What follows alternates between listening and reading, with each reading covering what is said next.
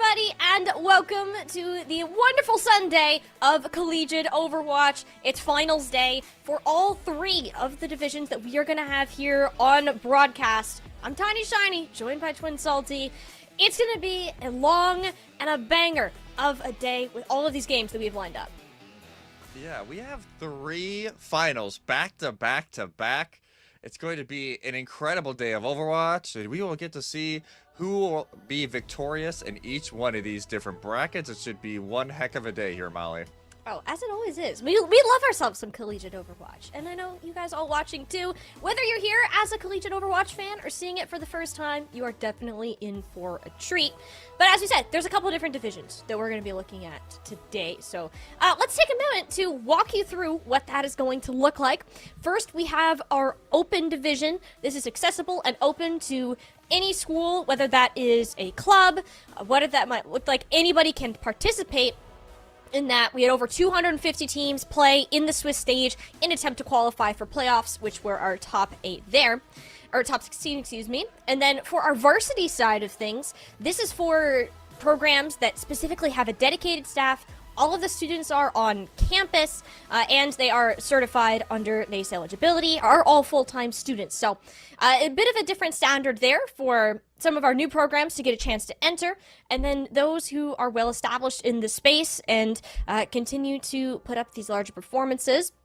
But we also have a third format that we're going to be showcasing a little bit today for our very first game. It will be the Varsity Plus. So this is also under NACE, similar standards of how you have to have everybody on campus, you have a dedicated staff and space to work with. However, this is like the developmental league. It is for teams that are typically divided by rank in their conferences. There's no nationals for this. It's just within their conference of between 7 and 9 teams. So this is, for this first game here, we got Texas Tech, Maryville Academy.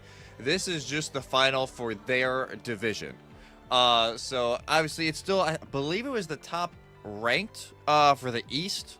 So this is still at least two of the best teams in Varsity Plus on the East side of everything, but it'll be Texas Tech taking on Maryville Academy.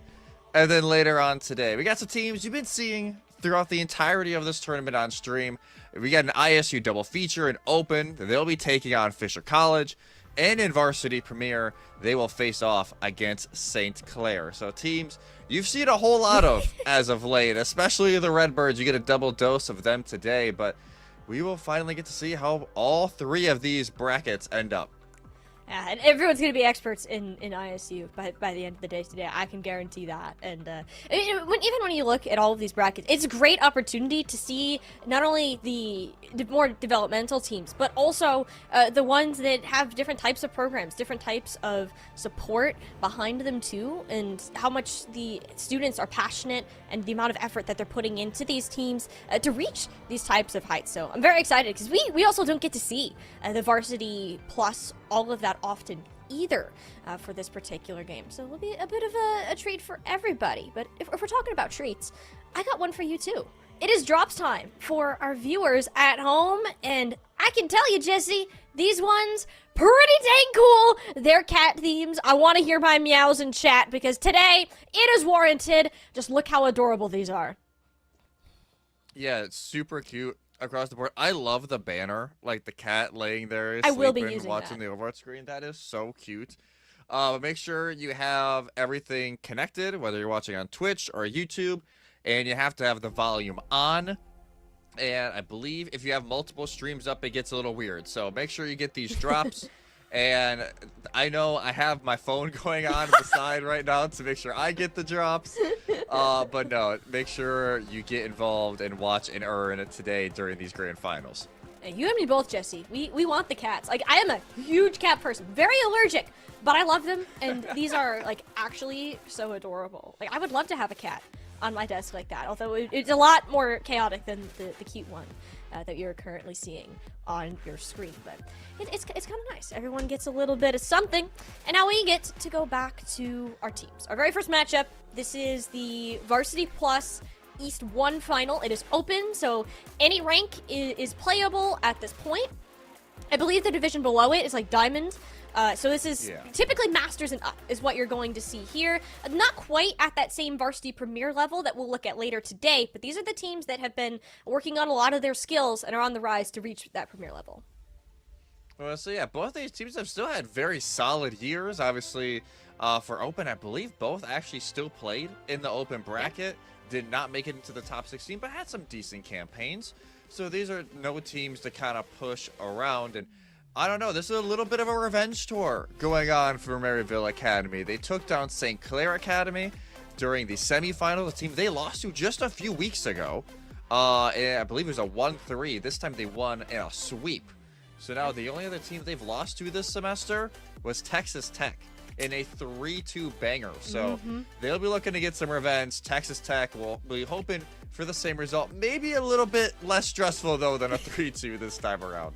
That's what you would think, right? So, in Texas, though, this is the team that we're expecting to be on top. This is a undefeated 7-0 roster, 8-0 if you count the semifinals on top of it. This team has not lost, and I don't think that they're going to with how they have played.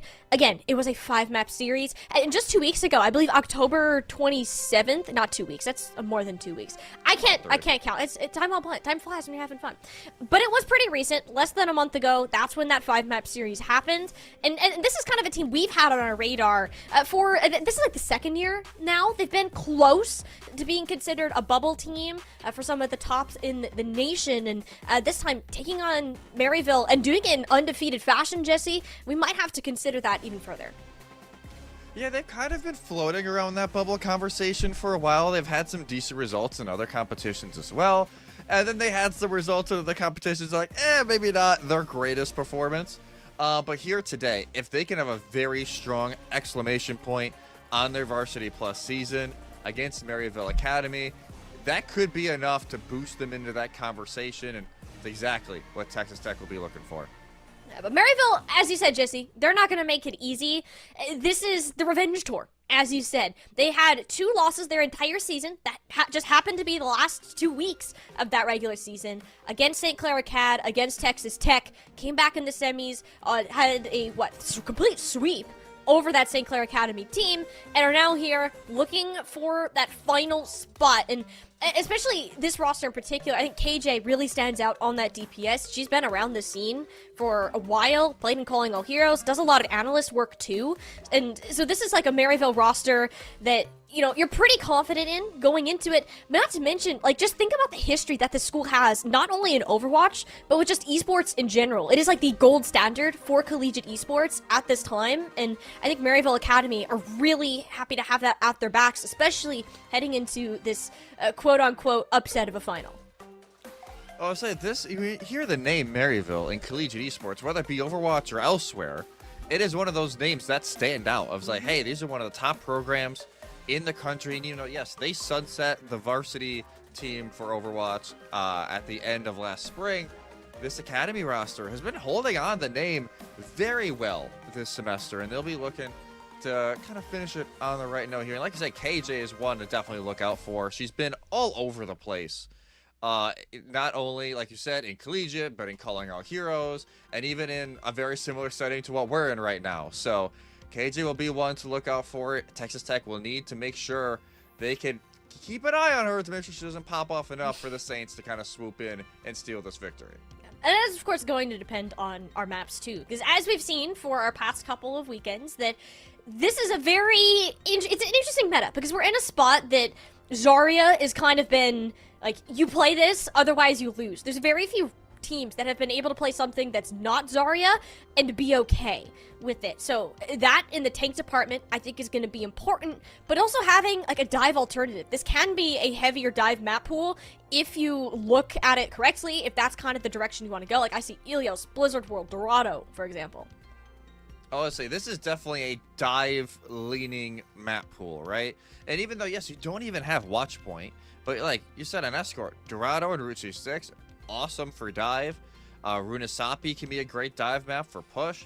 Blizzard World, Midtown's its own map. I don't know if you can really put a label on that, but even Kings Row, we've seen a lot more diva comps over these last few months on the map. So overall, very nice for the dive set, but like you said, Zarya, especially right now, she's so good She had a very slight nerf in the most recent balance patch. One of her perks got downgraded a little bit, but that was really it. I have a feeling she's still going to be all over the place today, and it's going to be how these teams either want to play into it or do they want to play around it.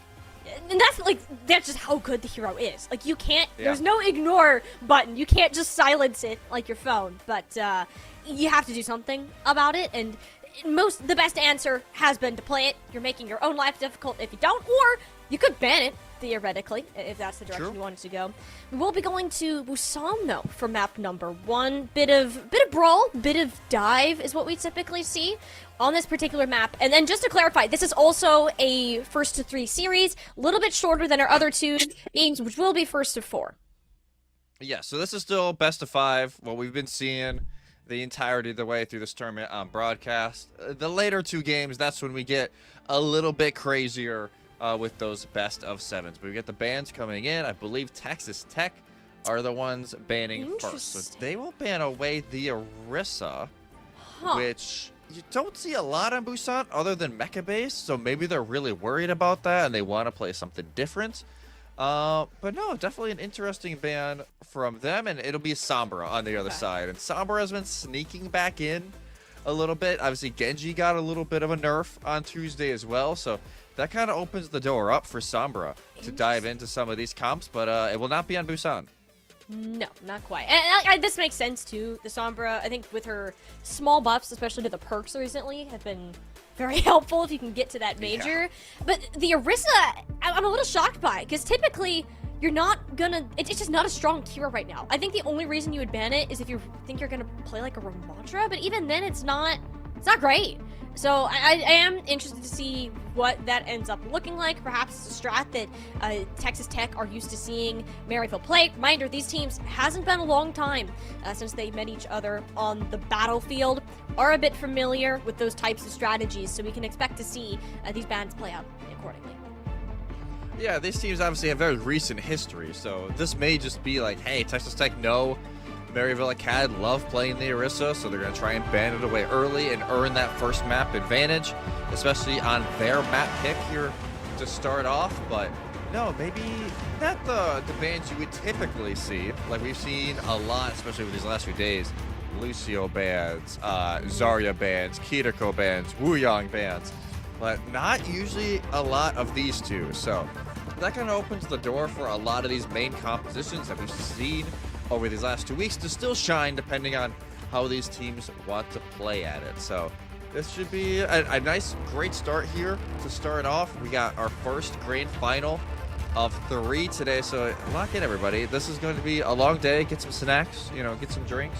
Obviously, it's been a beautiful weekend, depending on where you're at. I know for us here in the Midwest, this morning was a little chilly. A little chillier than I expected it to be. Yeah. But, like, it's better. Like, I'm looking at this overcast weather in Busan right now, and I'm like, you know what? It's not raining. It's not snowing. That's a win in my book. Snow is, yeah. Oh, God. We can save that until December. How about that? That sounds fair? Yeah, that can just get pushed away just a little bit. Like, we don't need any of that SNOW quite yet. I'm not even gonna That's crazy. It's like spelling it so, like, it doesn't hear. It's like how you spell, like, treat when you're talking to your dog, so it doesn't know. But... Oh! Whoa! Alrighty.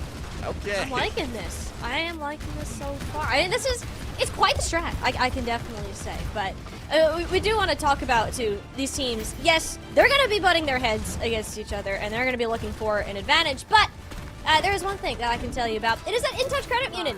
It cannot boost your KD ratio, but it can help you level up your financial game. So visit itcu.org to learn more. It's federally insured by NCUA as our sponsor for the day. So very much thankful for that. But Jesse, we're rolling out here. Mecha Base. There's that Zarya we were talking about. Yeah, so we saw the Ryan initially getting teased, but no, we'll go to more of the standard here with the Zarya. They'll want to try and play very quick, try and just crush down on clamps, but LRF, Ashe was also one that got a little bit of a buff on Tuesday, and we're already seeing her. Yeah, Ashe is good, and KJ found that out the hard way. LRF ripped her head off. Not very exciting, to start as a Sojourn. And Texas Tech did a really good job at making sure LRF could have this entire high ground. You see Joe and the rest of Maryville Acad start to rotate around, doing a bit of chip damage into Mobilize. But even though this point is unlocked, nobody's capped yet because everyone from Texas Tech is trying to catch Maryville in the rotation, but it comes back to bite them in the butt, not respecting the Zarya at all. Yeah, the Zarya, once it gets built up to that level of charge, it is just so hard to deal with. And KJ comes back with a Fury as well, able to find 2 eliminations and a very quick flip over to Maryville Acad. And now that they've won that first fight, they can just hold this choke. It's a little bit more difficult for this comp that Texas Tech are running to break through here. It's a lot of range. It's not like Clamps has a lot of protection for the rest of their team as well, so they have to have a little bit of a distraction on the right and now dive in through main. Yeah, you need to pull a split push here. That's the only way this ends up working, and it already caught Maryville Acad off guard. The point just gets flipped over, and Nemris got Mango. Barely any healing on the Maryville side. LRF finally out of this choke, so he'll start firing a couple shots across the board. KJ's still alive, though. We've seen that she's coming up with these final blows if she has the chance to do it, so Texas Tech need to be careful on their cleanup. Yeah, the Red Raiders gotta be careful, and that is quite the opposite, actually. KJ takes full advantage. Epic Z-Ray will be sent back to spawn, and now Maryville Academy, they will actually go off of the Zarya and closer to this dive style that Texas Tech are running with D.Va instead. So I have a feeling also a little bit of a target here on the LRF. Yeah, LRF is a little scared. Sound barrier Bob, Overclock, all just lobbed on his face. He'll go down, and Maryville Acad using the tempo beat to their advantage. Epic Z-Ray has gone down early in a lot of these fights, so couldn't match it. No Kitsune Rush either, since Mobilize just went down too. So Texas Tech, it's just a buy of time. How much more percentage can you get as the Saints clean up?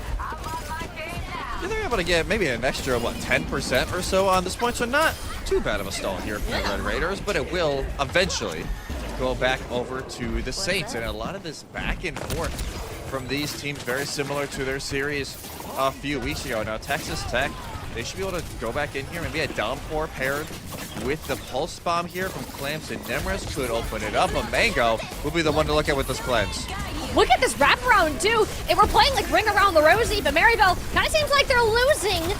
Clamps very low, managed to hit the downpour, sure, but none of his team was there to follow up. Nemris, that's the pulse bomb to go kablooey. And the Saints, they're starting to sweat it a little bit. Texas Tech, they feel that this is winnable. Sound barrier is down, and Nemris looking to clean up Ducio in the back with a nice quick melee. Nemris, the MVP of that fight, finds 2 with the pulse, finishes up a 3rd as well. And we were talking about it, they're going to be looking for that pulse bomb. It was a little bit delayed. Clamps doesn't put down the downpour right away. Oh my god, yeah, level 101, that makes sense. But eventually, Nemris still able to find both DPS from Maryville Acad. That opens up the fight, and now Maryville, they have to find a way in. Death Blossom in hand, but they still ideally build up the sound barrier to break through. Well, it's easier pop shot. There we go. Yeah, KJ has just been bullying Epic Z-Ray on this Lucio. He has to be very careful about respecting her damage. Maryville just gets to the point. Ducio knows there's no one to match the sound barrier. They're going to end up using it, but Texas Tech, for the most part, were able to kite away from a lot of that overhealth. They want to force out every single resource that's available. There's Toadie's Death Blossom on the floor, even if it wasn't super necessary. Yeah, I'm not sure if they needed it, if I'll be honest, but hey, they feel like they needed to at that point, so they pop in. They still have self-destruct and the overclock incoming here from KJ to use off this next fight. So it's not total doom and gloom here for Maryville. Like, yeah, but it's not like Texas Tech have a ton either. LRF will send Bob in to touch on point. Maybe enough of a distraction for Nemris for another big pulse. Nemris has been doing a great job contesting this objective, but Maryville also aren't paying him any attention. KJ, yet again, finding these first picks seemingly out of thin air. She's going for a flame in the backline. They were going to have no idea what it is. No, I thought she was going to drop down. That would have been a little gutsy. So probably the smart move, even if it wasn't the entertaining one. Maryville, though, 95%. Texas Tech, they got to get to the point. The Bob is out, but it's not contesting. Nemris got to be the one to touch. He'll get there, but at the cost of Mobilize. It'll be a 1-for-1 without the healing here. Texas Tech, they are feeling the damage. Pulse Bomb Stick, yeah, hits onto Joe, grants the D-Mech with a self-destruct, blows Epic Z-Ray off of Mecha Base entirely. And Maryville Acad, they're going to take round 1, 199. Those kills on Immobilized were so big from Maryville Acad. It stunts that first attempt of that final push from Texas Tech. Because we saw Clamps was so low, they're just hiding in a corner, trying to eat up as much of that Lucio healing as possible, but it's not like that's going to be very fast. And then eventually, yes, they have to use Bomb to have Maryville back off. And from that point on, they really don't have anything else to push into. And just when you think Mobilized might get the Kitsune Rush to get them over the line, they die again. So that was beautiful targeting from Maryville Academy. As we look at the scoreboard here, KJ, we were talking about her beforehand, leading the lobby in kills with 15. Yeah, she's not slowing down anytime soon. And as we get into now for this round 2, not much is changing. Yeah, just Toady switching off the Reaper over to the Genji, which is a little better for Clamps. Don't have to worry just getting blasted in the face. And honestly, it's good, because this is an incredible Tracer map. When Texas Tech were doing good, it was because Nemris found this little window to slip on through, apply some pressure there. But Toady, look at that, instantly slashing and dashing, takes out the Tracer that we were just talking so much about. And yeah, Maryville Acad, they're just going to take this fight in the outright with the setup of Toady and KJ. Yeah, they will just back up. They're not going to make the same mistake Texas Tech did in taking a long time to cap. They will just go right in and start that percentage up. And yeah, Genji, the projectile size got a little bit smaller with the pack, but I think overall still a lot of value you can pull out from the Genji. You just have to be a little more direct and coordinated with your efforts, but already challenging the high ground. And Epic Z-Ray's got to be careful. Oh, no, he's not going to get out with his life. Ducio chases him down, and Joe follows up on LRF. This is what we're seeing. This execution of the dive from Maryville is finding so much that by the time Clamps gets set up, you're already down 2, maybe 3 of your teammates. Yeah, that dive has been fantastic from Maryville Academy as soon as they got off the Zarya. And a lot of the time, the target has been Epic Z-Ray. During the beginning of these fights, just catching him off a little off guard, and they've taken advantage of it every single time. Obviously, Texas Tech, though, they made it past the choke with all their players, which is an improvement. But Mango has this Kitsune Rush so much earlier than Mobilized. Texas Tech, you gotta book it. They gotta find a way to pike, but they're all trapped in this mega room. Maryville Acad poking in and out, seeing if they can catch someone off guard. Mango TP's in. There's the Suda straight onto LRF. It's a 1-for-1 though, but Ducio will even the battlefield. In fact, surpass it for that sound barrier, and Maryville Acad cleaning up. Perfect so far on downtown. Yeah, absolute perfection from the Saints. They will not be able to get the stagger on the Clamps. Pulse Bomb a little bit wide from Nemris, trying to maybe pull something out here at the end of that last fight. But now Maryville Academy in a great spot. Self-destructive delay, the overclock of KJ, and they've already enclosed Texas Tech in this corner. But now the point pressure is there. The support ult needs to be big, and they are immediately doing it. Respect to KJ and her overclock. The down for 1 quite land on her, but I think it grabbed 2 in the back. Forgot their umbrellas at home, and Toady and Mango wish they checked the weather before they went outside. So Maryville Acad, they're going to lose out this one. No perfect run on downtown, but it's on Texas Tech to keep this going. Yeah, and Texas Tech have to use 3 ultimates during that fight just to get over the line. It's just LRF with the Deadeye, and honestly, you have a deflected Genji, you have the defense matrix of Joe. It's going to be really difficult for the Cassidy to get a whole lot more than maybe an extra few seconds bought for them. So Texas Tech, they got to find an early pickoff here. They get picked off first almost every single fight. You have to act first. You cannot allow Joe to just walk into these team fights. It's been a big problem for Texas. I just said the real only duel, and it's not an ideal ultimate to have in this situation. LRF using it just to negate the pressure, but honestly, it put a bigger target on his back. Joe absolutely was just lawn mows him down, and Texas Tech, now down to DPS, have to turn their sights onto this objective 4 fight. Toady has a Dragon Blade, KJ very low. If they can finish her off, maybe there's a chance, but she's just gonna get all the healing from Mango in the backline, and Toady is here with KJ and Joe and Ducio and Mango. It's the whole squad. They'll get the flip, and Texas Tech down there, Lucio, are gonna have to stall this one out.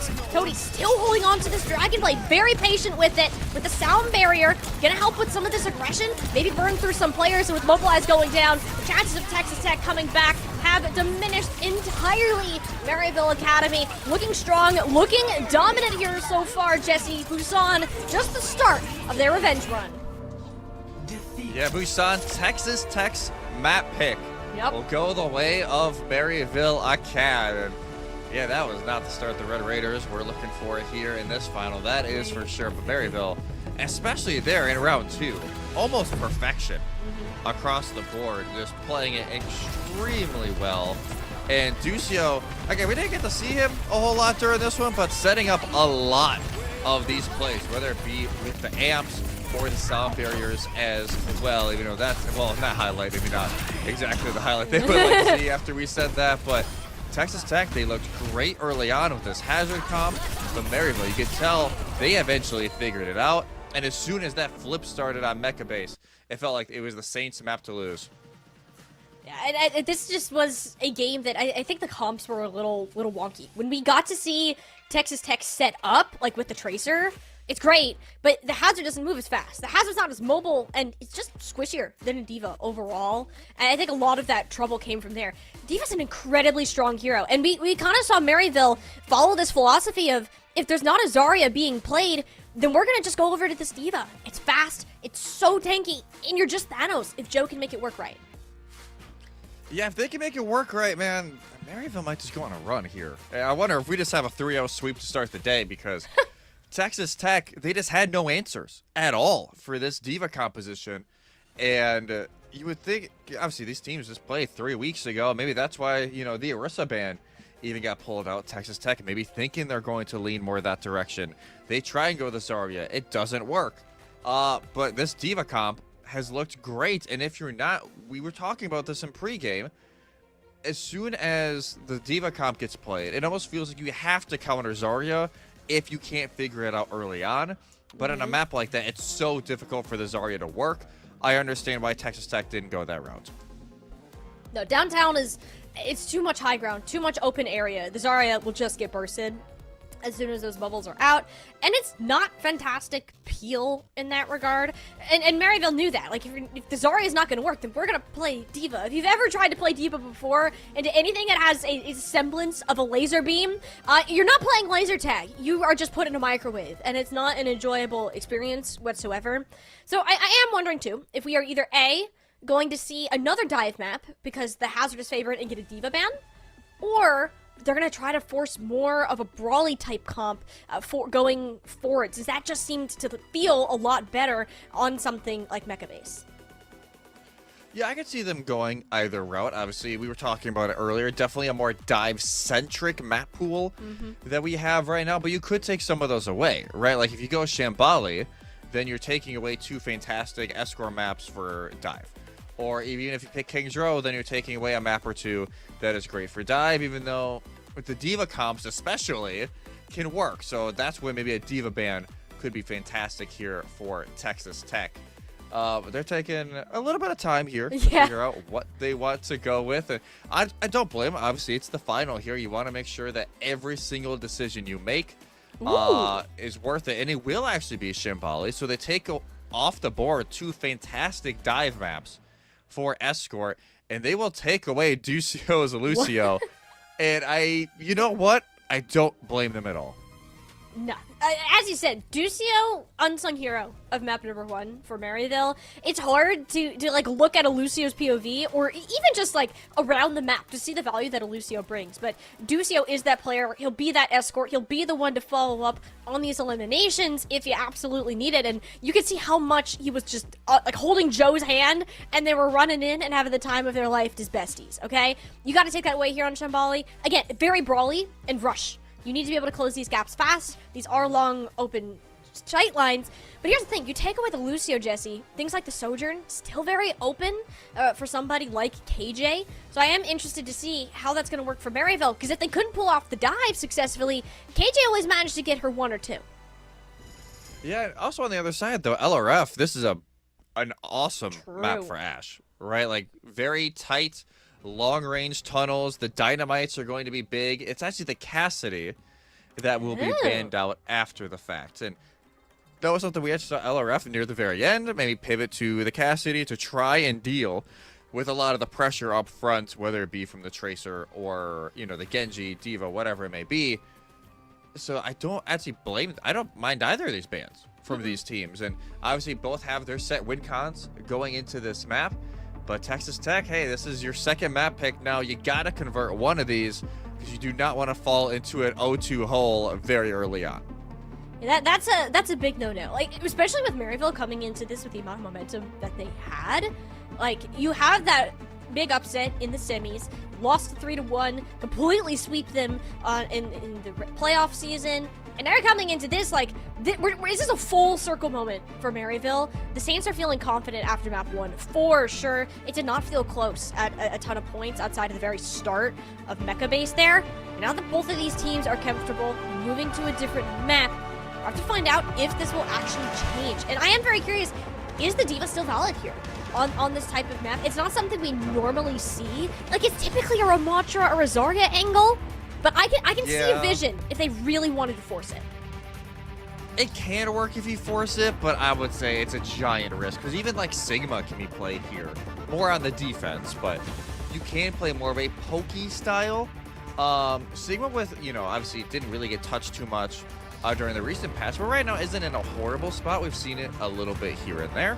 I think we even saw it yesterday a little bit with ISU in Winthrop. I think Infected pulled it out for a few times, so pretty wide open here are the options, other than, like, I doubt we're seeing a Doomfist.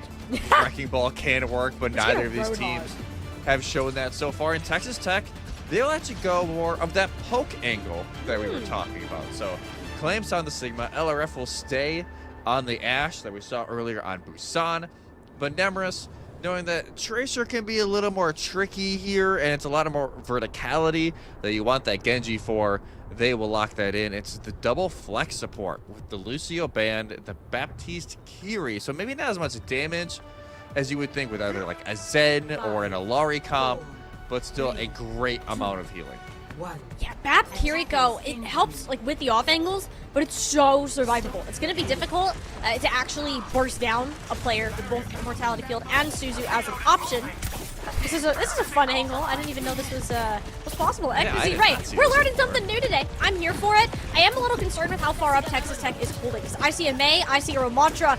Both of those, Sigma are on his stay away from me list, so Texas Tech are going to have to forfeit some of this space if they aren't super safe about it. Yeah, look at this. Maryville Acad have already wrapped all the way around the high ground. So Texas Tech have had to give it up. It's one of the best spots they can be in, and now they have to play this super far back. And FXZero and Nemris, they're stuck at a very awkward spot. Nemris will eventually get pushed back, but this is a little bit of a mess here to start off. You're saying stuck? I see a Genji and Kiriko on my screen. Those two cannot get chased.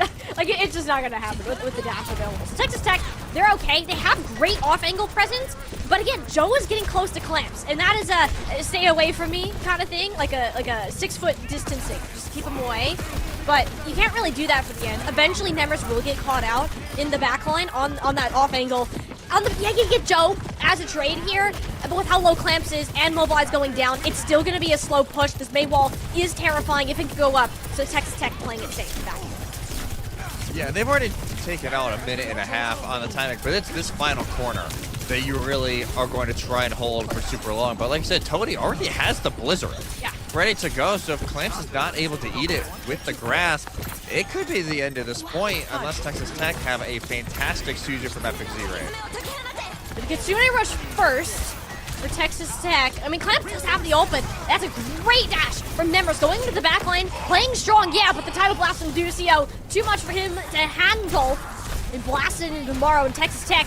They have a stronghold on this point. Joe, though, Annihilation up and ready, but it's so hard. Look how spread out Texas Tech currently are. Trying to isolate Clamps from the side, but he dodged the way out of the point, and no! They don't get the touch. They commit the window. That's a C9 if I've ever seen one.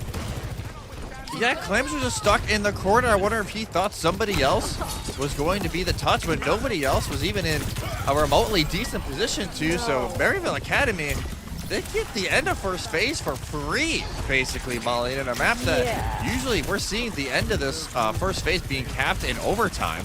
Now, Maryville Academy have just under 4 minutes to go through this middle phase, which, granted, is also very difficult, but it's a lot more time than most people get. Well, here's the fight that they were actually looking to take. The overclock nano mobilized, dodging through KJ's shot. Look at those tickle toes. Outmaneuvers the Sojourn. Down shield fall. And Texas Tech, with a bit of fancy footwork, will manage to hold on in what could have been a very sketchy situation. Yeah, maybe a little bit fortunate there, Mobilize. Just doing a little bit of bobbing and weaving and eventually able to dodge all the nanoed overclock shots from KJ. But Maryville Academy now, let's see what they want to do. They've given up on the bait. It does get a little bit more tricky here. There's so many different off angles that they can get poked out from. Those walls can be broke. It's not as great. So they'll actually just match the Genji, which I have a feeling they can just pair. Now they have the Tidal Blast back up from Zucio. That could just be an easy initiation. And Clams! No! Not only did that whip, so did the rocks of this Ramontra with the Tidal Blast get into the backline. This Immortality Field down. KJ will secure the elimination, and Joe has found the window that he wants, running it down. Racing Tech, making Texas Tech taste the purple rage. So Maryville Acad, they're going to keep going ahead. That was a series of unfortunate events for Texas Tech. yeah, you miss your flux, and then you miss the accretion, which lets Jonas have a red carpet to your backline. Yeah, a little bit of a disaster there for Texas Tech. But Maryville Academy, they are a team that if you make a little mistake like that, they're going to pounce on it. Exactly what they did there. No ultimates, though, now for the Saints. That ultimate advantage goes back into the power of Texas Tech. Epic Z-Ray more than likely popping this Kitsune Rush early. Well, they may not even need it now. No, you already got Toady, so the off angle is basically free.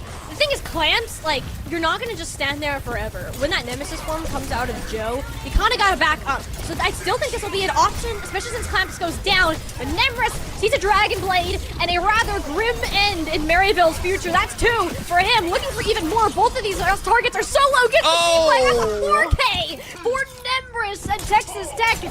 They're going to put their foot down.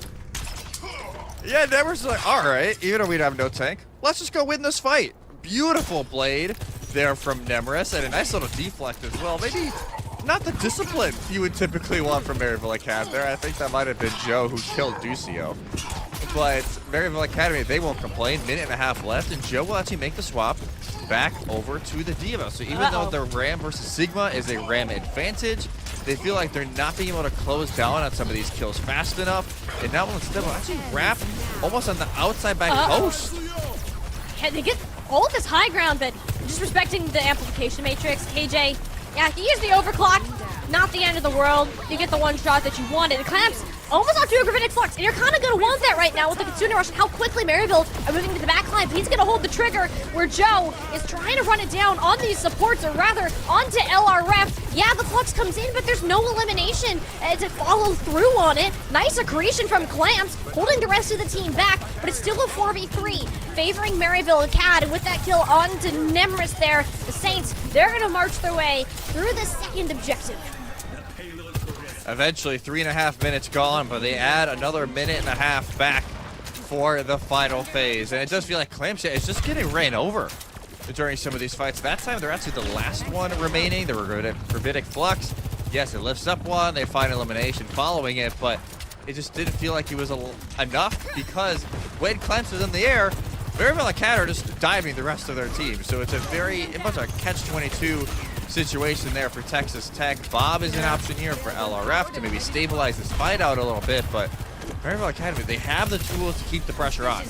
Or just a beautiful shot. That's a problem. Yeah, you needed LRF in that fight. KJ eliminating that as an option entirely, and there goes Toady. Blade out, slicing and dicing. Down goes Clamps with the help of Joe and Maryville. Final corner to be rounded. Texas Tech, they need to stop a full cap if they want a chance. Yeah, they need to have some sort of quick recontest here. Mobilize, that goes out to the Juno to use the Hyper Ring. It's a beautiful dodge there from Joe. Oh my gosh, Joe, just saved the day for Maryville. The Bob won't get to the point, but it's still at a decent angle to do damage. D-Mech is out, so there's the self-destruct. Won't actually find an elimination. The Clamps on this Doomfist is going to be hard to find not only a target, but keep this point contested at the same time. Just 3 meters until a full completion here. And that Doomfist, you're not feeling so healthy. Epic Z-Ray doing his darndest, but even that won't be enough. KJ, yet another overclock, but there's LRF at the kill feed. There's Dragon Blade built up again. The hero plays are ringing through for Texas Tech. They're going to find their win cons when it all looked dark and desperate and make sure Maryville can't get it on that push. Yeah, beautiful little touch there for Texas Tech, and now some of them actually go back and swap Clamps back onto the Sigma. Mobilize will stay onto the Juno for this final stretch. Epic Z-Ray. Zen? Zen's the call. KJ's dead.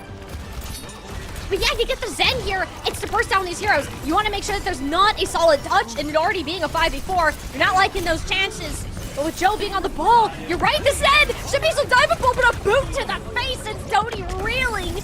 Tidal Blast, though, out onto Joe. That will knock over Glance. Less than a meter remaining. And the Sigma hanging on for dear life, but no supports here, so any damage they take is permanent. And Joe putting in the work on this ball. That's 4 final blows going to his name. What on earth? This is like a 1 in 10 probability that we see that work out. And Maryville Academy made it happen. They'll find the full completion after all. They push all the way through it. Yes, it's a little bit messy. It's a little bit all over the place, but Maryville Academy, that's exactly where they like it. And the Wrecking Ball threw in just a nice little curve that Texas Tech did not have the answer for late on. They pumped so many ultimates into that previous fight to keep the defense going. They had none left for that final Joe. Oh my God, 22, 6, and 5 so far for the tank. And honestly, it hasn't been too bad. Like, Nemra 16 and 6 has been popping off here for Texas Tech, but there's just so much going on. 6,000 damage for Ducio on the Wuyong is just absolutely egregious. Well, that's Wuyong for you. It's like the better version of Iari in this day and age, except for instead of sun rays that are nice, you just drown people mid-air. It's kind of fun.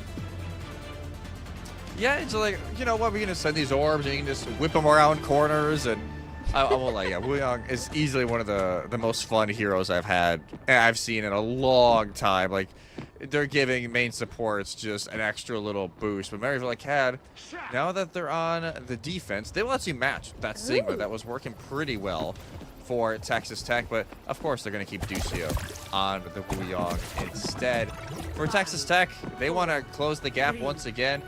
Actually, this time, it's kind of just a role reversal, right? The Ramatra to try and punish the Sigma, but this time it's Texas Tech and Flames on ramp. How the turns of the table, but the tables have turned. Definitely the first one. The Texas Tech, though, gonna look to walk their way up to this high ground, I would assume. It'll be decently easy to get through Joe once the accretion is out. But also, it's a ball. You're gonna force this payload as far as you possibly can. And look for the anchor control. Tony has been struggling with that so far against the likes of Agenji, giving up the entire side lane to Nemris and Epic Z. Ray gets found again. Will sneak back down and saved by Ducio, but the payload was still moving throughout this whole time. Joe, not seeing a ton of this action so far. It's just these two separate skirmishes that are going on this side. Nemris, though, in a bit of trouble. But look how far Texas Tech got for free, basically. It's only now that we see the first pick coming through. Ducio playing a water gun battle on steroids. Will end up getting the one, and Texas Tech, they're going to back off with the lack of healing. Yeah, as soon as they lose one, Texas Tech, they know they don't have to play into a disadvantageous fight. They have spawn advantage, and they might be waiting a little bit longer now that Nemris has fallen. That'll just cue the retreat, but Maryville Academy, yeah, they'll try and find some sort of stagger, but there will be none to be had. And now Texas Tech, the issue is this corner can be so rough to push through if you don't find that opener, and now they have. I was gonna say, you just summoned it into existence. Prophet Jesse moment, for sure. Without the Tracer, though, you gotta be quick.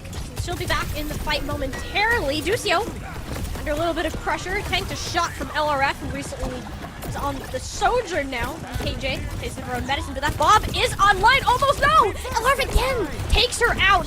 Now the win condition looking over to Joe, but it doesn't end up connecting onto LRF. Still incredibly low. Yeah, the chase is there, but who's going to contest the payload? Less than 5 meters will be remaining here. Joe struggling to get back, eventually gets the touch, but there's so many ults on this objective for Texas Tech that they have available. Joe dies to his own accretion, of all things, and Maryville, their Shambali defense .1, is in shambles. Yeah, very similar, actually. Just both teams not being able to hold this first corner for very long. It's just very unusual for this map to have it go down that way. But Texas Tech, they won't complain, as now they actually have so much more space here now. During the beginning of second phase, Maryville Academy wipe early, and now that'll cue the full-on reach. So this cart will get all the way around the beginning of the S-curve in Texas Tech. They will have almost every single ultimate available as well to keep the snowball going. And the only thing that can actually stop this, I think, is a Joe Rubidic Flux. But you're not going to use that in the face of an amplification matrix. Ideally, Bob just in the middle of the point. Completely zoned them out, and a fantastic accretion onto Clamps. Yeah, it's going to stay a little bit longer on the Bob, but as soon as the Bob walks away, the Annihilation, all for naught. You're still down on the 1, and there is that Gravitic Flux that we were talking about. Joe 1 through 44. I only know Joe 45. That was fantastic, and honestly, kept Maryville on their feet through all that chaos. Yeah, the fact that Maryville is able to hold the line, obviously, the window early on, they pop the Bob, and that forces the Annihilation there from Clamps, and Maryville. They just take their time a little bit, and as soon as the Annihilation is done, that's the go button for Joe 45 and Maryville Academy. Yes, it's a little bit of an expensive fight, 3 ultimates gone, but still a stabilization that was desperately needed. And now you have to deal with LRF, who has an overclock of their own to try and match. Oh, Nemris? Well, I was gonna say, how about Nemris? Has not lost a fight when this Dragon Blade has gone out. We're gonna keep that narrative the same though. Look for the cheeky flank, but Maryville had like a sixth sense that he was just lurking in the background. Sniffed him out a little. There's an overclock. They'll break through the shield. Joe on the back pedal with the rest of the team. And LRF slides in. There's the title blast in a heap of trouble, but no map 2 throughout all of that. Are you kidding me, LRF? Texas Tech, they're winning this. And Emrys wants to make sure of it. There's the blade, goes on out, slices Tony in half, and will take about a chunk out of Joe's 45's HP bar, and not gonna last too much longer. With Lucio going down so early, a great 1-2 punch play on the DPS line of Texas Tech. They got 3.5 minutes with their point. Yeah, a full minute and a half more than what the Saints had going into the final phase. This base off from Tony has not really worked out too well so far, but now they have the Blizzard to try and slow this next fight down a little bit, but Epic Zero will be looking to do the exact opposite with this rush. They have a window they can use on the back half as well, and right now Texas Tech in a beautiful position to keep pushing. And these support ults are going to be the way to do it. I think a Blizzard here from Tony, you're kind of going to need that to be on point. That's going to save the day, along with Joe 45. You have a ton of zoning ultimates, and just a way to stop the battlefield where it stands. But with Tony under so much pressure, no! Goes down, doesn't even get to use the ice block there. Tragedy strikes, at least for that ultimate, but Mobilize is also down. So Texas Tech, you can tell Clamps is struggling for HP. Still wants to commit this Annihilation to it. It will do enough to sustain him, and Epic Ray can continue to pump these healing papers towards the point, but eventually the tank falls. Maryville recognized that Texas Tech, they overspent, they overdid. You don't have Mobilized here. Not a good way to make this fight go long, yet somehow LRF and Nemris, they're still firing on all cylinders. With the tank gone, Nemris can just do as he pleases. Yeah, this is going from bad to worse here for Maryville Academy. Now they're in stall mode. KJ goes down, so will Mango. There will be a touch though. Yeah, there's a touch, but Nemris has yet another Dragon Blade to come. Joe made a miracle happen with the Wrecking Ball, but where his Elfar is, it's not looking likely. Nemris, Blade, out of the sheet, can't quite find a target, does a chunk of damage, but it's all LRF that's getting these final blows. KJ now has this overclock on the point. LRF shutting down yet another, and with KJ all on her lonesome. It's Texas Tech. They're rolling through, and Jesse, it's starting to make sense why this was the map pick. Yeah, this map pick making more and more sense here for the Red Raiders. They will have almost a 2-minute advantage going into overtime, but for now, they will actually go back over to the defense due to Maryville having less time. They will push first, but this DPS duo, like you said, of LRF and Nemris just wrecking havoc right now onto Maryville Academy. And Texas Tech, there's been some sets of fights here that it's a little bit of this an ult advantage has just been going back and forth. Nobody's really been able to cycle through them. But that was the perfect example right there of cycling through. Texas Tech for 3-4 fights in a row had the right ultimate for the right situation, and they played around it perfectly. And now you can see these scoreboards evening out a little bit. Nemris 31 eliminations still going strong. LRF also catching up a little bit with 24, 13.5k damage for them as well. And they want to stick, instead of starting off with the Sigma, they want to match the Ramatra here on the defense. I think that makes sense. You've such a small time bank to work with. Texas Tech, they want to hold clubs. You want to give as little ground as possible, and both these teams really struggled on their first point holds, which is often the hardest point on Shambali. We'll see what Maryville can get done. KJ going over to the Freya. I really like this look too, because LRF and Nemris, they were unleashed in this last round. KJ and Tony going to come back to life. I do really like the Freya pick. I will say, the Freya pick from KJ, this is a map, again, super long range, and you can just spam those darts through some of these choke points and pretty much immediately put any squishies in a very vulnerable position for Toady and Joe to finish up. Jumping down and contest on the corner, which has not happened in the past couple rounds, so big fan of that. And with Joe's Nemesis form already out, it clears the battlefield for LRF to just take down Toady. Really been struggling to find his way onto these side angles through that other temple. Clamps gonna try to pump in the aggression, a couple of the little punches there onto Maryville's tank, and there's only 14 seconds left, Jesse. Yeah, Texas Tech does a great job slowing down this fight. Now, Maryville Academy have to find something quick. Mango, she's playing a very dangerous game on high ground. Telling you it's sketchy, yes, but a lot of the major resources are gone for Texas Tech. Like the Immortality Field with Suzu came out, I believe, not too long ago. So now it's on Maryville Academy. How far can they push this payload? Because it's starting to sneak away from Texas Tech. LRF tried to book it, but XYZ-Ray couldn't escape the grasp of Toady. I believe that was the Vortex laid down on top of him, and Clamps following suit. Maryville Academy, they're coming back into it. They forced the positioning and made Texas Tech have a massive mistake, and will take all the space for it. Yeah, Texas Tech just gets split because some are trying to pay attention to Cart, some are still paying attention to high ground, and Maryville are able just to collapse on the split members. And now, I don't know if, I don't think there's going to be a touch here, Molly. During the end of first phase, there will not. So now first phase guaranteed for Maryville Academy. The overtime timer continues to tick down.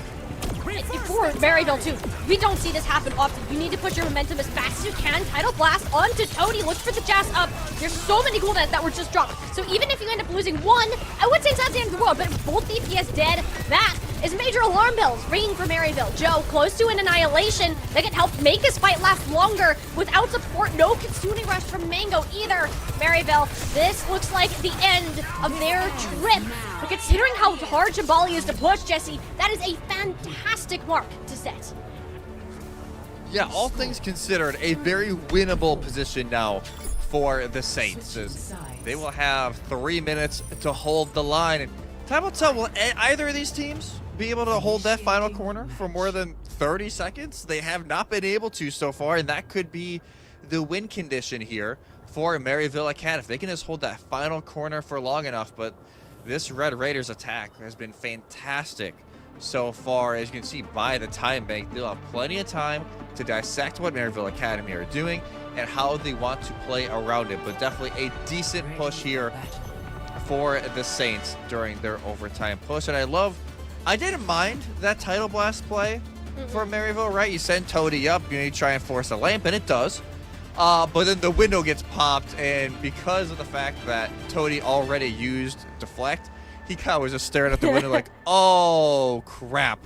And KJ gets popped immediately as well, and like I said, once the DPS are gone, there's just no firepower left for Maryville to stand on. Right? No, Maryville's strength this entire series so far, I think, has been 1, initiating, catches Texas Tech off guard, and 2, forcing positioning, making these rotations before their opponents can. And Texas, they're left reeling. They're left with like giant question marks above their head, like, what is going on? And you're gonna have to hope that Maryville can do this again on the defense, because triple their time bank is what Texas have to work with. Yeah, so now as we can see, Texas Tech, they're just gonna play this extremely slow. And again, they have the advantage instead of the BAP, with the BAP instead of the Wuyong, I should say. They have that lamp to play around. We've seen that already a few times be a massive advantage, but this constant poke damage from DCO is definitely not a downside, keeping Epic Z-Ray at bay. It's like, you banned my Lucio? Take that! How dare you? How dare you? Yeah, it's his namesake after all. But it is a bit of a slower start. I mean, Texas Tech spent a lot of energy trying to force that side room that Clamps just went up by himself, and KJ's like, all right, cool, I'll just take your head home with me. So no tank now for Texas Tech. That's a minute burned off the clock, and with how these staggers are coming in too, gonna give even more time.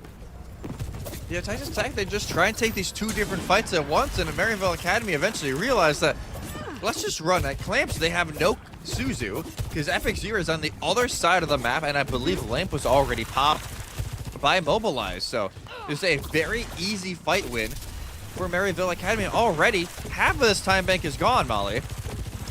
Yeah, that's not what you want. I mean, to be fair, Texas Tech, you saw Maryville get their first point with just a minute. Still have a little more than that, but KJ putting in the work on this high ground, and she just can't be contested. Texas Tech decide we can't split fight anymore. We need to 5v5 this, but at the cost of KJ just does whatever the heck she wants. Clamps still in a bit of trouble there. Had to use the immortality field for it, and they just can't get through these choke points. No, they've been struggling to get through this opening choke, and now we've only got a minute left. In Texas Tech, you gotta find some sort of opener here. You can't just continue to play this poke game without any results. And Maryville are doing a great job rotating and matching these pushes accordingly. Although Joe is kind of low here, so Texas Tech realized that. They have the Kitsune Rush. Honestly, could use that to run some people down. KJ had the double slide, but even that won't let her escape from being caught punching bag of the day. There are the couple of eliminations that Texas wanted to get. The Kitsune Rush will certainly help them do it. And there's another one from Mango. I'm not too confident in this. It does help keep Joe alive, sure, but LRF is on this high ground. KJ's dead, so she can't help with that particular angle. And now you're just out of Kitsune Rush and half the first point. Yeah, Mango's gonna want that one back, but it's not all doom and gloom yet for Maryville Academy. Still have the Annihilation, Overclock, Blade to use for this final contest. Texas Tech have weapons of their own. It's going to be who is the aggressor here, who wants to pop these ultimates first, and who can actually capitalize. Up to be 2 fights, 1 for Texas Tech, 1 for Maryville. You don't want to use all your resources, but Mobilize already down. Texas Tech, you're gonna have to invest more than you originally thought. It is a 1-for-1 though, but the amplification matrix, they didn't respect it. LRF was just hanging out back there with the overclock. That's a double kill for him. Maryville, they had such a good advantage, but they didn't end up using any of their ultimates. They want to hold it for one final contest. This Toadie's gonna get bad spawns though, so you're gonna have to get 45. Yeah, Toadie will get far spawn, and yes, they have the dashes to use, but they will not be here for the beginning of this fight. Texas Tech realize this. Whoa. They are playing up extremely early, but they cannot do exactly what Maryville Acad did. They cannot die early. No, they cannot. It's more ultimates for Maryville, yes, but this Dragon Blade from Nevers, he's yet to lose with it and wants to keep it the same. But some fancy footwork from Toadie, he's going to kite it entirely. That's a big win condition. Go on Texas Tech. They have nothing left to go. Nevers shuts down Toadie, though. The blade is gone. Joe's dead with the annihilation. Texas Tech against all odds. It looked like it was in shambles, but they pulled it back. Shambali will go to Texas Tech, and we have ourselves a tied series. We have a series, everybody. Texas Tech, just when it felt like everything was slipping from their grasp, they were able to pull it back and tie us up now at 1 apiece. It's just an insane game near the end. And Texas Tech, again, they play up early. Those ultimates used by Maryville Acad near the end, they're almost used just kind of in a panic mode, so they're not super organized. And Texas Tech are able to weather the storm and win map 2. What a map this was. Oh my god. Like, I love seeing Shambali, but this seriously went the distance for what we were considering it to be. And to be honest, like Texas Tech, LRF, Nemris, they came alive when they needed it the most. And like, again, fantastic shots from every player, especially there from KJ, but in Maryville, they were much better in the macro. They had better space control. The rotations were great, but they just couldn't find these same pop-off, or rather clutch plays that Texas Tech just pulled out again and again. The more the fights that they won, Jesse, were when they were down players. Yeah, and you can tell exactly why Texas Tech wanted to go here. They want to force this rush because they love getting a little bit down and dirty. They want to make sure these fights are a little bit chaotic, and it worked out perfectly there for Texas Tech, and they even us up at 1 apiece. But now the power, for the first time today, goes into the hands of Maryville Academy. And I would guess they want to go back to dive in some sort of fashion. But obviously 2 fantastic dive maps in Escort no longer available. So maybe we head over to Hybrid or even Aruna Sapi to make sure this dive can still work. That's kind of the angle that I was thinking about, is we're either going to go to, like, maybe push, but Hybrid, like, not even King's Blizzard World is, like, the diviest of dives you're going to get, with the exception of the third map, or not the third point, jeez. But Hybrid, like, as a whole, if that's where you want to, like, force the diva, that's your best bet. You will need to ban a tank, though, if that's going to be the case, since that will, like, kind of be in insta-ban there. But all the same, I think that it's a Texas Tech, if you can keep them, like, on the back foot and not give them any like sort of semblance of space or allow these chaotic fights to happen. When Maryville take them, they're clean. When Texas Tech do, it's like a clutch. You're always down somebody. You're down to the last second. And I think that this is interesting because can be either a dive or a brawl, depending on how you look at it and where you want to play. With Maryville's ban being on the Ramattra first, that tells us they want to brand that diva again. Yeah, or even if they want to bring back the Zarya. If they want to still lean on the rush, but they don't want to play, obviously, the Ram, considering how Shambali played out, it leaves the Zarya back as another option here for Maryville Acad. But let's see here what Texas Tech want to ban in response. Obviously, they can't ban the Diva because of that Ram being there first. So I would think maybe, if you want to maybe, obviously the Wuyong worked out pretty well for you, so you don't want to ban that out. Maybe a Baptiste, if you want to take away that Bap Kiri from a Texas Tech, then that could be, and from Maryville, I should say, that could be a nice little opener here. But let's see here, and it will actually, the Reaper will be banned. So not wanting to play into these Reaper comps. Obviously, we saw it a little bit actually during map 1, so it's not completely random, but you know, I thought for sure they'd be going support.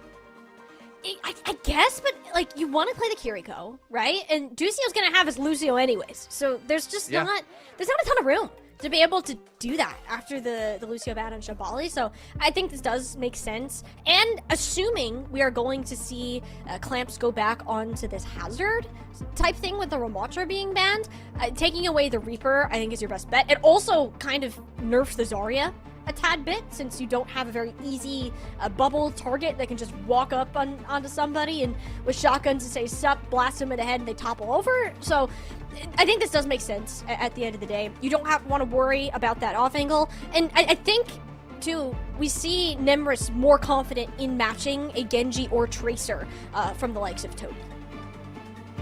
Yeah, Nemris is definitely a little more agile DPS, right? The Reaper, it's a little more straightforward on how you want to play it. They want to have those agile DPS on the flanks, whether it be the Genji or the Tracer. We've seen it from Nemris on both sides, and it's worked out fantastic. So that's still a very good option here for Maryville and for Nemris to try and play around. Sorry, for Texas Tech and Nemris to play around. But this should be, I won't lie. Yeah, this was definitely not the map I thought that we would be seeing here from Maryville Acad, but it does leave up the opportunity for them to really jump in, take this 2-1 advantage, and try and close the series out in map 4. And Maryville too, like, this is a team that if they play their own game, and for the most part, I think they've been in control of a lot of this tempo, a lot of the space. In Flashpoint, this is like the map type for you to be able to do that, knowing when to push, knowing where to set up, but also like marking all these angles, matching your opponents where they are, and more so forcing your opponent to play your own game. So in that regard, I think this is a fantastic pick for Maryville. It's just not what we were expecting in terms of the compositions that we've seen them being strongest. Yeah, I thought for sure we'd be seeing dive, but we've even seen dive work on this map before, so it's not like it's totally out of the question if later on we see them return back over to the Diva for Texas Tech. They're just going right back to the hazard that, yes, it didn't work on map 1, but obviously still feels very comfortable in LRF. Yeah, already on the Cassidy. They know pretty well that Toady is going to be on the Tracer or the Venture. Heck yeah. Which, yeah, that is music to your ears. Oh yeah, Toady, that MVP for this map. I mean, just by picking the Venture. Happy day. We'll see what he's able to get done on it. It can get punished by both the Symmetra and a Cat, or not even Symmetra. It's really good at Symmetra, but by the Cassidy, not gonna be a fun time if you fly too close to a flashbang here. But Toady, just kind of wrapping around, pushing with, I believe that's Ducio, over on the side where Xerate, again, getting caught out, has had a massive problem with that on map number 1 when he played Lucio into KJ, and doesn't seem to be any different here so far on Suravasa. Aggressive burrow now from Toady, but knows that everyone from Texas Tech, they're backing off, just gonna allow the Cad to get first cap. I will say the Venture can work really well into the sim, especially if these TPs are a little bit too organized. Toady can just push and displace everybody as soon as they make their way through, so that will be something to look out here from Toady. Here we go, another TP, and actually just being on high ground. Nobody really goes in it. No, and Tony will make sure nobody goes in it. A very intricate drill dashing in is very gutsy. Even if you have the burrow there, you will absolutely get punished. Thankfully, KJ was on the side angle. No one looked at her, and LRF's head found a rail shot between the eyeballs. So Texas Tech, they are on even footing, but with the Symmetra, they're more confident in a frontline battle. And KJ getting shoved back as far as she is and clamps. Not having a ton of help to work with. Eventually, Texas Tech decide to retreat more towards this objective. Yeah, just trying to play her own play. LRF is stuck in such an awkward spot over on the flank, and KJ has been keeping him in check. And now the Kitsune Rush, though, for Mobilize to try and capitalize. But just don't have LRF. He was on so far away from the fight. It was basically a 4v5. Maryville, though, much respect over the Kitsune Rush. It just wasn't enough. Clamps, make sure Mango hugs a cactus on her way out, and eventually Texas Tech will get their kill. It's just one extremely long fight that Maryville Acad won't be super mad about. That's a 90%, 89% cap off of one true fight win. So that is pretty good for the Saints. But now they got to push into this sim. Obviously, the turrets are going to be all over the place. The rotates could be very easy here from Nemers as well. That wall will just deny everything from that overclock. Unless well, I said Clamps just like decides, you know what, I want to go, just jumps into the lion's den and dies instantly for it. That was a gutsy play if I've ever seen it. Texas Tech, they had everything that they needed to do to stay alive in that fight and blew it right there. Yes, you're still in control, but it's not going to last much longer. Maryville will get this flip, and Texas Tech, I don't think they should contest this. No, I really don't think they should unless they find something really early. And they do, actually. They find Mango. You're still very much down on players, or at least feeling in this regard. Do you see how Will popped the sound barrier? Oh, no! Popped up into the ear with the help of Tony and Epic's E-Ray. That is one that's going to live in the history books for Texas Tech. Maryville, they're going to take point number 1 and mark it here. And they didn't even need to use the Graviton Surge either. Best case scenario for the Saints. Oh, that's rough. Oh, that's so rough for Epic Z-Ray, who's been targeted quite a bit by Maryville Acad. It happens once again right there. And there's a little bit of an Ajax. And like you said, this grab's still available for Joe. So they can pair that either with Toady, or they can honestly just use it in general to kind of fend Texas Tech off, knowing that the sound barrier is out of the way. A free fight win is what a Graviton Surge is, or in fact, a free fight win because Toady and KJ decide, you know what, we're going to make Joe's life easy. We're going to do all the heavy lifting for him. No shiny buttons need to be pressed at all because of it. Fantastic setup from Maryville. Yeah, beautiful setup, and like you said, no ultimates needed during that fight at all. So Maryville Academy will just they will step in now, try and be a little bit more aggressive on this positioning. Nemris is on the Genji now to try and maybe pair up with this downpour from Clamps, but that's really all the Red Raiders have. They are still in quite a difficult spot to try and break through the wall of Maryville Acad. They're going to do their darndest, but the longer that this goes, the harder it's going to be. And Nemris aggressive so early, all of his cooldowns down, and while Clamps is F0, they just push on the other side. No Genji to follow up with the Graviton Surge. That's exactly what you expected. And Maryville, that's the only big tool that they're actually going to need to invest. Yeah, they do lose KJ, but honestly, if that's all you really lose during this, then that's completely fine. You still only use one ultimate to win the fight. You still have Tectonic Shock and the Kitsune Rush and Overclock going into this. Still having the ult advantage going in. Texas Tech, it's going to be a lot on if this Kitsune Rush can maybe catch somebody from Maryville Academy off guard. Well, it'll be laid down first by Mango. Now they're going to follow up, but it doesn't look like it caught all that much there. And KJ is just holding this overclock. Fantastic bubble goes onto her, denies Clamps dive entirely, and in fact puts him in such an awkward position. He'll get bursted. Maryville Acad, they don't have support, but there's no tank for Texas Tech. Toady, live and well with the drill dash, with the Tectonic Shock. Venture gameplay at its finest. And Maryville, one more point. Saravasa is theirs. Yeah, this has just been an absolute roll so far from Maryville Acad, and they actually get the advantage as well of the next flashpoint being right here. So they have all the time in the world to set up. Ducey will be looking for some boops, assumingly.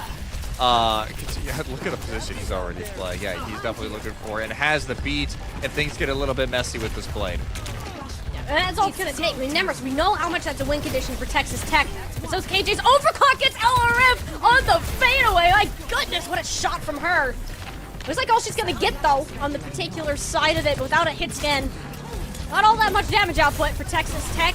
Clamp still wants to try to commit, though, into this fight, but he doesn't have a ton of support with the Suzu going out, and Nemris left on a bit of an island with the help of Cody there. Just drill dashed him away from the fight, and Maryville, they'll get that first cap again. Yeah, they take advantage of having that early positioning, and they just wrap around, and yes, the KJL, of course, yeah, she's going to get value out of it. Are you kidding me? Nemris now has the blade up and ready. Epic Z-Ray has the beats. We'll see if they actually make connection with the ground. This time, this is a very late swap. Clamps will go over to the Sigma again, which Sigma could struggle against the Zarya. Once the Zarya closes the gap, this could be a little bit of a risk here from the Red Raiders. Yeah, especially because Saints can just run it down with Ducio's sound barrier if they decide to. Although Tony will eventually get caught out, so that's something to work with. The Texas Tech, they're just chilling. You don't have a Dragon Blade to work with. The Sigma can't push into this fight easily. Epic Z-Ray is so far away from where the rest of the action is happening. And guess what? Joe 45, I see a Graviton Surge in his future. Texas Tech, this is final fight, Jesse, and they're gonna have to dump everything into it. Yeah, Maryville, they'll just try and fight this first. Blade down, and Ducio's able to get away.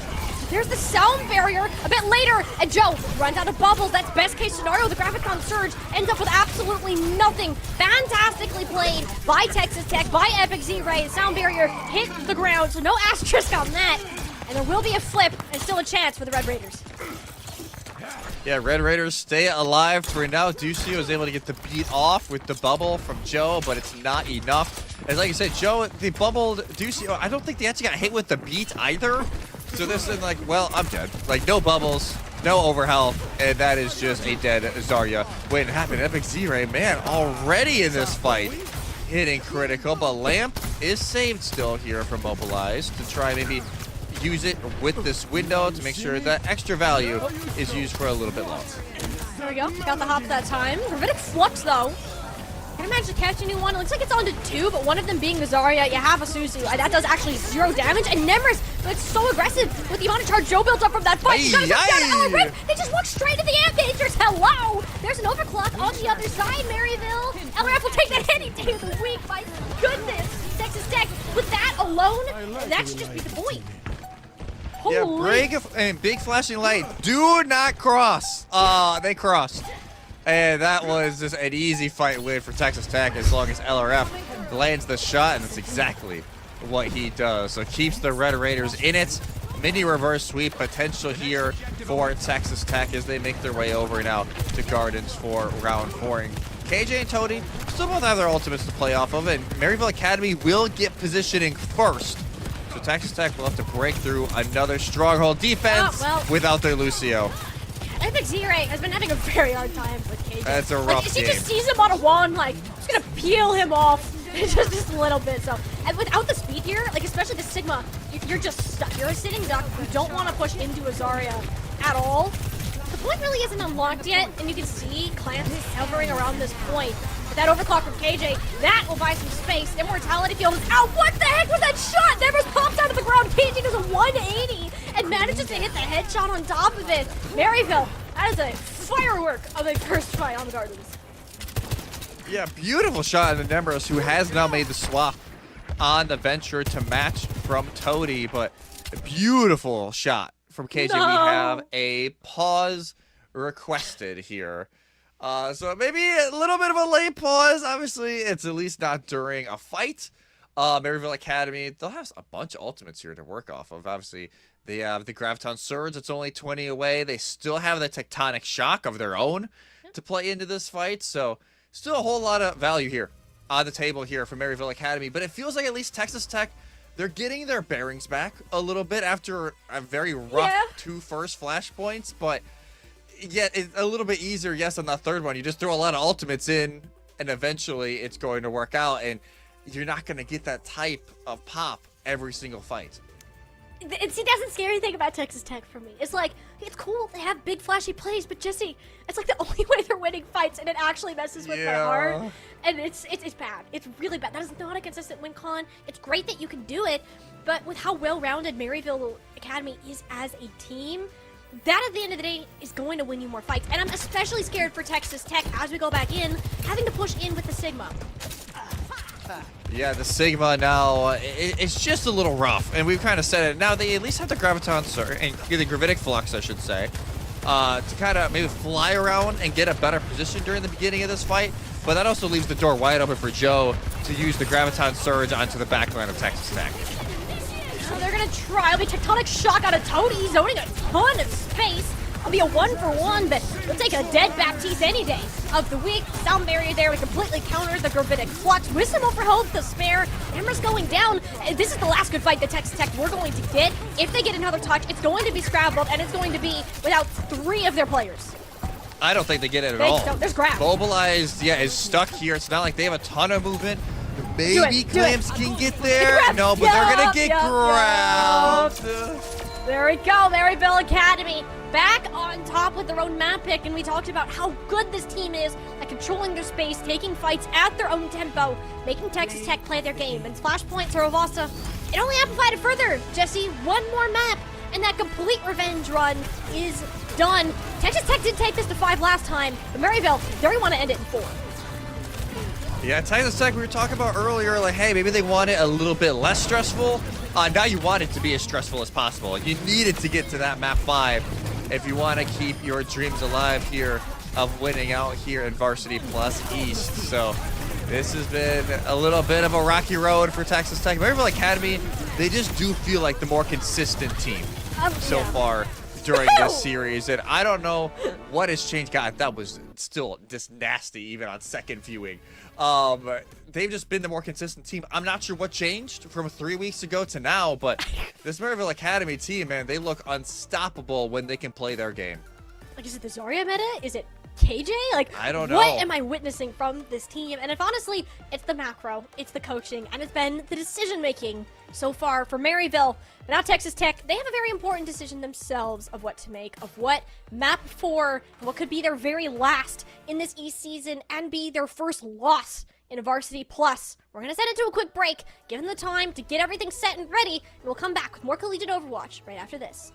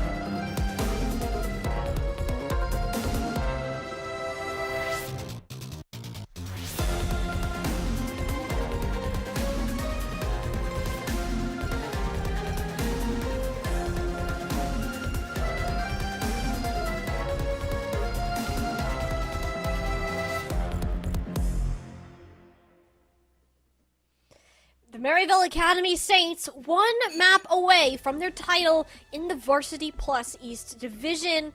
And Jesse, this is the run back of a lifetime for any team, realistically. Maryville went 7-2, or not 7-2, excuse me, 6-2 in the regular season. Oh my god, 5-2. I can't count. Counting is hard sometimes. There's 8 teams, 5-2, 2 losses. They beat one in St. Clair Academy in the semifinals, and now the only other team that has stood in their way so far is Texas Tech, and all it's going to take is one more map, and that title is Maryville Academy's. Yeah, only one map away here from Maryville Academy to get over the finish line. And we'll be going to New Queen Street here, going a little bit north up to Toronto for potentially the final map of this series. And it will be the Diva Band from Texas Tech. We were kind of wondering when it was going to drop, and this is finally when it is. Better late than never, and honestly, at this point, you're not worried about map 5. You need to focus on map 4 and get yourself there first, even though it will be like a Maryville map pick and first ban. It doesn't make sense. This map is very much, we dive, we have fun, we brawl. I do wonder what that tank choice is going to be, if it's going to be the Sigma, or it's going to be like the sticking with the Zarya Winston type deal. But the Tracer ban on the opposite end, Tracer very good on push, but that just means we're going to play Genji instead. Yeah, that legit just means we're going to play Genji. Maybe we play Venture again. I doubt it. It's not great here. Maybe not great. No, it's a little bit more rough to play the Venture here on New Queen Street. So more than likely, just going back over to the Genji that we've seen from both teams during an abundance so far. So I think, yeah, the more impactful ban is the fact that the Diva is gone. It is going to be more of the hazard, obviously, from Texas Tech, unless they want to go a different route. And it kind of leaves a question mark here for Maryville Acad. Do they want to maybe match the hazard? Do they want to try and go Winston? Or do they just want to go back to a rush? Whether it be the Zarya or the Orisa or the Ray. That's a decision that they're going to have to make. Probably make adjustments too, based on how Maryville has been playing. Again, for Texas Tech, they don't know what losing is, Jesse. They haven't lost this season. They've dropped a total of 3 maps, not including the series. 2 of them have been to this Maryville Academy team. And now your backs are up against the wall. This is not a very familiar position for the Red Raiders whatsoever. And being in this spot, you can't afford to make these mistakes. You can't afford to let Maryville continue to control this game, this tempo, when and how fights are being taken. Yes, Nemris and LRF, they're popping off. They're doing great. But Texas Tech, they're going to switch it up entirely. Epic Z-Ray off the main support onto tank, which he is a sub. And Zadoink will come in to take his spot on the flex support. What is Texas Tech? Well, that's what they're cooking. Interesting. They will go with their season on the line. Will sub in Zadoink, and they will go the ball comp here on New Queen Street. Maybe Maryville had an idea this was coming. Toady is already on the Sombra and the Cassidy as well for KJ. So this is maybe a good read here from Maryville Academy. And Joe, even on the Orisa, can help a little bit trying to deal with the Wrecking Ball. LRF on the Soldier, I will say underrated on this map. It's one of the few maps that Soldier actually could get a lot of value still, and even Echo early on. But already Toady just caught out in the middle of nowhere. He got scouted right as that translator came in, hit with a couple of shots from Epic Z-Ray, and they're able to lock him down. LRF, though, on this Soldier, a cause for issue. And Epic Z-Ray, that's his chance to go in and strike. Suzu's out, and that poor Mango, she's not very happy with how the rest of that fight went. This is Texas Tech. They're taking control of the game, the reins now in their hands. Yeah, I love the gamble. I won't lie. You might as well go out swinging here in the potential final map of your season. And you can tell Maryville Academy, yes, they had an idea that was going to be the play, but the fact that they're able to capitalize on that, and right away, LRF is in a perfect spot for these setups from Epic Z-Ray. It was a great roll off the high ground. He just lodged that, so it just doesn't make sense for Maryville to hold up there anymore. Will be a bit while the ball grabs a couple of health packs, but in the main fight, Nemris will get caught out. It is scary to play Echo into a Sombra and a Cassidy. LRF did a fancy footwork there, almost made his way out before met with a knife to the back of the forehead. Will be a swap around the back, and Maryville, they'll get their control back after making sure Epic Z-Ray couldn't be there. Hack complete. Our push is underway. Texas Tech, though. We're looking for... Oh, my mic was back? off. Whoops. Oh my gosh, I got he's hacked by back. Sombra there for a I was second. like, where's That's my bad, Jesse go? everybody. Okay, we're Tony's good. hacking my mic from across the street. Hacking the mic, also the health pack, a lot of the above, which is very annoying as a Wrecking Ball player. Although it didn't really matter for KJ. She was double booped by both Zedoink and Epic Z-Ray, way out of position. So LRF and Nemers happy to work with that. Most of the pressure onto them is gone in Texas Tech. This disruption has been huge. Maryville, they can't control the space like they have before. Yeah, it's just a struggle. It's as long as Texas Tech, they can kind of just have that early disruption and capitalize, it feels like there's nothing Maryville Academy can really do about it. Especially you have the Echo, which is in the air. You have, obviously, KJ has to worry about them, but also has to worry about Toady, who is also, honestly, in a very awkward spot already and getting ISO'd by LRF. LRF again on the soldier. If you see how valuable this pick is, you just sprint around the map with all those legs, and there's not much you can do about it. Maryville, they just commit to a sound barrier in it. So scared of the deep light. LRF is still on this flank. Pops the attack visor out. KJ can't out aim it, which understandable. It is basically aimbot. It's in fact Ducio from across the map will eventually manage to lock him down, but it's not a clean fight at all. And a heavy commit from Maryville on the other end, 2 for 2, and they still lost the checkpoint for it and may not even win the fight. Yeah, Z-Ray's going to live during that, and they're just going to try and chill out now. Wait for the rest of their team to flow in, and well, they may not get that luxury. KJ lines up the final shot. But like you said, already, Tick achieved. Everybody from Texas Tech except Epic Z-Ray will get the close spawns, and that's a massive bonus here. Only 3.5 minutes into this map. Like, Maryville, you have to get them forward spawns soon. The thing with Texas Tech's comp, they just engage so quickly. Like, there's not much that Maryville can do to prepare for it. You just have to try to match it and stay alive to weather the storm. And yeah, you're on the back foot, but you do kind of bunker in this room. It's not anywhere. Nobody at Texas Tech wants to be on the spot, especially with a hacked mega health pack. So once these Kitsune rushes go down, you're looking for an opening, and there it is. Nemris and Mobilize both down, one of which being stapled. So Maryville, they're just going to walk this payload towards that checkpoint, and unless Epic Z-Ray decides to roll in last second, it's all theirs. Yeah, tie game, checkpoint achieved, and it should be the lead here for Maryville Academy in just a moment. I love that awareness. Like, hey, they can't move us all around if we just chill in this room and hack the health packs, so Z-Ray can't even get the roll in health. And now this, man, the Wrecking Ball is just getting bullied into a corner. There's like no fun heroes to dive into. Everything is like stay far away, rodent control kind of deal. Texas Tech, they just haven't had a tank in the front line to stop a lot of this payload push, and you gotta find a way back into it. I'm looking at either Zedoink to either A, sound barrier for the EMP, or B, just uses his tempo, but Epic Z-Ray, again, hacked, hindered, javelin, boom, and he's gone. Every form of CC dumped into the hamster, and it's too much for him to handle. Texas Tech could just not find their way back in once Joe gets more confident. And the fact that Texas Tech were kind of pigeonholed into this composition, right? You have your normal support in on tank because they're the ball specialists. You really can't swap off at this point. But there's the sound barriers laid down. That's kind of what Toady was waiting for, but you might not even need it. Maryville getting much more value out of this ult. LRF in the backline. Yeah, it's attack visor. But what good is that going to do against a 2-ton battle gattle? Doink though, got an Ajax on the ESP. Again, Toady absolutely shut down, but this time by the Lucio payback for the earlier Ajax of Texas Tech. And Maryville Academy, though, they're still winning this. Doe is so much health, nobody can do anything about him. You even force the duplicate out of Nemris. Yes, Texas Tech eventually finding their way through. Jesse, that was so expensive. A very expensive fight. The fact that Joe is able to stall that out for as long as he does is just absolutely wild, but beautiful play there from Zedoink to sub. The first map they've played all day, and they get a clutch EMP cancel to maybe not even save the fight, but save the map. Yeah, and it's going to get them like a good amount of a lead, which is helpful, yeah? But Epic Z-Ray, like, he has more space to move down. You're not like stuck in that corner getting shoved into a locker repeatedly. So actually I take it back. In a bit of a locker, but instead Toady got the table turned on him rather quickly, not having a great time on the Sombra if he goes in without the support of his team. KJ attempting to be a bit sneaky on the back foot. It won't do all that much. Texas Tech, they get forward spawns and start blocking.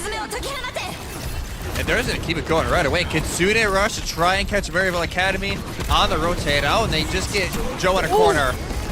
Joe has to use the Terra Surge and actually ends up dying for it. The amount of burst damage just pumped into him was ridiculous. But down goes FMC Ray. Even 2 for 2 thus far. But KJ, so much health. She's landing these shots. Oh, in fact, she doesn't miss them. That's a third going over to the Cassidy of the Saints. Make that 4. And Maryville, they maintain their lead. They hold on to lead, even though, yes, everybody from Texas Tech will get close spawn. So this will be a fight closer towards mid. Maryville Academy will not be able to get their own close spawn. I think Texas Tech, the way Z-Ray's positioned, they're going to try and hold on, and they just don't touch in time. Not quite, but you do have everybody there. So it's not the end of the world. You weren't expecting to take a fight at that spot anyways, and it's less pressure. That's to go onto the payload. Hackleby onto FZ-Ray again, and he's just gonna die to the bleed damage from both Silver Bullet and the virus combined. And Maryville, they're just dealing with this half and the echo. My goodness, KJ, what was that? KJ is absolutely popping. LRF was like, you gotta relax. Just a little bit, but still the overall fight, well, mobilized actually fights too. A little bit of a messy ending there. So it'll be 4 spawns from Maryville Academy, but instead of building their lead out, those few staggers will stop from the lead being extended. So obviously not a great fight for Texas Tech, but all things considered, not a disaster. Epic Z-Ray now will go over to the Winston. So giving up on the ball, so much CC to deal with. Now you can at least play around the bubble here if you're the Winston, but it's still a little bit of a late swap. It's a late swap, and you don't have a ton of dive saves. You're just relying on poke damage from the side, which LRF very good at. That is 3 ults instantaneously popped just to make sure Epic Z-Ray explodes, and there is just splatters of Winston around midpoint. And Maryville Acad, they're just we are not dealing with this visor now. We are blowing up this tank, and we're keeping this payload moving. Yeah, they basically, all right, if you're going to pop it all the way over there, we're just going to hide. We'll just kill your Winston.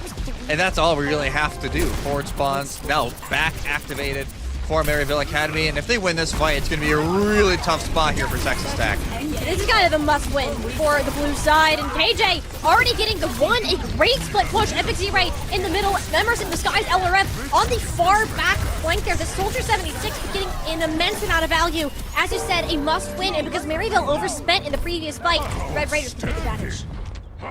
And they hold on to the sound barrier. That's the massive thing there for Texas Tech. They need to have it because, like you said, Ducio will not have it for at least another fight or 2. That could be the opener here for Texas Tech. Kitsune rush in early, sound barrier if things get a little bit messy. The only worry is, yes, the Terra Surge and EMP are available here for Maryville Acad, but Tony has to get in a good position to not get it canceled. Kitsune rush first from Mobilize because there's no support off to Maryville. You have no choice but just to back off, respect it.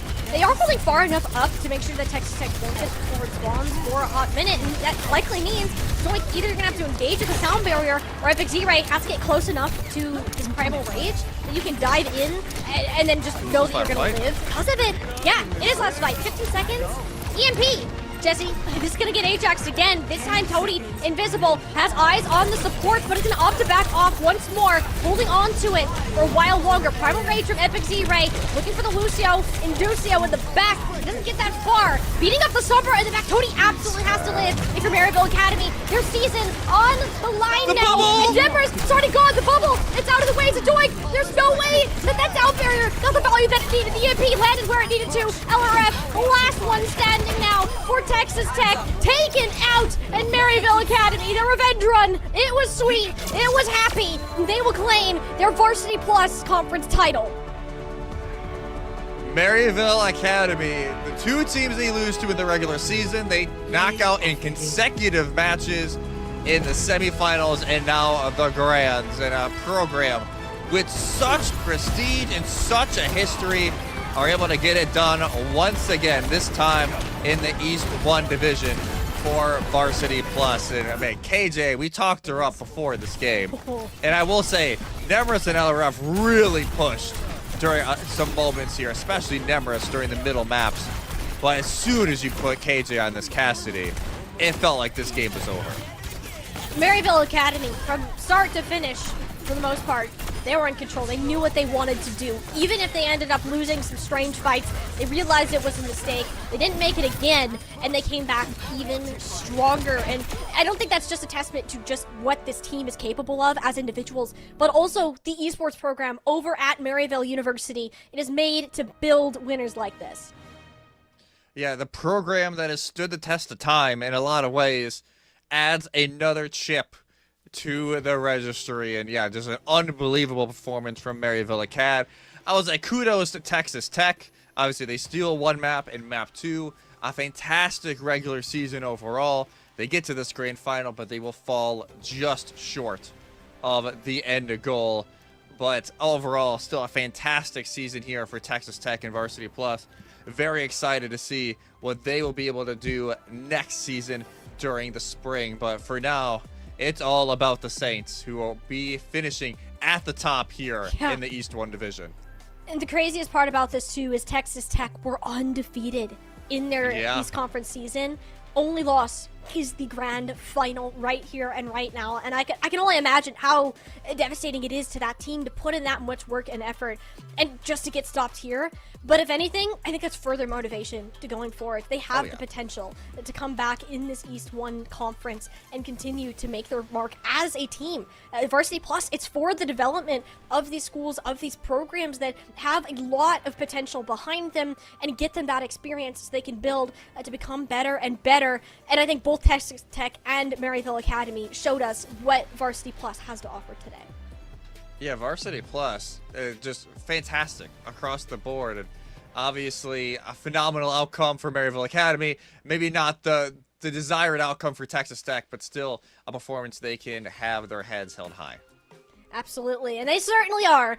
I'm not high and proud, as they absolutely should. It was a fantastic game from them. We can hype them up all that we want, but it's even better to hear it from the players themselves. We have an interview coming up with somebody from the Maryville Academy roster. We're going to send to a quick break, get that set up, and we'll see you back in a couple of minutes.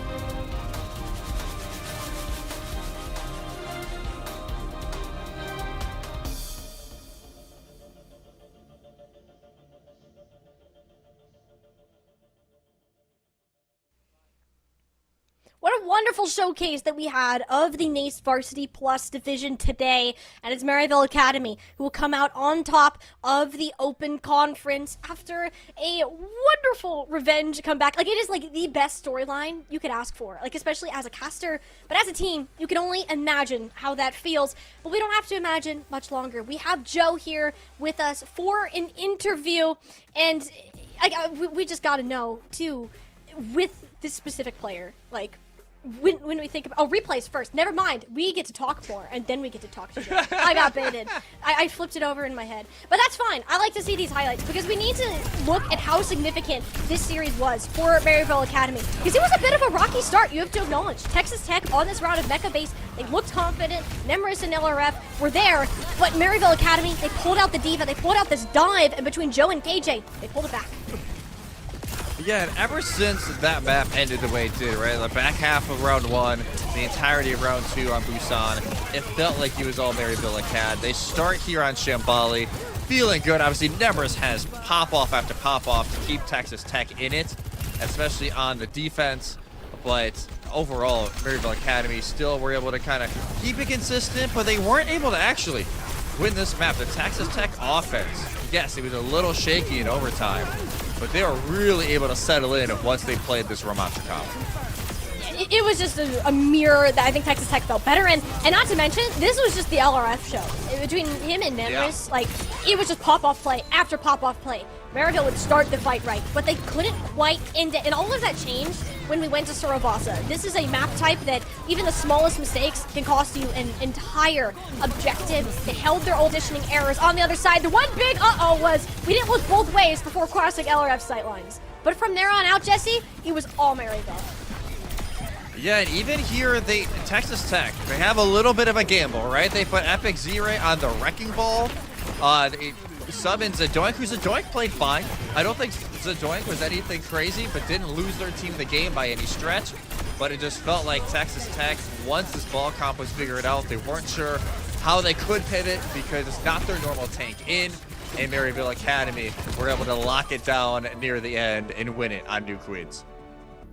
They made it work, and they got that sweet, sweet revenge that they wanted from this season. And now, for real this time, I'm not getting baited. We do have Joe on the line with us here today.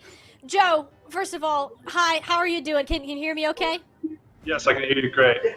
Fantastic. Okay, so, revenge win, you get the win in your East Conference for Varsity Plus Open. How does it feel to beat Texas Tech after losing to them at the end of the regular season?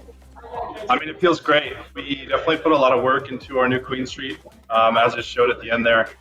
We played them, I think, last week of regular season. It was the same order, right? We were up one map, going into map 4, or map 4. We were going into map 4 on New Queen Street in the regular season, and we lost. They put the ball player in. We weren't ready for it. We kind of got really surprised. But through scrims, VOD reviews, a lot of work, we were able to finally find a comp and a play style that really helped us there on New Queen Street. We felt it really worked for us. I want to say, once we saw the Wrecking Ball kind of get started up there on New Queens, it looked like you guys were ready for it this time around. Did it feel like once they swapped off the ball, did it feel like that point, like, hey, we just got to focus in, they're already off their comp, and we just got to write it out? I mean, yeah, last time we played them on New Queen Street, they didn't swap at all. Like, they beat us just on the ball. So making them swap off that was a great feeling, and we knew we had it from there. And obviously, this was the end of the revenge tour, right? You beat St. Clair Academy in the semifinals. You win here in revenge over Texas Tech. How does it feel to not only obviously win it here, but obviously beat the two teams that took you down in the regular season? I mean, it feels amazing, not gonna lie. It was a really great feeling beating St. Clair Academy previously, and then again, I mean, we got much stronger. I think those losses were the best things to happen to us this year, giving us the opportunity to really improve and review those losses, and clearly we came back much stronger. And I think that's an understatement, almost. We kept talking about how fight, that's just how it goes, but for the majority of it, like, we could see the practice and the communication and how organized your team really was heading into this particular match. It was so impressive to see from you. I do want to touch on this a tad bit as well, because you're a part of the Maryville Esports program, which is quite well known within the collegiate esports community, and I kind of want to hear it from you. What has it been like competing on a team under this massive name in the space? I mean, it's unreal. Definitely a lot of recognition, going into scrims and matches that we are the Maryville brand. And as I tell all my players, like, you gotta represent it well. Whenever you queue ranks, don't trash talk. But please be respectful. Always be respectful, because at the end of the day, we're representing the brand. Even if we are Academy, small segment of it, but it's still, you got the logo on your jersey. Pointed to the wrong one. My bad. It's mirrored. The logo on the jersey. Yeah, logo on the jersey. Gotta respect it. That's what we do today. Absolutely, and I do love to see that this performance, like, it's, yes, in game it's fantastic, but out of game too, like, you're just genuine people. You've great sportsmanship, and it's a lot of respect towards your team and the Maryville University program as a whole. I don't want to hold you too long though, because I know you want to go ahead, celebrate with your team. This was a massive win for you guys. Of course. I want to give you the floor for a second. Any shout-outs, any final words you would like to say on the broadcast, either for yourself, for your team, or for your program? I mean, definitely want to shout out all the players that you saw in the game. Kirsten, you guys come in if you want to. Kirsten, Tony, you, Mango, all the players that you guys saw in today's game. Okay, get a little note out there. All right. Sounds good. But yeah, I really like to shout out the team. That was an experience, and I think, we started practicing in May. Like, we put in a lot of time as a team. Started practicing in the Maryville varsity facility before. This is like a Saints gaming lounge. We're sharing it with the general populace here at Maryville. But yeah, definitely a lot of dedication. Shout out to the whole roster. And even the just program overall, Clerky, CQG, Shipley.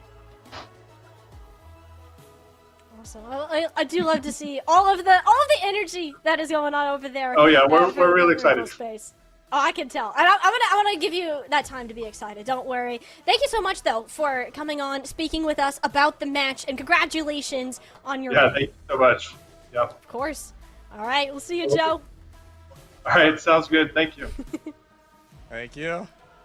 Well, it's Maryville. What do you expect? And like Joe too, like, you can tell the amount of work this team has put in since May.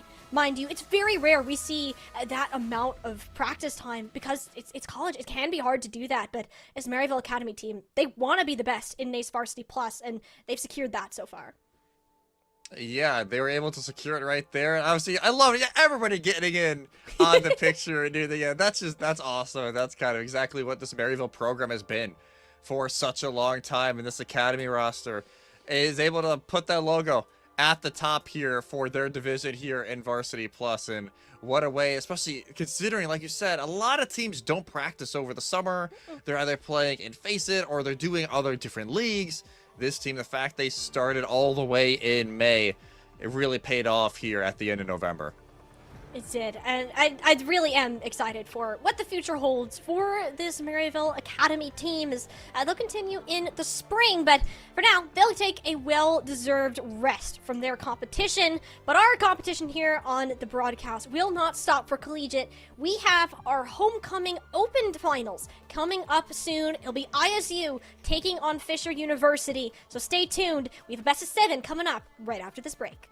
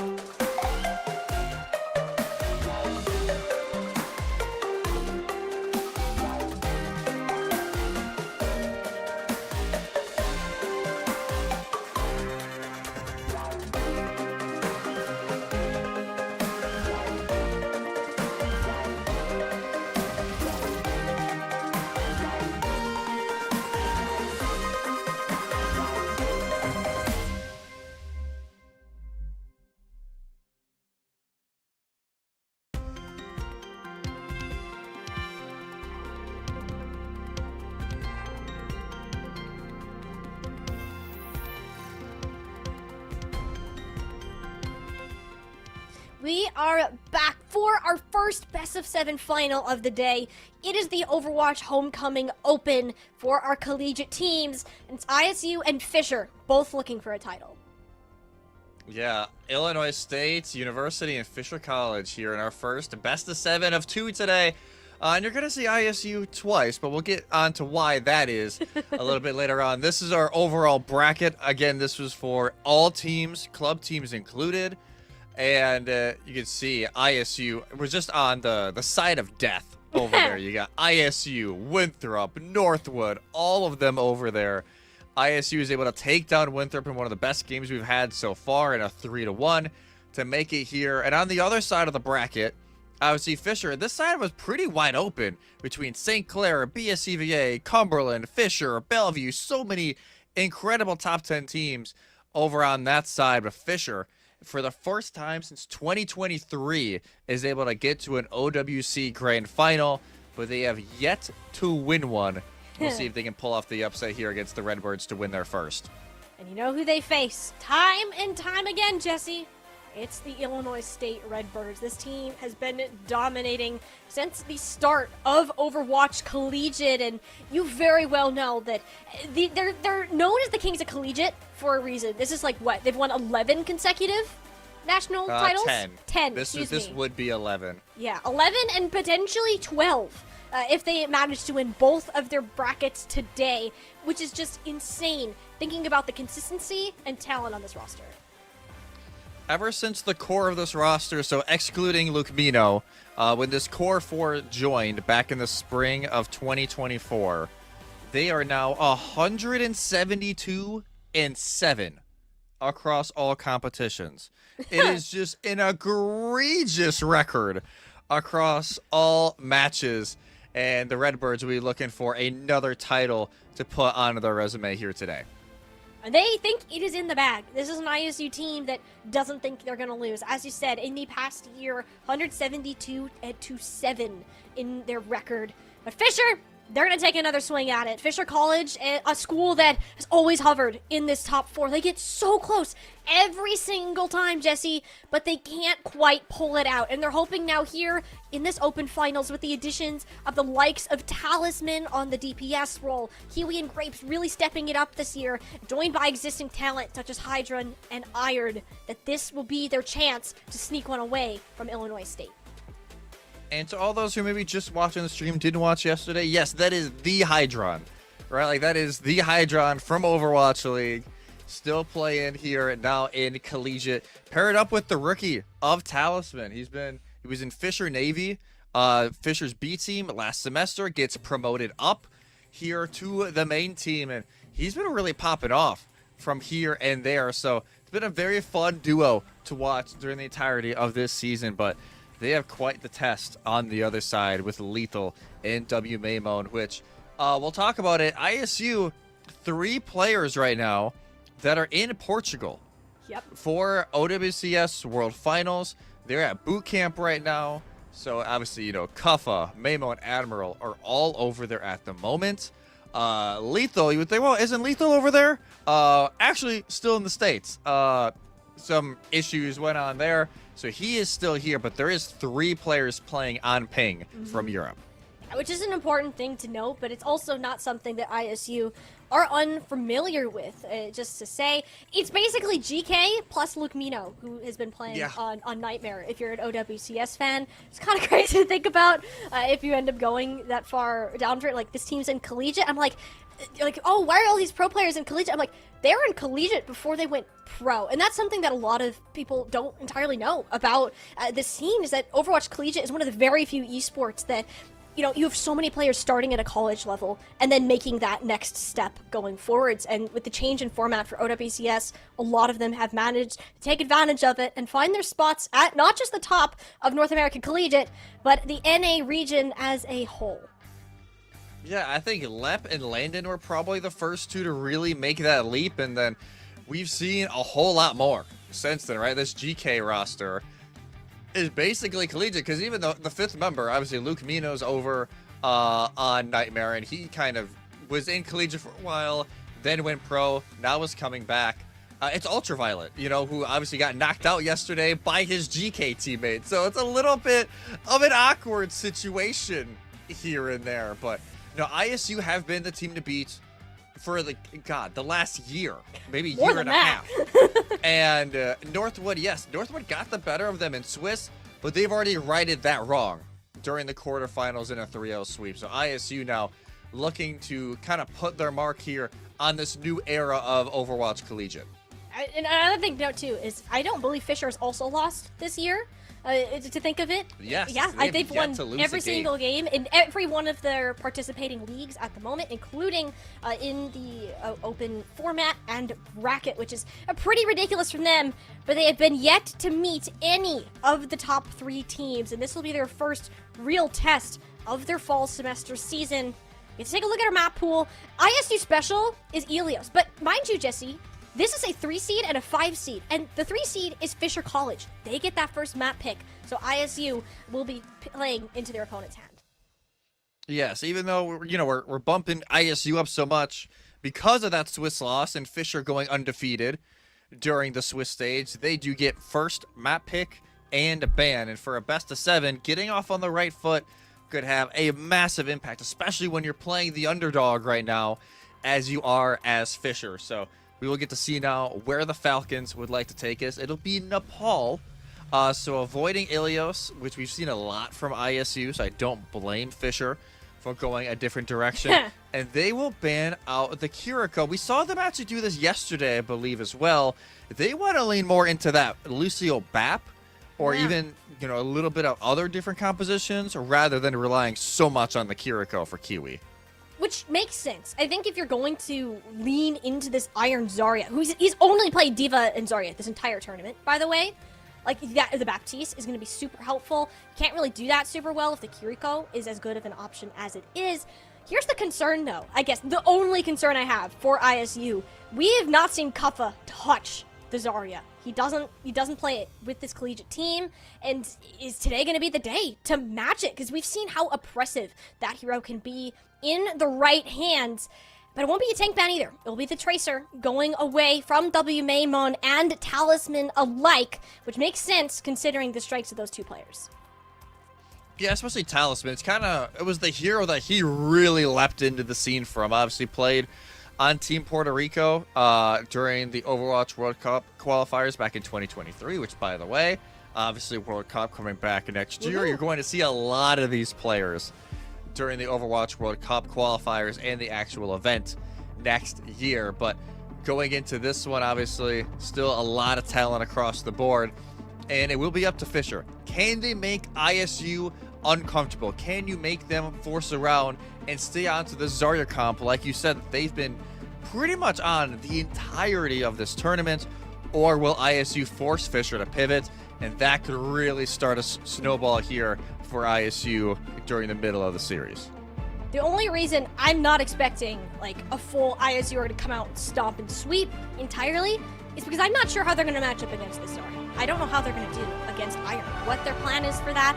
It's obviously something that they are experienced with, especially because we've seen them play against that in OWCS and other leagues. They know what to do, but like, what exactly is the plan? You will be changing something up regardless of that, or you're going to be at a disadvantage in terms of your hero picks. So it's going to come back to this synergy that's been built up over the years of these players being on the same team, not just in Collegiate, but elsewhere as well.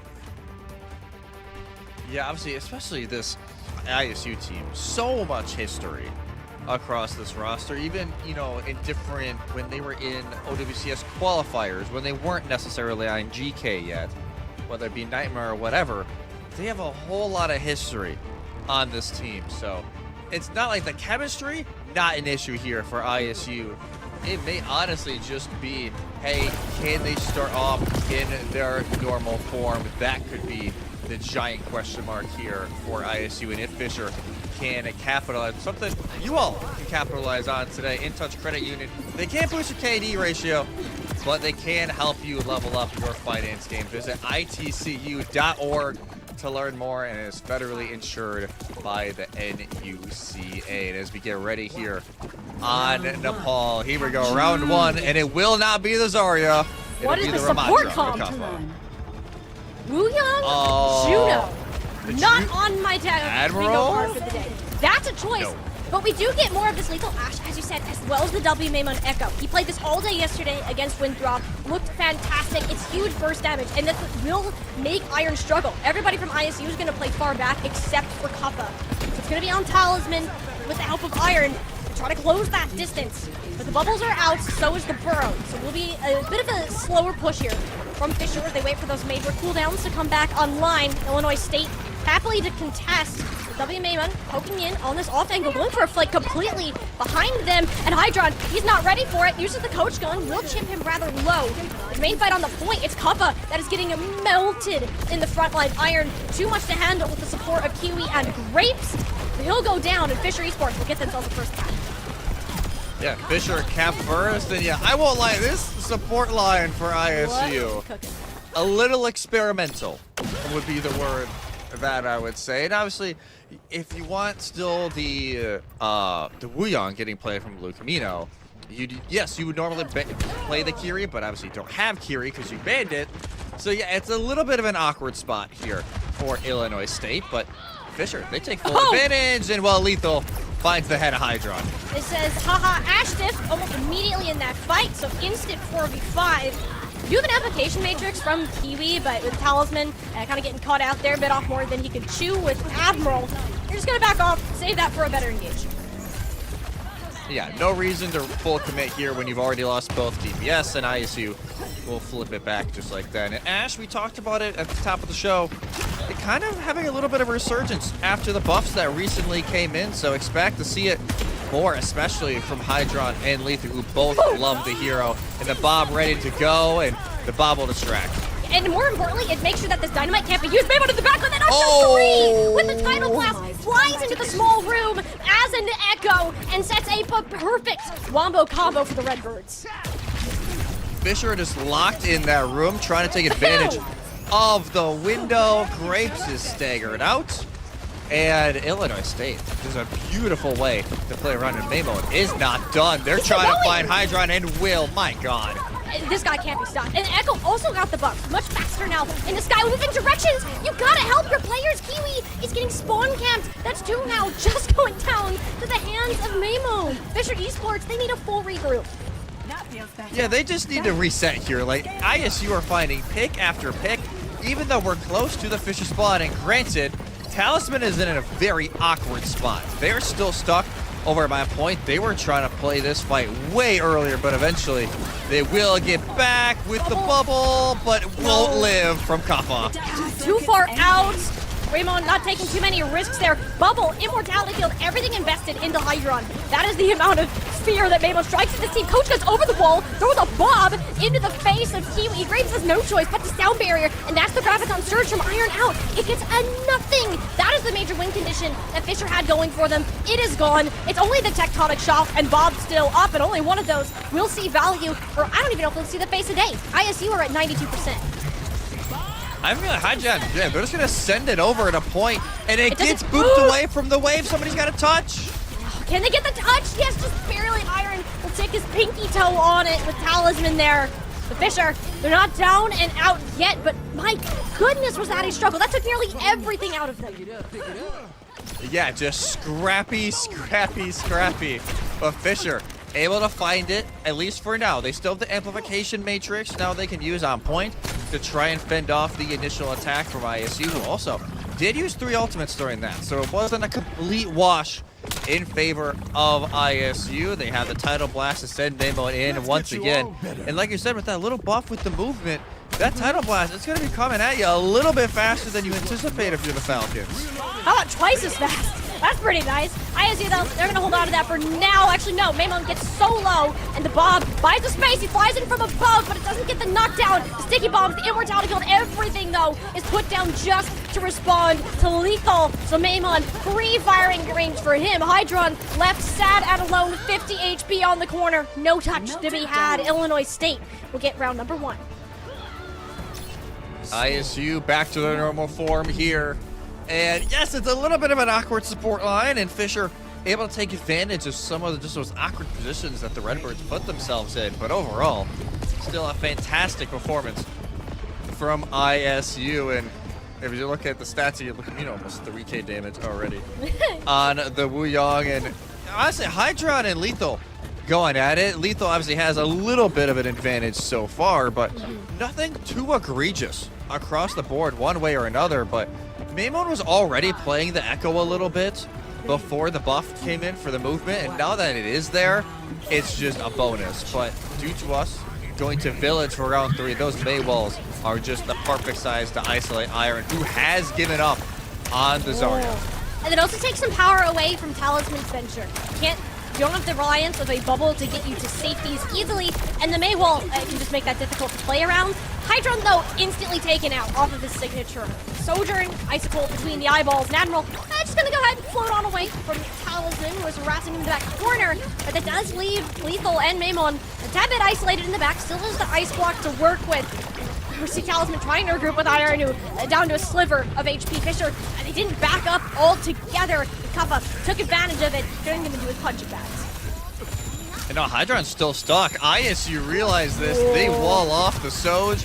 They get him. Just gets out of the wall, but not out of the fight. Kappa. And this Ramacha, we know how much he's played it as of late. There's a reason why he's so damn good. And now it's going to be an awkward spot here for Fisher as ISU continue this full court press. Do end up losing the Mei wall, though, so if Fisher Esports want to push this fast, they can. There's pressure on the point. I believe that's a venture shape I see through the wall of a small Talisman. Great drill dash. Will force Admiral back, who can't get healed up because Luke Mino was caught out on the main side. Kappa turned to contest the objective and let the rest of his team out to dry, but the high ground, the Blizzard, all in their favor. He trusted it, knew he had to make sacrifices along the way for Maimon and Lethal to cover it up. And now they're trying to find Talisman, who actually just decides to take themselves out of the equation rather than giving that extra bit of ult charge for ISU. And it just feels like a Fisher right now. How do you even find a way in without ISU making a grave mistake? I do think the swap off the Venture is a good pick. Maybe Talisman has a little more mobility and kind of playmaking ability. The Venture just wasn't really getting a whole lot done. Well, Talisman isn't either. He's been chunked so low, and Kappa, he wants to keep pushing the pedal to the metal. Early Annihilation didn't even need that to live where we usually see it, and it's enough to force the pace and positioning of Grapes, who's now dead. Kiwi attempting to force Kappa away, but the healing here from Luke Mino is immaculate, making sure Kappa can stay alive, even supplies him with the Tidal Blast, and this is a complete sweep. ISU spawn-holding Fisher. Yeah, they just put the gavel down. ISU, after a little bit of a mixed up round 1, it's been all ISU. They're going to try and TP in, speed over to point. They got to get there fast. Somebody does manage to get the touch that helped, but Lucino and Lethal, they got the picks. That's 2 already down, and Fisher Esports, that's not going to be sustained contest at all. Flip. It'll happen. Get a couple percentage points. Grape snuck him away, but you're asking for a 1v5. If everyone could do it, it would be great, but he's not dead. He does get one with them, which is kind of funny. But no, the Redbirds, this is their map. This is Nepal, and the brawl that we expected. The Zarya, not a concern whatsoever. Yeah, the Zarya pushed away almost immediately for Fisher, and it just puts ISU in the perfect spot to win map 1, even though it was Fisher's map pick and Lethal. Well, hey, love the Galaxy skin on Bomb, but the Ashe, honestly, Ashe being back into a great spot is a scary thing for anybody playing against Lethal, because it's one of the heroes he really burst onto the scene with, along with the Sojourn, and the fact that he can just kind of pop it, and it's unironically not a bad pick anymore, is music to his ears. This is fantastic. Like, ISU, all of their heroes got buffed, except for the tanks, really. So they're very happy in the DPS department of the increased flexibility that they have, but also their chances to play heroes that not a lot of other teams are going to pull out here. So they took advantage of that in map number 1. But as we go ahead, I think Fisher, they're going to switch it up because they know that one of their strengths too is Hydron. And in fact, that's often their main strength of how they win fights. If they can get this guy on a high ground, you can just expect him to click heads. But you need to get him there, and you need to make sure, 1, he doesn't die to lethal, and 2, he just doesn't get jumped on, which just couldn't happen back there on the Paul with how close range that map can feel at times. Yeah, Hydra never really given the space to truly shine during that one. And part of it is, yeah, you have Lethal to deal with, but when Talon spent a lot of that time when they were on the Venture is kind of playing their own side missions until the rest of the team can get there. So that makes Maymon's life even easier, right? They can also jump on to try and shut down Hydron. And obviously, ISU know Hydron, and they're going to know that, hey, he's one of the big win conditions here for the Falcons. So why not swoop in, try and take him out, and leave the rest to try and pick up the pieces. And that was the game plan during a lot of those fights, and it worked out well for ISU. And now the power continues to be in the hands of Fisher. They will get map pick. They will get first ban as well. Let's see here what Fisher want to do. Obviously, they want to lean into the Zarya, so maybe a Ramatra ban could come out this time around instead of the Kiri ban. And I think it's another thing to note too, since this is a best of 7, bans and map picks, all the more important for these teams. This is not the map pick I was expecting though. This is the ISU go here because they want to play Ramatra and Echo and Ashe and everything that they just played really well, Jesse. They want to do it again here on Shambhali's Monastery. That's a little scary in my mind. Yes, you're going to take away the Ramatra, so it's a big tool away, so Iron, the Zarya, now looks better, but it doesn't solve the problem of these DPS who've been running around like crazy. Yeah, especially when you have, oh yeah, this is like another great Ashe map, which I think at that point for Fisher, you just have to trust that Hydron can match the value of Lethal. Yep. That's all you can really do. And at that point, you know, what happens, happens. This Lucio ban, I think that's very much a target on the Grapes. ISU were very okay with not running Lucio comps a lot of the time. They're okay, you know, running the Wuyong Kiri, running, I guess, Wuyong and Juno as well is on the list of compositions here possible for ISU. And these are the outdated bans here. We'll get those updated here in a sec going into Shambhali. But overall, I think here for Fisher, yes, I think that Ramatra ban sets up a lot of what they want to do with the Zarya, but it's still going to be a tough order. If there's one thing that ISU know how to do, it's when they know one of their players is in a weaker position, they're okay just like letting them get pummeled. And that's fine because they have this trust and this synergy to know that if I can manage to live for this long, even if I don't do anything, I can give you the space to work. I can give you the time to do what you need to do. And that's kind of the beauty of this team play of Overwatch and just this overall understanding with how ISU work. They're never not thinking about this game. It is always on their minds. And the same goes for Fisher. Yes, they are a little spread up. Yes, some of them are on ping today. But I think that's one of the things that they can use to their advantage in a disadvantageous tank matchup if that ends up being the case. But on the other hand, for Fisher, they're not playing on ping. This is a team that, you know, they haven't scrimmed all that much this semester. They haven't been pushed as much as against a team like ISU, but they do still have a lot of this passion. They are still competing in a bunch of other tournaments. Most of them compete on a Face-It team together in Zocorp, which is awesome, but they haven't had like the same core level of synergy on this so far, so they're putting a lot more trust in their individual roles to match what ISU is doing. Yeah, obviously the Fisher team, they have a lot of experience together, whether it be, you know, I think maybe now formerly Zocorp, formerly Daystar. I think we actually don't know what roster name they're going to have for that Masters Showdown in just a little bit. But for Fisher, obviously, a lot of potential here. You got former, you know, current OWCS talent as well with Kiwi, who was on Frost Tales for a while during this year. So overall, you got a lot of chemistry. They're going to stick onto the Zarya. No reason for them not to. They've kind of set it up the entirety of this tournament. Hydron, instead of the Ashe, will go over to the Sojourn. That Disruptor shot can do a great job of zoning some of these tight alleyways, especially for Kuffa, which we'll see. They're running the Wuyong and the Ana, so they're going to play around those nades a little bit more, and that lets Admiral kind of sit back a little bit farther when Kuffa is diving in on the Has.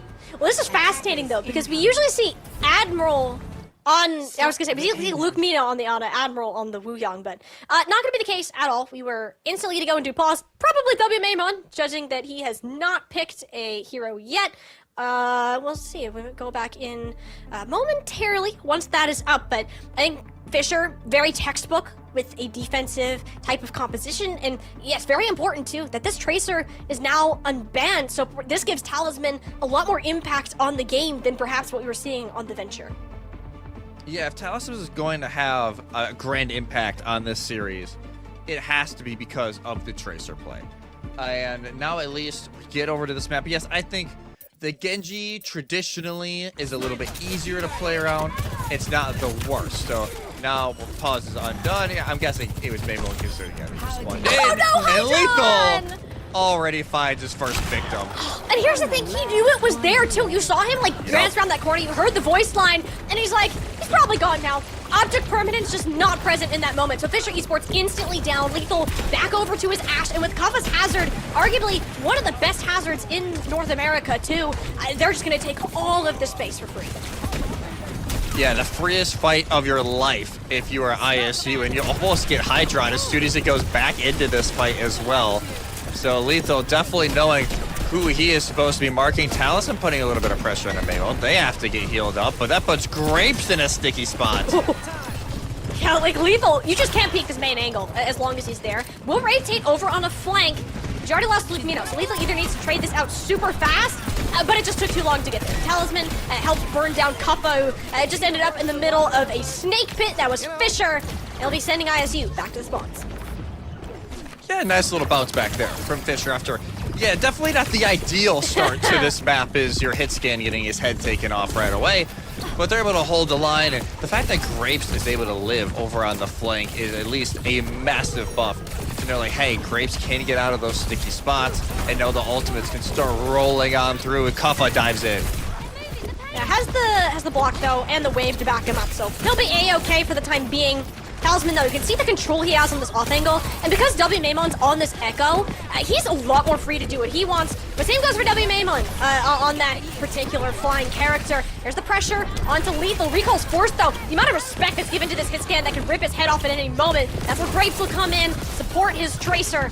Talisman will make sure that Ashe is out of the way after a great Kitsune rush from Kiwi. But Illinois State, in classic ISC fashion, they're still gonna commit. That is Downpour, that is Tidal Blast into the back line, and both supports are dead. This team just doesn't care if they're down a player. If they have a plan, they say a window, you bet that they're gonna try to jump through it, shut down the overclock as well, and ISU, that's just gonna be first point if they take out Iron right here. And Tidal Blast was not able to get popped from Grapes. He tried to pop it on himself. It didn't go through in time, but still used the cooldown. ISU capped 4 minutes now on the clock. And even though Hazard, yeah, got a little bit of a nerf going into this as well. Lethal just continuing to give lethal doses to Hydron. Obviously, the Spike Guard now doesn't deny any crits, so you can still get crit now and get hit with critical hits when you're in Spike Guard. Still, the amount of survivability you have on this hero is still insane. Well, that's the thing though, like even hearing Iron in his interview yesterday, he's like, Hazard's just awful after that block nerf. Kaffa doesn't care about that. He's gonna play his own game and try to match the Zarya that Iron and Fisher have worked so well with all season long. But honestly, the real issue here is Lethal. Anytime we watch this guy, it's headshot after a headshot. Though it won't matter in the situation. Kaffa caught off around a corner in a Graviton Surge. No healing could reach him in time. And ISU, they're crazy, not crazy enough to go in without the tank. No, but they're not necessarily backing up all the way either. They're kind of feeling this out. Trying to see if they can get something. Bob is sent in from Lethal to try to finish off Grapes. He said he coach cuts up to the high ground, but the Bob and the kids Kiwi. Are you kidding me, Lethal? Who is this guy? My God. Nobody else can pull off the Ashe like he does. It's striking fear into the hearts of Fisher and ISU. That's point 2. They have over 4 minutes now, and Fisher, they're back to the drawing board. Yeah, Fisher just backing up. Hydron will go over to the Widowmaker, try to maybe bring some carry over to this, and almost finds the shot. Now that he's been seen, might be a little bit more difficult to get value out of the Widowmaker. But ISU, even though, like you said, yeah, the Hazard isn't great now. No. But the fact that he can still get so much done with it is just a testament to Kaffa's skill. Kiwi has a Kitsune rush to get this one started for Fisher to try and bust through this Redbirds offense. Yeah, I mean, just Hydron being on the Widow, a lot scarier for Lethal. Just the one-shot potential was only there for Hydron, but There's that tidal blast. Doesn't find anybody, but Grapes is already dead, and that's all ISU care about. He goes out of the Kiriko to duplicate it, TP back to the team, and make sure they can finish off Iron through his dive. Hydron just can't find the space or the angle. So afraid of Lethal. Finally lands the shot, but it is way too late to make the difference it needs. ISU full cap on Fisher's map pick with 3 minutes, 7 seconds. Yeah, quite an impressive time bank here for the Redbirds on Shambali. And even though, yes, the Ramatra is gone and the hazard on paper maybe is not great, Kuffa's is still one of the best in North America, and especially here in Collegiate. Iron eventually did try and swap over to the Diva, maybe trying to match the dive a little bit, but it just didn't work out. Admiral and Maymon have yet to die. Wow. During this map, especially for an Echo that is unreal so far. And even for Hydron, right? Like, the fact that Luke Mino is doing such a great job of just keeping tabs on Hydron, whipping those orbs around the corner, making sure healing is always having to be coming in from Grapes onto Hydron, which is less healing going to Talisman and Iron, and that's why we've kind of seen not only Grapes kind of get into some sticky spots that they've got punished on, but also Iron maybe not having as much healing as he would normally think to play around. This has just been Fisher Esports. They are struggling with this like split threat that ISU is. They're taking so many angles, and Fisher, they can't pick one to try to lock down. They get so confused. They are slow to react on it, and by the time they figure out a target, ISU either found a way to trade it out more or to make it even. So Fisher now being on this attack, they're gonna keep Iron on that Diva. Hydron on the Hanzo. We'll see if that sticks or if it was just for a Sonic, but it seems for now that's what he's gonna end up on.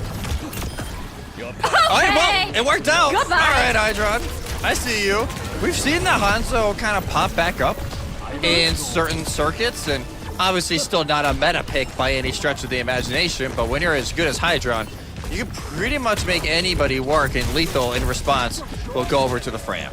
And Hanzo low-key a counter for Ashe too, like, and just probably why we're seeing Lethal make that instant swap. Do not blame him in the slightest. Not fun to get hit by a tree trunk that was lobbed down mid, but the burst damage and potential of the Hanzo, plus the one shot, very scary. So ISU will respect that and play a little safer with Lethal. Help lock down the small room with both DPS in there. Not gonna hang around too long. Using the Freya verticality to his advantage just over this short wall that we see, but because you don't have like a Genji or Tracer or some sort of ground flanker, it's just free entrance for Talisman until he makes Maymon can't quite pay the toll, will take a laser down back towards the spawn. Yeah, it's a little bit easier to get in, but once you get back into that open space, Maymon's just chilling. They're like, yeah, get out of that room. I'm waiting for you. The focusing beam is right here. And already duplicate available here from Maymon. That is a wild pace. Whoa! This is not an easy ultimate to build. Dupes onto the Wuyang. Not sure if that was intentional or not, since there were so many people in front, but he's gonna make it work. The damage that the Wuyang puts out is insane. Will be swiftly removed from the duplicate form, just to put a focusing beam down onto Kiwi. Kuffa dove in so deep to help with that elimination that he's actually gonna end up dying for it. Fisher can use that to their advantage. You can see how ISU holding those S keys for dear life.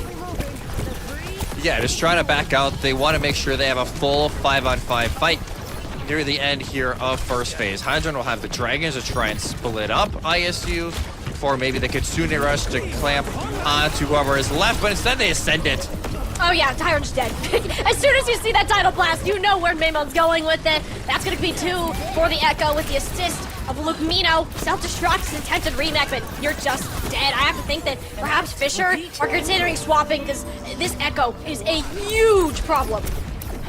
Yeah, it's a problem they have to solve at some point. That's why Hydron, maybe not necessarily to a normal hit scan, but still pretty close. Look over to Sojourn, which those real good shots, they pretty much are. And look at that, Maymon hit, backing up, and that's the respect you at least have to start gaining to try and hold back Maymon at least a little bit, but now you don't have Grapes. As you say, you focus on one threat. Oh hey, there's Lethal. Forgot about that guy. Still doing what he needs to do. This is a very poke-centric comp with a tiny bit of dive element added to it. Oh my god, the bull shot dumped straight on Huey's head. He goes bye-bye, and Fisher, they're down to a final minute of hold. Kuffa gets the D-Mag onto Iron. No stagger this time, but you don't really need it at this point. You know, at this point, you might as well just chill here. You have so much time still to work with if you're ISU. Even if they cap first phase, the time advantage is egregious. But if you're Fisher, hey, that clock's a ticking. Casino Rush going to get you in, Pulse Bomb. If you can pull out the Suzu early from Admiral, and Lethal to try and alleviate some of that pressure that we're already seeing here from Lethal, and almost takes that Hydra before the fight even begins. I can like hear like the frustration in his voice, and Baymon's already in the back line, duped onto Hydron Sojourn as the overclock up gets two with just the duplicate form. Graves will take him out, but he's got no team to back him up. Cactus in his face blocks the title blast, and Fisher Esports, their map pick. It doesn't look like theirs after all. ISU now up 2-0. Redbirds continue the hot streak. Now 2 maps to go if they want to be the last team standing here in the open bracket. And yeah, maybe not a hero you think you'd be seeing today after the nerfs, but still a powerful one regardless. Kuffa just sending it in, but honestly, Maymon, they don't get to play the game, but right now they're leading the case for me for MVP of this series because they have just been all over the place in Fisher. They have no way to contain the Welshman so far. No, again, so many threats that you have to think about on this ISU roster, and because they're holding angles so well, and Freya's independent, Echo's independent, as long as you're in a general LOS of either Luke Mino or Admiral, you're okay to just kind of float where you need to, lay down this poke damage, and you can't get there. Like Talisman, he'll get in a spot where he can set up and kind of coordinate with Iron, but if he gets there, somebody else is already dead, or suddenly Maymon appears from the sky and launches sticky bombs at him. It has not been a good experience so far for this team. Fisher is, if they can get set up, they're fantastic. It's how they've gotten here in the first place. Not dropped a single series so far this semester, but ISU have proven that they are on another level. They will force Fisher Esports to play to their limit. Yeah, Fisher, at this point, you gotta be thinking like, man, what do we even do? Like, what is the pivot to try and at least find some sort of advantage to get their footing back, because it has been all Redbirds so far during the first 2 maps, even though both were Fisher map picks and Fisher first bans. And that could be maybe just a common theme, not only in this one. We'll see, obviously, in the final game of our day as well, ISU, when they take on St. Clair. We'll see. Maybe this is the similar trend, but right now it's Fisher who has to try and find some sort of alternative to get this series back going and avoid falling 3-0. Needing to win 4 maps in a row is just such a tall order.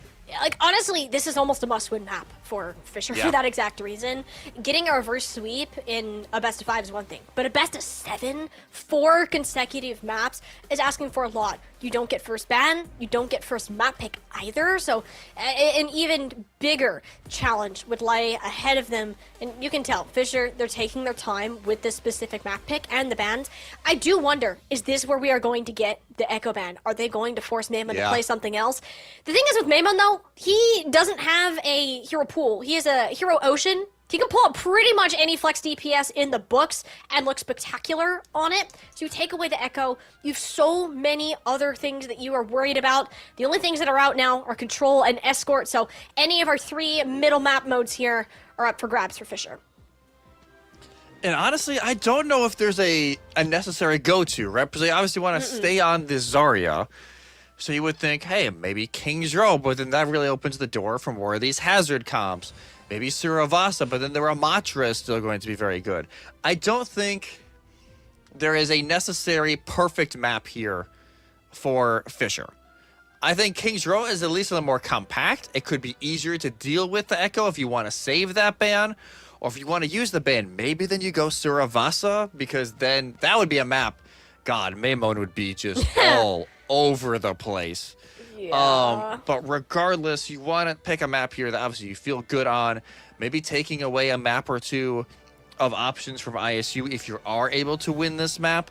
Because once we get to 5, then everything kind of resets anyway. But Fisher got to worry about getting past 4, let alone making it to map 5.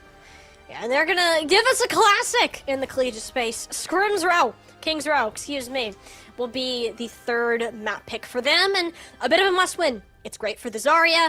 On this first point, you can pull out the Diva for more of that dive pressure. You know ISU aren't going to play the Russian lady, so not as much of a worry in that, but even then, this is still the same problem. You're going to have to deal with the Echo. You're going to have to deal with Lethal, whatever the heck he decides to pick up, and of course the supports along with it, which is why this ban, I'm so curious on what we are going to see from them, because the Ramatra, that's out of the question. Yeah, Ramatra, no longer an option. Kiriko, no There it longer is. an option. It will be the Echo. Okay. Yeah, they're sick of Maymon. they're just sick of the Echo buff and him flying around at 2x speed. And that's what happens when you don't protect ban the tank, though. ISU, we know they don't like playing the Zarya. Now they're going to force that, and that puts Fisher in a really weird spot. Ramatra Mir. I think that's the only Probably. realistic answer, like unless you're, again, first point's kind of the exception. Could run You the could run the Diva. Hazards, the Diva, but I don't know if you want to run the Diva in like Streets phase or something, because it's so narrow, and if like Kuffa's on something like a Ramatra, we'll see. We'll talk about that when we get to that part. We'll focus on the first point for now. So there are options available for Fisher. I do worry though, you ban the Echo, Maymon has so many other options he can pull from. Yeah, Maymon's like, all right, well, I have, it's like a bag of M&Ms. You got a million colors, and they're like, well, if I don't We'll want see. the blue, I can always have the red or the brown or the yellow or the purple, whatever they want. And Maymon can flex to it. It's one of the reasons why, yes, he has not been the flashiest member on this team, whether it be this team or even GK for that matter. But the fact he is such a Swiss Army knife whenever this team needs it is one of the big reasons why they've gotten this far. Whatever composition, whatever meta they're in, they know that Maymon is able to play it. And now that obviously the Echo is gone, it's been a hero they've been liking a lot. They will have to flex something else, but honestly, May is one of his best heroes as well. And if they want to go the rush route, this is maybe one of the best maps to do it. Yeah, I think another reason Fisher picked this map, it's Baptiste. You're going to put Kiwi on that any day of the week. He's going to be very happy with it. Oh, never mind. You're not going to put Kiwi on that. You're going to stick him on the Kiriko. I was kind of curious if that would be a thing or not. With the Ramatra, it's still an adventure, though, for Talisman. I like it on first point, but it does scare me going forwards, especially without the Zarya. Talisman needs to be super careful, especially if Maymon stick on this Pharah pick, which we've seen him pull out before. There's like, well, you take away one flyer, I got another one. Let's go the Pharah. Let's do this thing. Yeah, Talisman, as soon as they see this composition, might be thinking differently about his pick, but obviously they don't have the liberties that we do. And I thought Kiwi was going to be on the Baptiste. We saw that yesterday a bunch during their game versus St. Clair, but they won't. And as soon as ISU see the composition, like, oh, we just go back to Hazard. All right. Yeah, and you know that you can take advantage of the immobile tank in the front line. And also, there's just not much you can do about Maymon. Yeah, there's Hydron on the Sojourn, but until you get these rail shots charged up, he's kind of just chilling. And Maymon plays so safe. Like, you cannot clip this guy's wings. It denies Talisman almost entirely. Rocks and birds don't get along the last time I checked, even though that's usually the other way around based on how that saying goes. But I've already got Kiwi, so none of that really matters. We're chasing a Pharah into spawn. That's what Iron has decided to do, along with Hydron, while the rest of ISU just run at Fisher's back line. Yeah, Fisher, they try to rotate through Hotel. Kuffa's hitting the laugh on him as well. That's crazy. That's crazy behavior.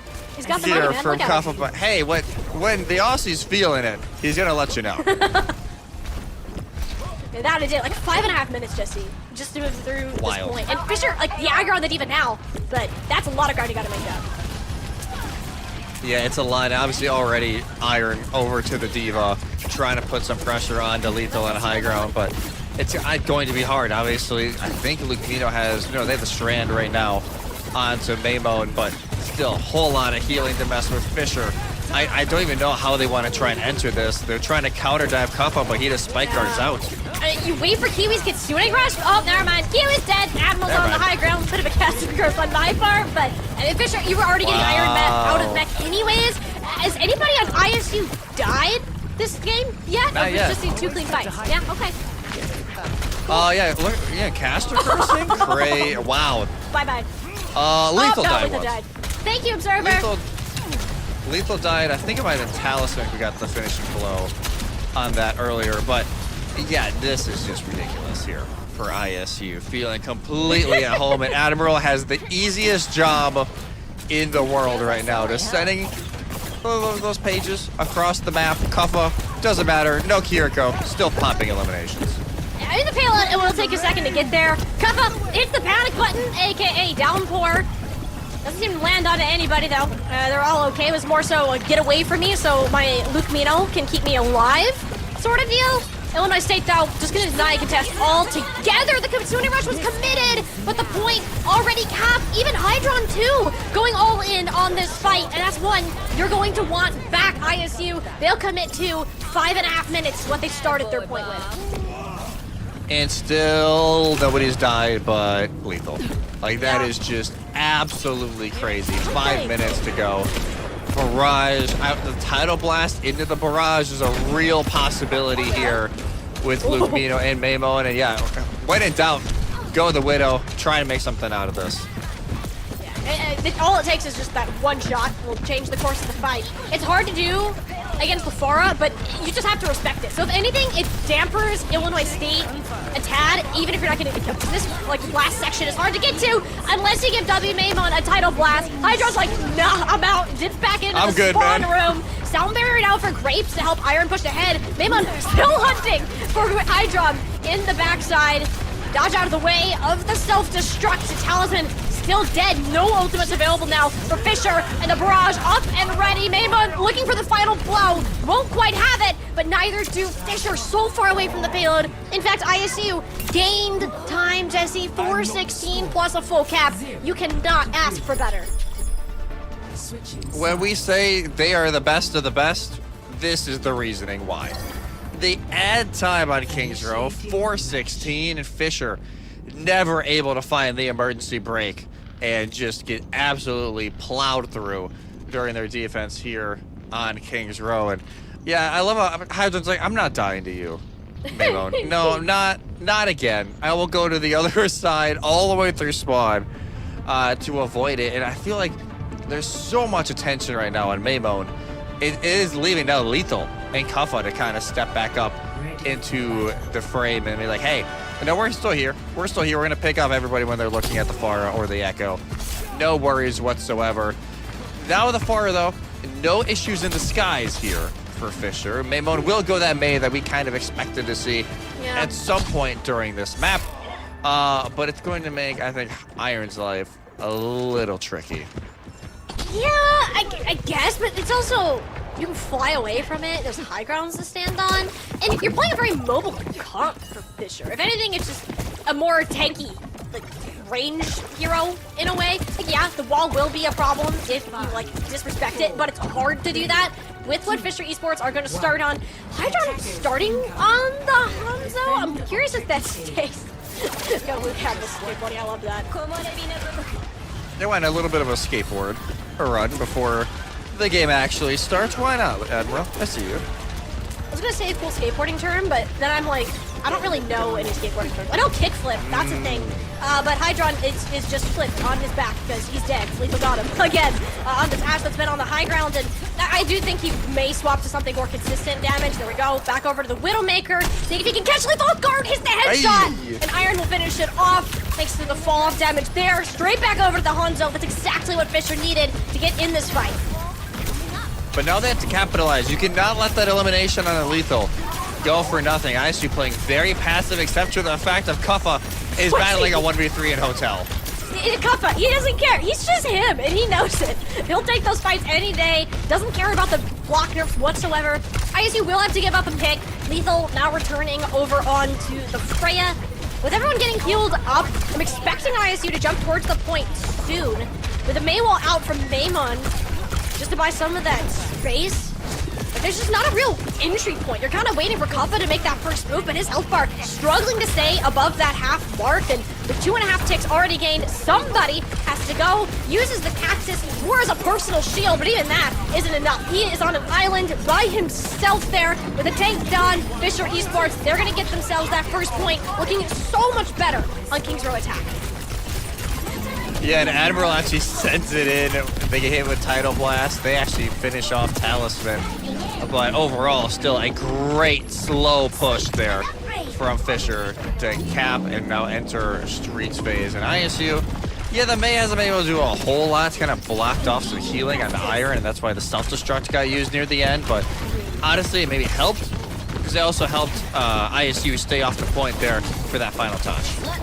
And this is great for Fisher. Walk with the Kitsune Rush. Talisman has the barrage. It is a nice Maywall. Maymon, like, negates half of that. It's like a 3-foot-long Kitsune Rush or something crazy. Maybe not that long. I have terrible depth perception. But you get the point. It's short. Fisher Esports, they don't get anything except for a couple of meters. Talisman, though, being sneaky, barrage the rocket onto the May, of all people, who can just sit in an ice block and say, I don't care about your explosives. Have a bit of an ice cube. And here goes the Farah down to there. And ISU, they're still kicking in this fight. Kuffa on Iron's tail, does not want him to get out alive. With the help of Kiwi, he'll be A-okay. But Fisher Esports, they'll play a bit of reset.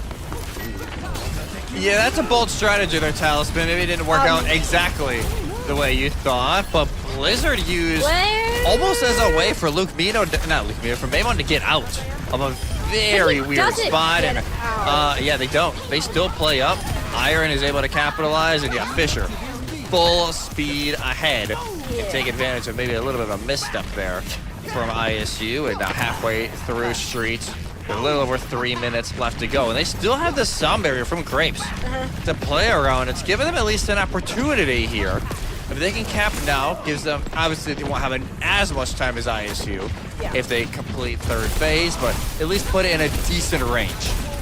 This is sound barrier. They need to match the Kitsune Rush. I'm expecting to see that soon. Look at the bull shot out first, but it doesn't make much of a dent thanks to Grape's Pilly overhealth that he provided. Here are the support ults. Everybody on the back step. Fisher barely escaped the blast radius of the tidal wave.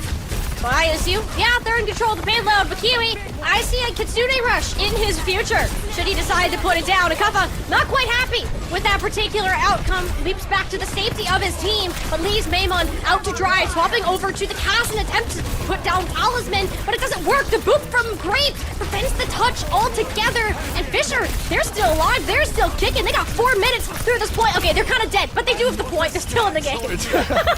They're kicking from the grave to make sure this payload continues forward. But definitely, again, messy, but great self-destruct from Iron to kind of keep Kuffa away. You can tell he was kind of patient and kind of hesitant to be like, I really don't know if I want to push into this. Am I just going to die right away?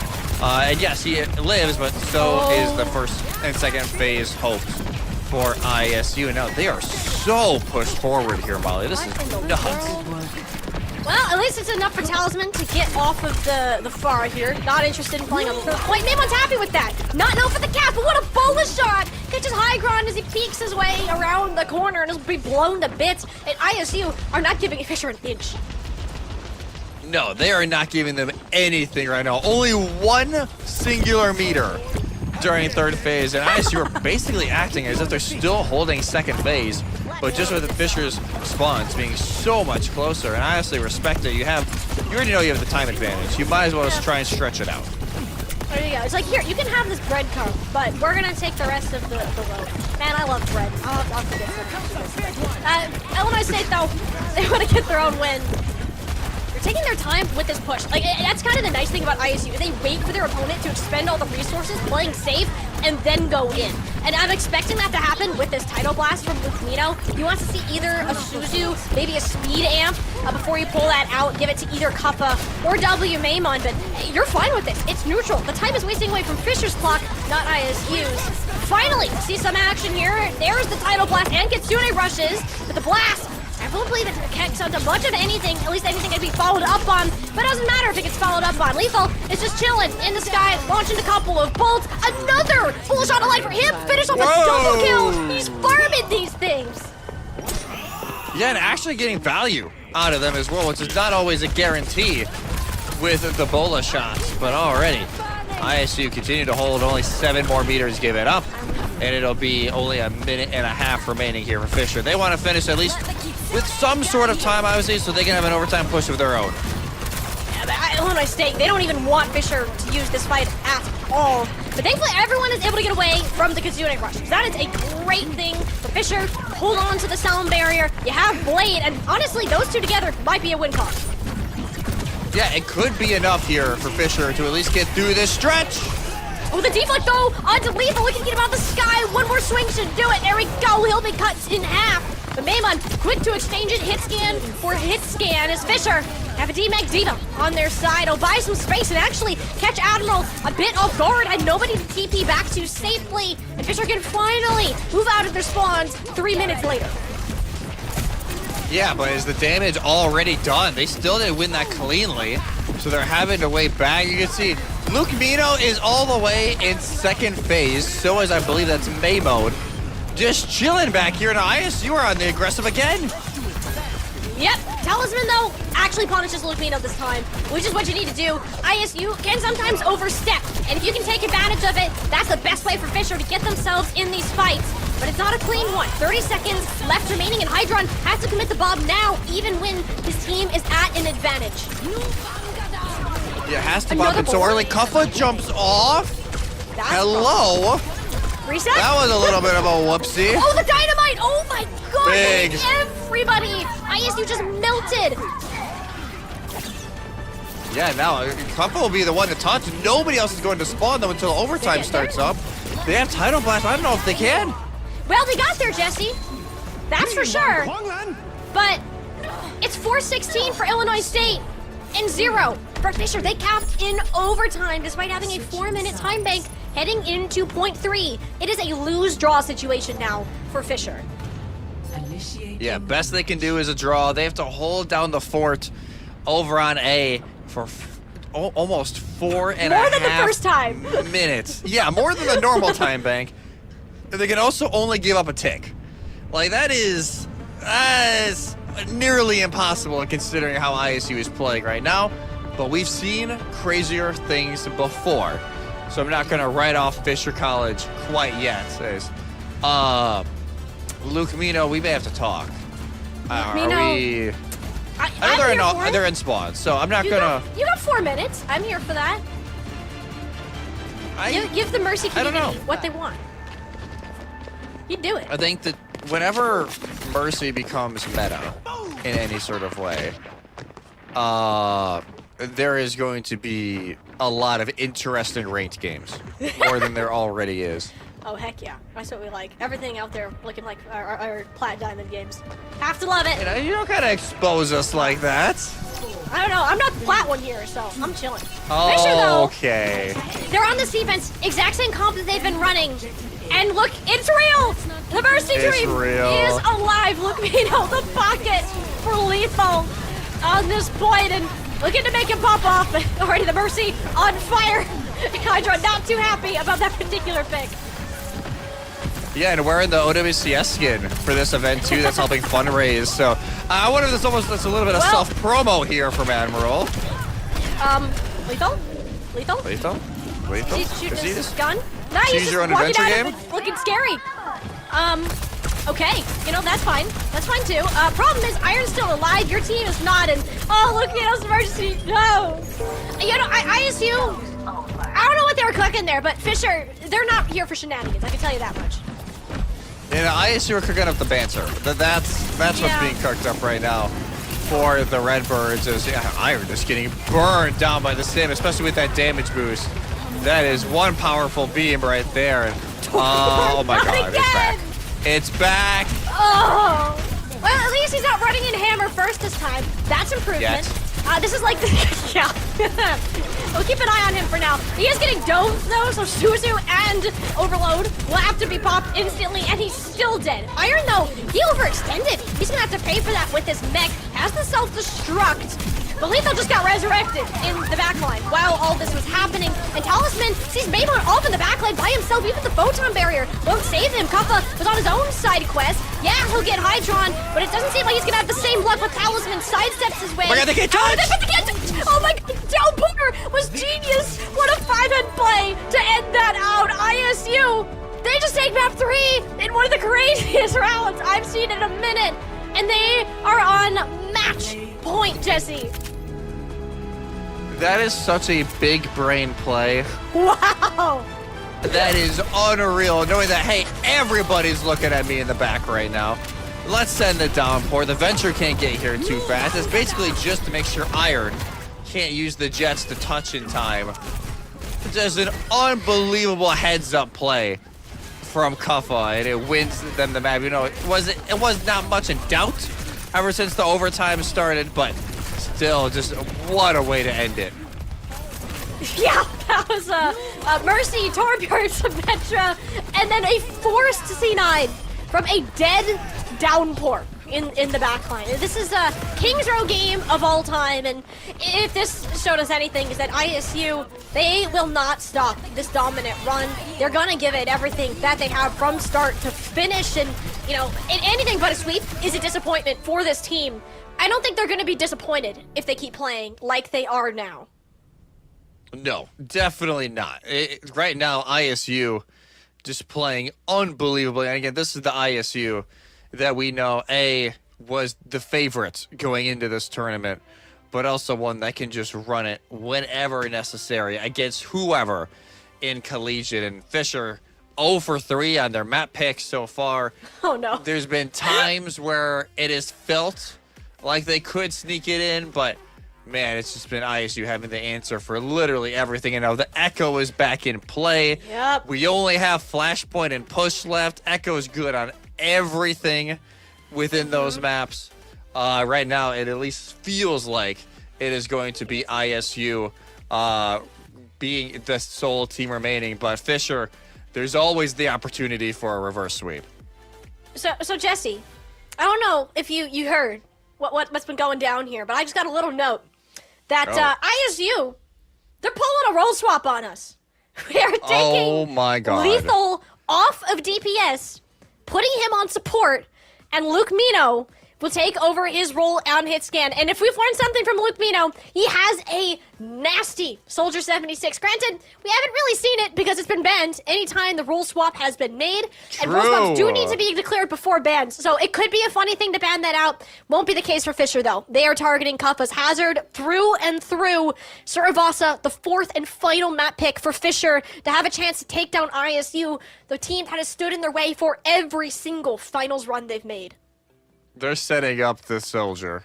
They're setting it up. They ban out the Soj, and Ash can be a little bit wacky during this map. You need a little more mobility with it being Flashpoint. Yeah, we're getting a Luke Mino Soldier very, very quickly here. It just, yeah, unbelievable. I don't think that Fisher ban is correct. Yeah, that should be Hazard. Hanzo But Hazard will overall, start H. maybe there's a Hazard from like Hazard's like second cousin. You know, because they still got the gray hair. They still got a little bit of a beard going. Jesse, are you calling No. Hazard old? Actually, I don't know how No. old Hazard is in the war. He can't be that old. Is he like Older his than 40s? us. Well, yeah, but I don't know. We'll have to, I I'm gonna have know. to get a fact Chat, check on get that. back to us on that. Write that down in chat. We'll go back to Hazard. this very moment, and we'll find that out. A little bit of trivia for you guys, chat. You can't just watch for free. Exactly, you gotta work for this. Pay the trivia toll. Exactly, you can't get your drops without True. helping us out a bit here first. And those cats, they don't feed themselves. We need a budget, you know. So just feed us some information, and we'll make sure that you get all of your lovely cat drops here. But for Fisher, Jesse, like mentally, you're in a rough spot. You have 2 out of 4 maps in a row. Yes, the Hazard is gone. The Echo is back. ISU are pulling a role swap, so at least that's predictable. But this is going to take a miracle of a run back to get any form of reverse sweep on a team like ISU who want to finish this in a 4-0. Yeah, it is lethal on the Wuyong, and let's see here. Luke Mino, yeah, they're on the legs. Lock it in, the Soldier. No shock whatsoever. considering this has been something they've tried before. And now here we go. Lukemino legs, Fisher, pretty standard dive combo with the D.Va, understanding that this Zarya is just not going to work. No, and Breaking Ball, another one of those heroes that Iron talked about in the interview yesterday. Very good, in his words. A little broken, as he liked to put it. So, seeing Kuffa on it, it's not a traditional hero for him, but if he can manage to make this work, cause enough chaos for Lukemino to either just sprint at targets fast enough and look scary, or for Maimon to hit the shots, which, mind you, Maimon is on the Ashe, of all things. I just noticed that, too, to match Hydron. Fisher, though, the one thing they do have is better point presence. You just need to get these actual picks. Hydron will shut down Maimon on his Ashe counterpart. And with that pick going through, we'll see Fisher in control for a hot minute. Yeah, Fisher cap first, and Admiral stuck in no man's land trying to help out, well, their normal support duo, but currently one of their DPS, and Fisher now will be able to ice out the fight. Even though Kiwi does fall, that's going to be such little healing now for Fisher to work with, and that is music to Kuffa's ears. Dude, he was full sent on Hydron. Iron's like, Matrix. That was good, yeah, and that's like the fun part about watching D.Va these days too, is that you get to both go in aggressively and play for your team. That's why Iron's so good at it. He's a great idea to balance. The one thing he didn't think about though is capping the point. Did end up losing it. He doesn't care. He's hungry for blood. Him and Graves are just holding hands, bolting around, picked up both DPS through that adventure. Now you just gotta peel Kuffa away from the objective so you can keep your 6% up and count. Yeah, Graves getting in on a little bit of the action there, but yeah, Fisher may want that 26% back instead of almost being done with this flashpoint. They got a whole extra fight now to go at him. A Talisman getting ready for this pulse bomb. They know Maimon is chilling around here. It's gonna look for it. Saw the defense matrix out of the corner of his eye. Actually, it's a failing defense matrix. You're chilling about that. Lukemino's dead anyways. Don't need the pulse bomb, and ISU not in a great position to push that point. Still gonna try. Kuffa laid out the mines where his Talisman looks to separate this Wuyong lethal. Not in a happy spot. Kind of wishes he could shoot them back in that moment, I bet. So Fisher, kind of just chilling, only having to use the Bob and the sound barrier for now. Probably gonna need a little bit more though, because Maimon is making them work for it. Nice pick from Talisman. It's just not Fisher's point yet. Yeah, Fisher will have to wait a little bit longer. Nice little answer from the Redbirds, and Iron will be finished off as well. So ISU able to not only flip, but deal with the last second pressure there from Talisman and Iron. And now they can start climbing back up, almost 60% in counting already. And they have Sound Barrier to go with Tactic. This could be a scary spot. Lukemino ain't waiting. It's just gonna pop the Tech Visor out first. It doesn't really do much. Fisher Esports were so far back to begin with. It's not hard for them just to play angles, and they're not too worried about that. So it's just now getting to the point. I will throw out, Jesse, anytime you've casted this map, there has been an Ajax. Will Admiral add his name to the list? Hopefully not. That one will manage to land, granted only onto 3 players. Good pile drive into the back line with the Kitsune Rush disrupting there. Fisher's Esports health bar is not looking too good as Talisman gets treated like a bowling pin, and yeah, they just don't touch. That's unfortunate. Granted, Fisher losing the fight anyways. Not a technical C9, but also not how you thought Market would go with how it started. Yeah, like, they definitely still lose that fight, even if they touch. But, yeah, maybe a little rough. And Hydron's like, why not? We're gonna lock in the legs as well. One of the older players in Collegiate locking in the legs. And now ISU, you can see Kuffa is just rolling around, having the time of his life. And well, until he's literal one, Talus is easy to breathe on him to get the elimination. And that could lead to a Fisher first cap. I mean, it should, but I see the red percentage kind of ticking up right now. Fisher don't get there in time. You do have numbers, though, so it's only going to be like 10 or so percent gained for the team, if even that. But Kuffa barely gets another touch in. Unfortunately, has a weird interaction on the stairs, and it'll be straight leaving that pool. Yeah, it just climbed up on the wall enough to where he wasn't actually touching, and that's just enough for Fisher to cap. So only 12% for ISU to start off. Lethal's like, man, this is what it feels like. This is what it feels like to get dove all the time, man. This is not great. Oh, ISU. I wonder if this Lethal is popping on himself. Or maybe not. Well, no, look at him. He's being nice. He's giving W Maimon a taste of what he usually gets, but he's dead anyways. That was a kunai to the face. Kuffa did pull a sneaky back cap and just put the mines there. I don't think anyone was on the points when the mines went down. So I just are just using it as a deterrent. I'll get a couple extra percentage off of that the next few rounds. Yeah, it was used very early, actually. Like, I don't think anybody was even there till the very end of the minefield cooldown, but this is still winnable here for ISU. No Lucio healing. Self-destruct popped early here from Iron. Just to go back into the mech, but it's getting bullied into a corner by everybody, and now Hydron's trying to finish it off. You can't really get any final blows with the Tac Visor. Decent damage, and it will zone ISU away, prevents a recapture. And the nice thing is, you have a ton of ults to work with. Beat non-optimal, lands on 2 people, one of them being Luke Mino, who decided to return as his own Tac Visor. But same thing, it just doesn't do a lot against teams that are so quick to move around corners and kite away from the damage. Fisher, though, you have a Kitsune Rush, you're gonna roll it down, blue carpet on the stairs, and force ISU even further back. Talisman just barely misses the pinky toe of Luke Mino with the pulse, but ISU, they don't have a real win condition on this point unless they can cause some serious chaos or just get a flip outright. They'll buy them some more time, sure, but you don't have a ton of numbers. In fact, you're very down on numbers. Not in your favor. Lethal looking to change that around, gives it to W Maimon, and he's actually going to strike back with 2 of his own. Excuse me. ISU, now keeping and fighting. Iron barely hanging on to the mech, will eventually be shoved out of it, and because there's no cap for Fisher right now, ISU, they'll get a full regroup.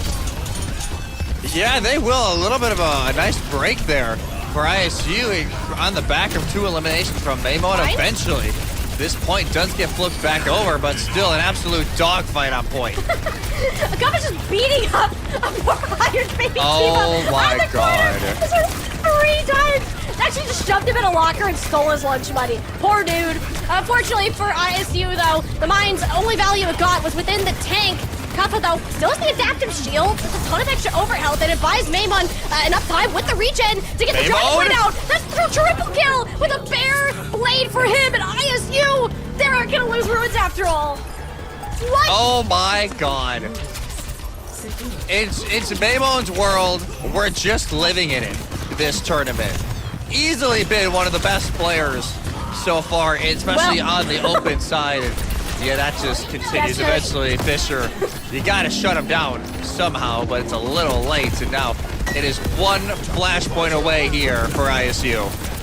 The attack visor, though, for Hydron. He wants to make sure Fisher will plant their flag first, and with Lethal dead and Luke Mino to follow, that will do it. We see that perk with the enhanced fire rate coming in handy. Yeah, a little bit of enhanced fire rate. We don't see the combat stim every time. I think it's actually kind of been a little mixed. I think the stim is great, especially in these kind of scenarios where you need to be running around all the time, but Fisher is able to get that opening cap. They still have the sound barrier that they bought now. Yeah, it's gonna go out, but Admiral doesn't catch on to Maimon. He's still gonna be dead through this fight. Far from ideal for ISU, but it's a Wrecking Ball comp. You don't really care about that. That's a little more important. No DPS now, straight back towards the spawns, and Fisher want to give the Redbirds a taste of their own medicine. Yeah, so how does this spawn camping feel, guys? Like, this was us a little bit ago. Hope it doesn't feel great. Talisman, yeah, decides he's not done. Kuffa eliminated from that fight, and now, well, this is a little bit of a tricky spot here in the corner. No Suzu needed, though, from Kiwi quite yet. ISU, though, mines, tac fires are to go right back into this, but Iron, I wonder if they save the self-destruct for the mines? Yeah, mines? Sure, but yeah, okay. Luke Mino gets the lawnmower treatment with the enhanced booster perk there, and yeah, it'll be a flip back over. No minefield even needed for that, although you kind of wish you did. The rest of the team of ISU divided and conquered. Fisher Esports looking to get their first point. I don't know yet. I wouldn't put it past ISU for one little cheeky final touch. I mean, Kevin would get there, but... Oh, boop. Oh, the shield. Okay, that was a really good play from him, but it unfortunately cost him the adaptive shields. The mines are down. You just don't have an extended touch to work with, though. Talisman takes that down any day of the week, and Maimon, he's gonna pull the blade. Oh my God, I didn't know you could climb those rocks. Good to know, Maimon. He's dead anyways, though, just not in a very tragic fashion. Fisher will get their first point. After all, they didn't even need any ults for that final push either. Expensive for ISU, and they're gonna have to push this one further. Yeah, expensive, but hey, expensive at least keeps you in the series. So Fisher won't complain at all about that. That's, still a lot to go at it. Now, Kuffa, okay, we dropped a flashpoint. time to go back into All Reliable and the Ramattra, which is a great counter to the D.Va. Yeah, especially if you can just run in with a sound barrier first. Iron's health bar, that just got melted before you can say Iron. Will manage to get back into the bed though, shockingly, just because ISU was so cornered around that pillar. Yeah, Fisher, they're kind of chilling right now. They managed to get most of the eliminations. They had a lot of the space. And they even had the advantage of the kill, but the recall's already out, so Iron knows it. He's not going to go in too deep. Instead, waiting for the sound barrier and the extra speed amp that comes along with it, takes out Lethal. And finally, the Falcons to get the garden started. Yeah, second time in a run out, Fisher capping right away, and maybe this is some way that, hey, build some sort of momentum, try and make ISU feel a little off, and obviously they can't mid-game roll swap back to the normal, so they are stuck with this until the end of this map. But now ISU, we gotta do a little bit of a rear on the Rosie, and they almost catch Kiwi. Close, but no cigar there. Luke Mino has his tack visor, attempted to zone, but on Maimon, that is a level 3 microwave Symmetra that Iron did not respect in the slightest. Now with him on point, he can put these turrets where it needs to, and even just TP to safety. Not going to give his life for that particular risk, and try to snipe out Hydron. That's not a battle you're going to win, Maimon. Let's not do that. Yeah, if Hydron couldn't heal himself, maybe. But no, that's just a very bad position for you to be in. But the fact that Lethal, doesn't matter that he's on support now, still finding the eliminations on the Talisman and ISU. Again, full court press has always been on 24/7. They do get the sound barrier off, but losing Lethal there is pretty bad. You don't have really any healing to come through. Nice part, Kappa back on the ball. You don't necessarily need it, but you gotta clean up these kills fast. And Kappa exactly where he wants to be. Fantastic roll through, comboed with the pole drive, and Maimon even TP'd in for additional support. Iron not standing a chance against some of these laser beam characters. Knocked out of mech. Eventually, Grapes, the boop, will keep him from the teleporter. So Fisher, they got a chance, but you got one more fight where this series is done. Yeah, still got to make your way back over to point. Luke Mino wins the duel against Hydron, and that'll keep ISU in this fight, and it will be 99%.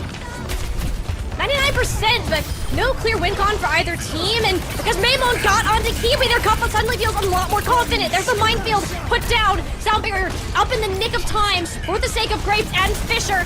Bit of Wrecking Ball parkour, and you can see Iron still struggling to stay in this fight. In fact, he really can't, so it's on to the likes of Hydron on Talisman to keep Fisher in this series.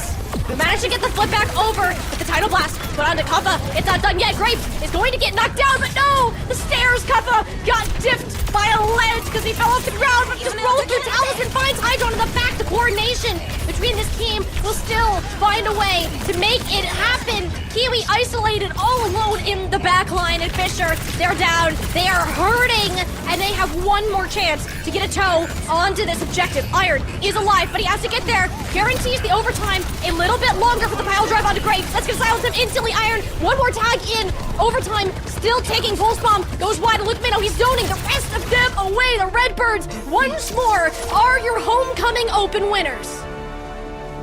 Yeah, just another OWC to mark for ISU, which is an unbelievable run in Illinois State. They will sweep Fisher here in this grand finals 4-0. Nothing can keep the Redbirds down right now.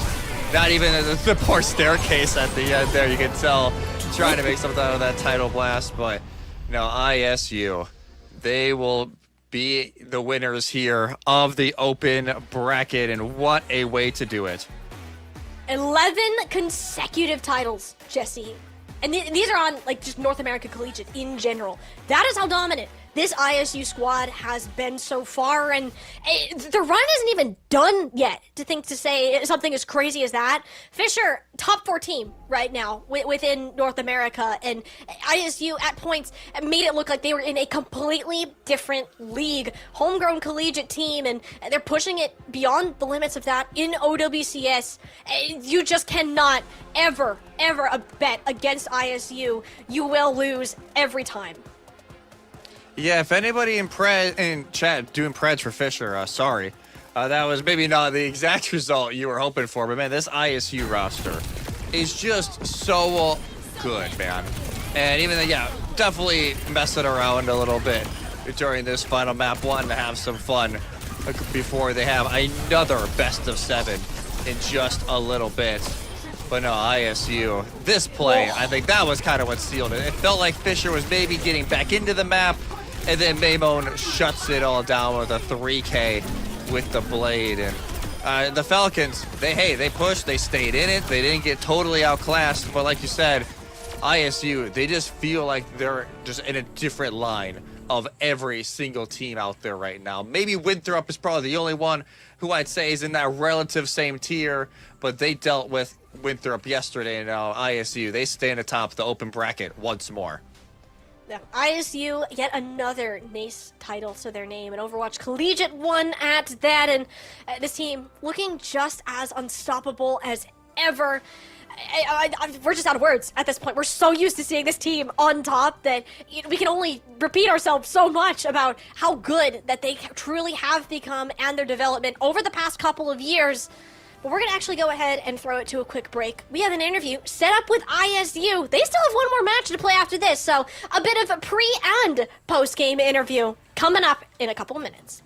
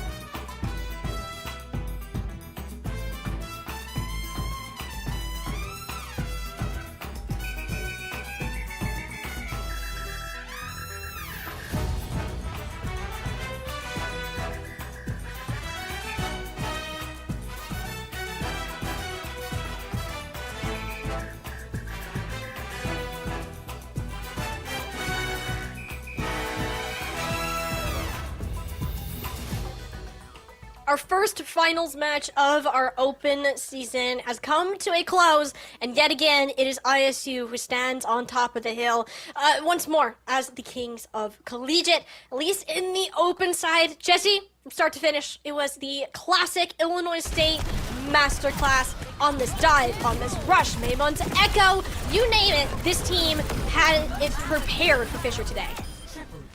Yeah, I won't lie. They've kind of shown me the light of this Echo now playing with a lot of the Wuyong. Like, the fact that you could speed in so fast with Tidal Blast, that is such a scary thought. But no, ISU, again, they're named the Kings of Collegiate for a reason. Now, 173 and 7 in their last, 180 games? That is just a ridiculous number. And especially these last 3 semesters, they've only lost 1 series a semester across all competitions. They've already lost their one to Northwood. They don't intend to make that any worse. And yeah, Fisher, they had some great moments. I think, honestly, Iron, like you were saying, had a great job trying to balance being defensive and being offensive on the Diva.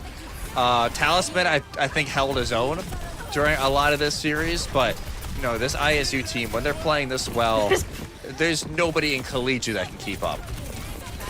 Not just in Collegiate, but arguably in North America. And this team has been top of the region as well as in Collegiate. And you do have to question, like, what will happen when ISU eventually get beaten? Is that even going to happen? Is ISU themselves going to disband and graduate before that happens? Like, that is a genuine thought right now, Jesse. That is how good this team is and will remain, I believe, one of the most iconic dynasties that we see in Collegiate Overwatch for quite a long time.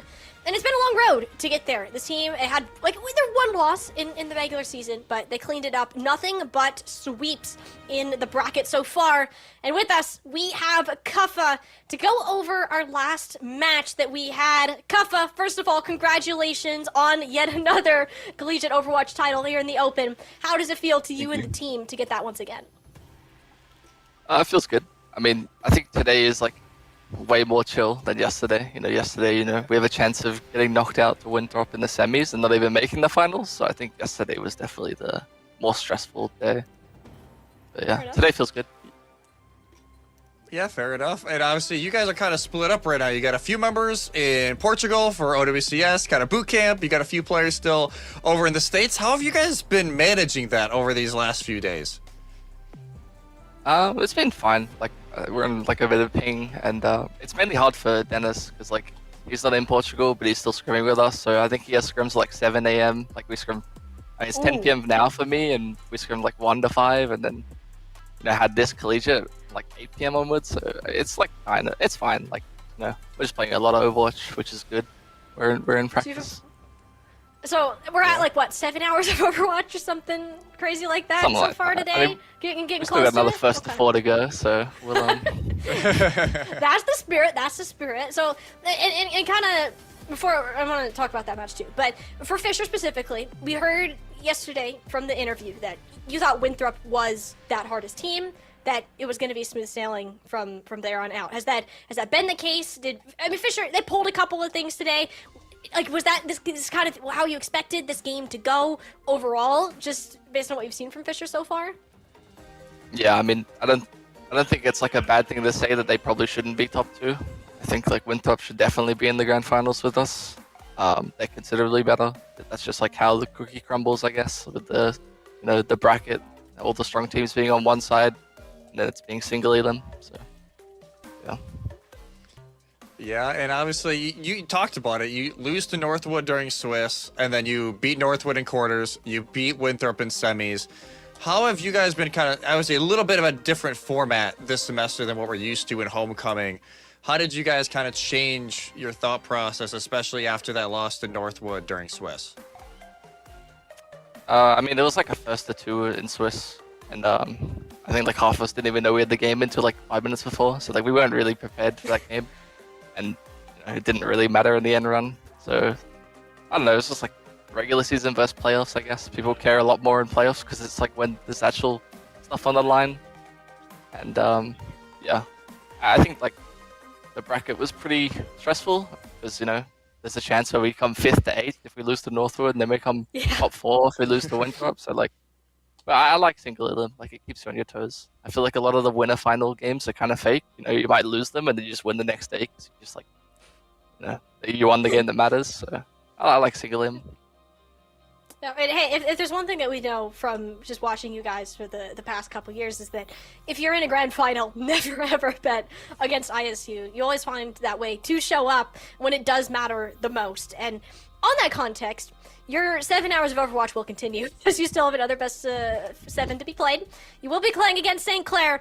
What are the thoughts heading into this game specifically for you guys? Just have fun, I guess. Maybe some more Luke Mito DPS, we'll see. Oh. Are we going to start on Luke Mino DPS, or is it like an only Soldier 76 strategy? What's the thought behind that?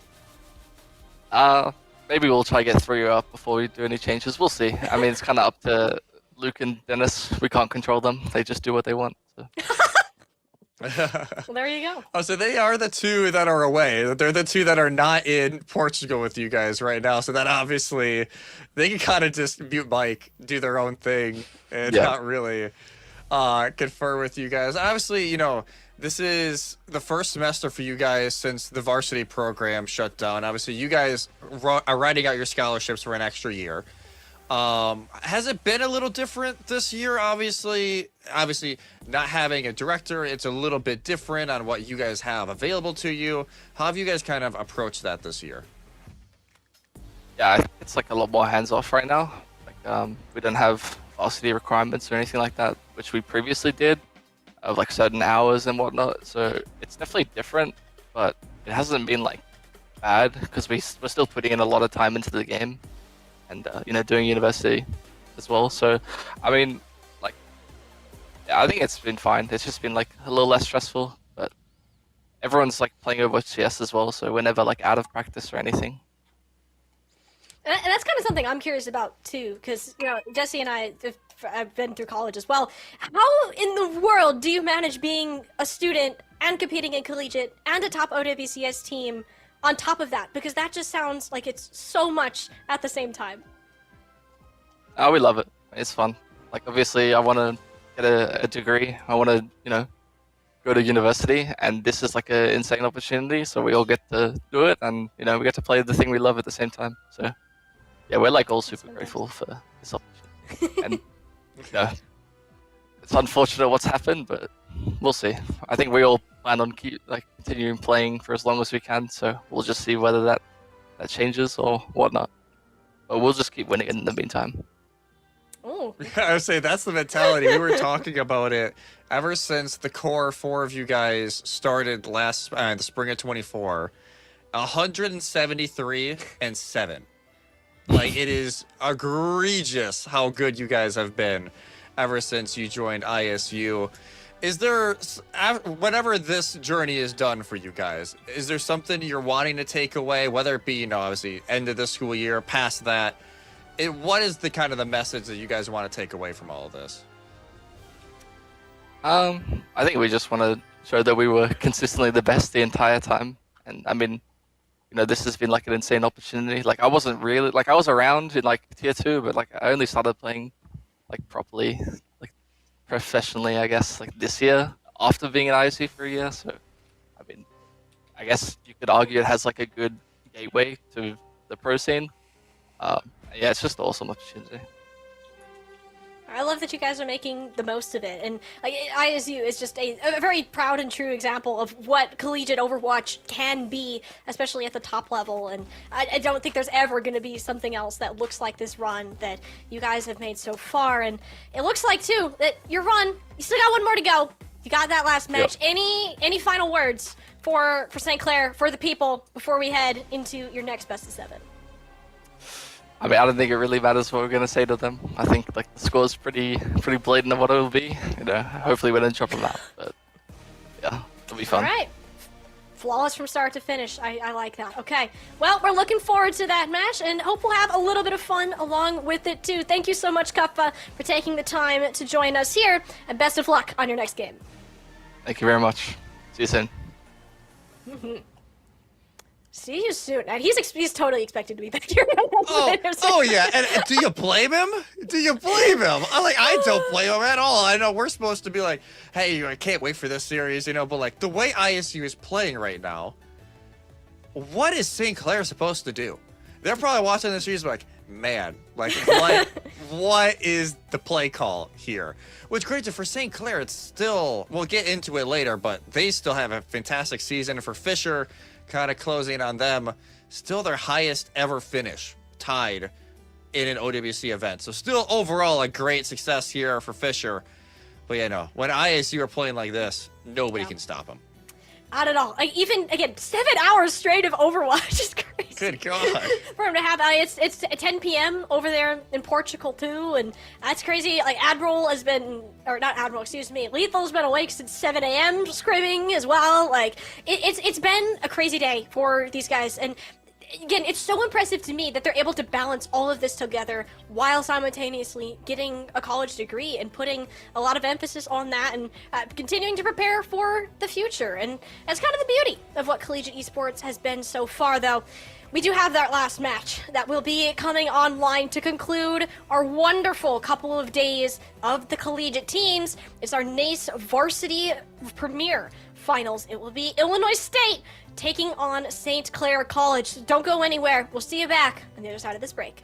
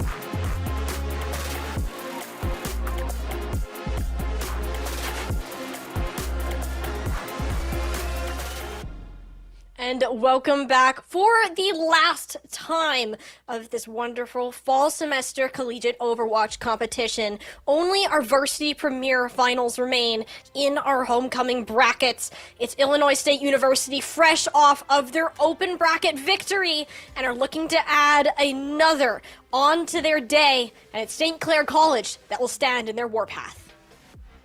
Yeah, St. Clair in the way of potentially almost like the perfect season here for ISU, and whole lots of 3 Overwatch in this bracket in particular. St. Clair, they put away Kent State, Briarcliff, Bellevue, who was looking fantastic going into that side of the bracket, but you look at ISU, yeah, they drop a random map to Lindenwood. I think I was talking with one of their players the other day, like, yeah, we got a little too goofy for our own right in that one. But then, yeah, 3 over Ball State and Cumberland, and now in the spot to go not only win 1, but 2 in both brackets today here for OWC. It would be a ridiculous feat.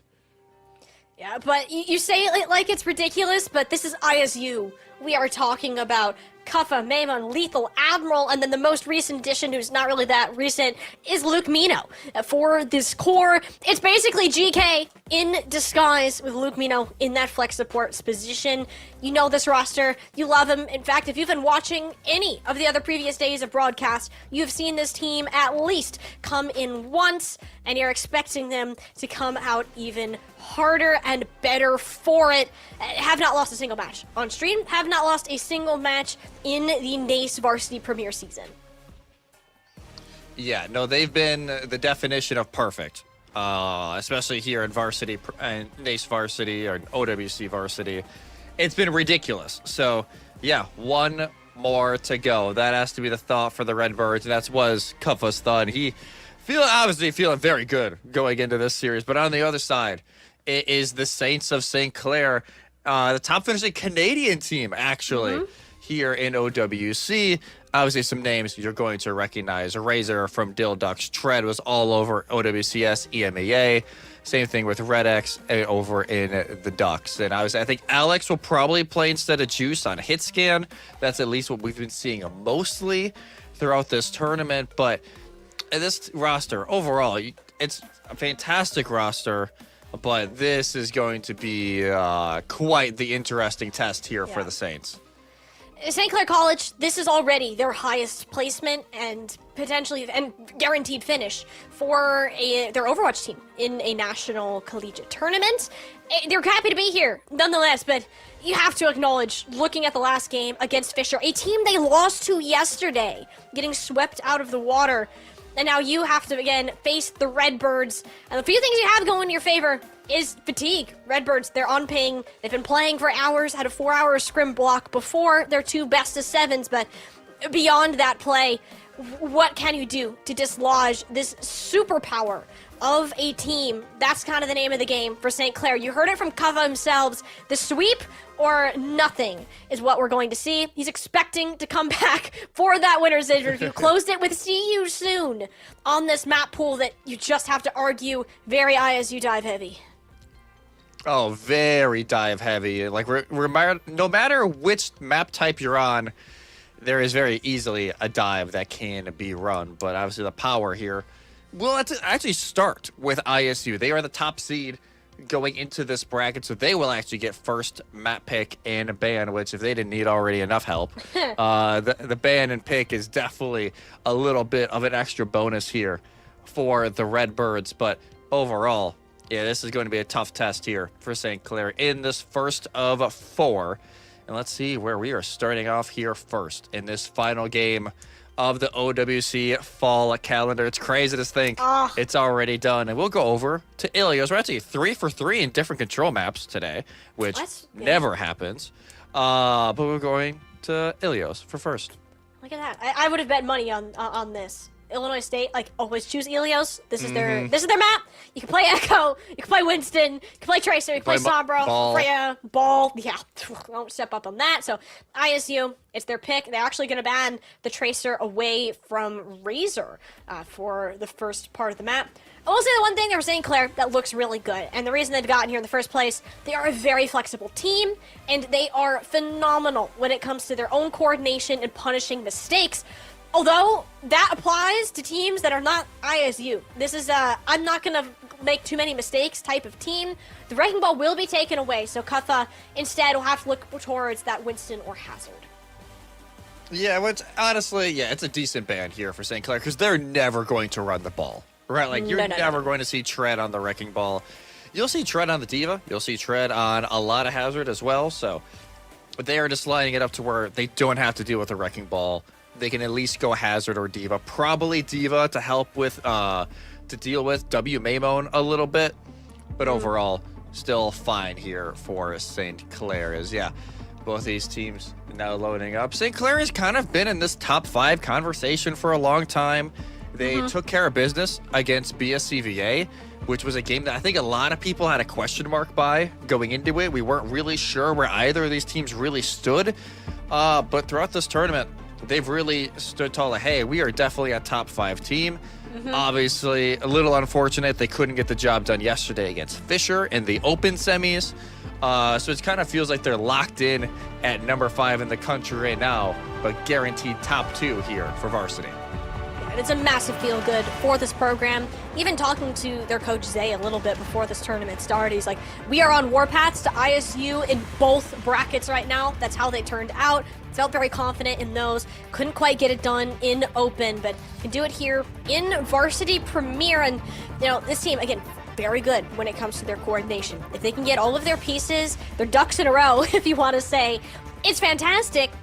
Are they going to get a chance to get their ducks in a row is a question, because if you've seen anything like GK versus the Dill Ducks in the past, it's a quite similar rosters there, just with the change in the tank department for the most part. I am interested of what we are going to see for round number 1, Jesse, as we are heading out into well for Ilios. Yeah, Ilios will be the star. You know what also will make you feel well? In touch credit union. They can boost your, they can't boost your KD, which, you know, granted, I think I could maybe use some help with. But we can help out with your financial gain. Visit itcu.org to learn more. Federally insured by NCUA. I do gotta take some notes here, because I won't lie. When I played ranked the other night, rough. It was. Yeah. I was solo tank queuing. So that is just a probably bad idea. It Unless was you're a Cuffa. death sentence, I think, to start. Yeah, I know. I am no Cuffa. But overall, I may have to take some notes here. As ISU, they almost went to Junkrat. I saw that lethal, but eventually Echo. goes over. Yeah, that's the elect for the Farah Razor will be on the Echo for St. Clair. Yeah, Baymon's gonna take up the Farah, which typically Echo is favored in that matchup. Just because you have the Diva, I think that's why Maimon was considering going to this pick instead. But even then, you can kind of lay down the burst damage in that. It's just further poke. Alex, we'll be on the Sombra to start, so a little bit of annoying, peek my head out, throw a couple hacks here, see if I can set this up, but it's not going to be easy to lock down any of these players. Liquido is also on the Woo-Yo. Gonna heal him? No! Oh. That's tragic. We just saw the short demise of W Maimon. He's like, well, this sucks. Alex, hit the first blow for St. Clair. That's exactly what they needed. Maimon instantly swapping to the Echo in response to their first hack. Yeah, even though, yes, it can be a little easier for Tread to deal with it, also that focusing beam onto the Diva once they enter under half is just brutal. So you kind of just take, you know, the 50-50, like, hey, try and play better. And like, Luke Mino, hey, we lost our Echo first last time, you lose yours this time. Well, they didn't have an Echo last time. They had a fly. they're But you know what? Hey, they're it's the same thing. They both fly, right? And they both now chuck explodey things at each other. As Maimon just did to Tread. A little bit of a parting gift there as ISU quick to get the flip in order. Yeah, that's what you know these games do to everybody. It's like a little bit of loony thrown in. We got months and months of games, and now we got one left. And ISU, man, look at this, already pushing up into kind of these side streets of well, but eventually will at least give a little bit of it up. You get not much of it. Still, Luke Mino taking full advantage of this high ground position. Still very pushed forward. Double Maimon Tidal Blast incoming with the super speedy Echo. I kind of want to see it. Perhaps it's the thought, but again, less healing than what you would with a here we go. And with Maimon already dead, that is not what you wanted. So he's going to opt to give it, I think, over to that on Admiral instead. When that happened, I'm not entirely sure. Either way, Razor has hit the deck and Tread will meet him there. ISU, they're confident in initiating these fights and holding down these extra flank angles, controlling every part of Will. And the fact that, yeah, Hazard isn't fantastic right now, but still getting so much value. Red X? Okay. Maybe, I don't know, actually. I really don't know why. Did they try, like, Swift Step to Razor when they were in the air, maybe? Perhaps? I don't know. That's an unfortunate end to Red X. It's okay for St. Clair, though. I see 5 big shiny buttons, and that makes me very happy. And especially when there's 2 dead already. You don't need to press. Okay, never mind. You're going to press that shiny button because Tread got knocked out of mech. Soax is still dead. So St. Clair, okay, maybe we do need to commit a tad bit more in its engagement. We'll only end up being the Kitsune Rush for the time being, as Admiral, caught on the way out, ensures the Redbirds won't have another fighting chance. Yeah, St. Clair at least cleaned it up. I won't like Alex some beautiful pings there. Like, hey, you know, Mamon's right here. Like, I can see exactly where he is. Beautiful virus setup as well. Right after the take down of the Echo, but St. Clair still got some work to do. 40% counting compared to 83 for ISU, and there comes the downpour.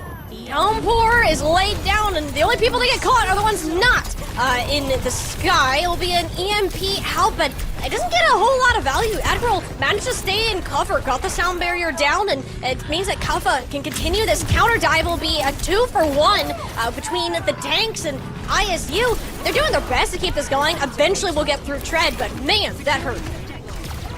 Yeah, maybe a little more expensive than they thought, and Soax is just trying to stall this out a little bit.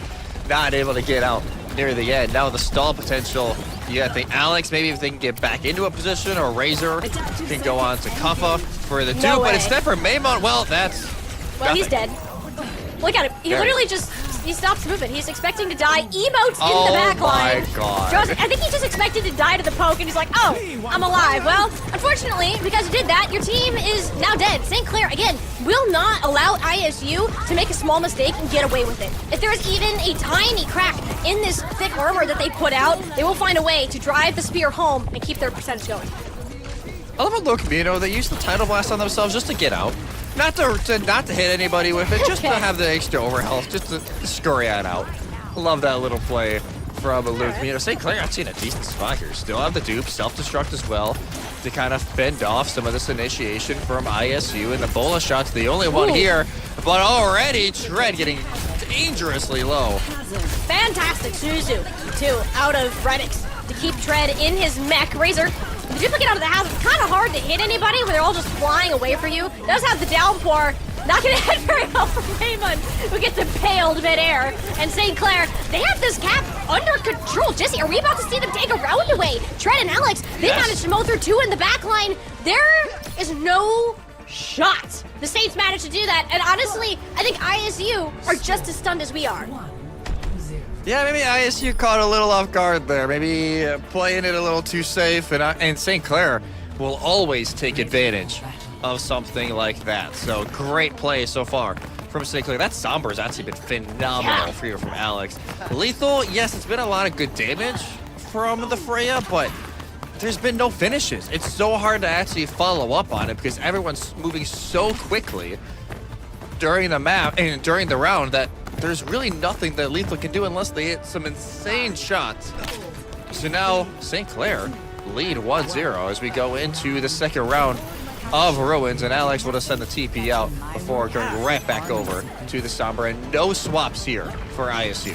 Okay. Again, I love the Somber pick too from Alex. His ability to just follow up on anything that Tread does is perfect for what this team needs. You're not going to really win 1v1s for the most part with ISU. You need to take an advantage battle. You know that the Redbirds are going to play split, and St. Clair, they're happy to do it. but in a way that suits them. You also just have the scouting power. Like, look at him. He sees where everybody is. Virus onto Luke Mino, gets low, forces the healing weight out of him already, and because of that, Kappa doesn't have the burst healing that he needs to stay on his feet. Fantastic set of plays from Alex, forcing the key resources and ensures St. Clair gets capped.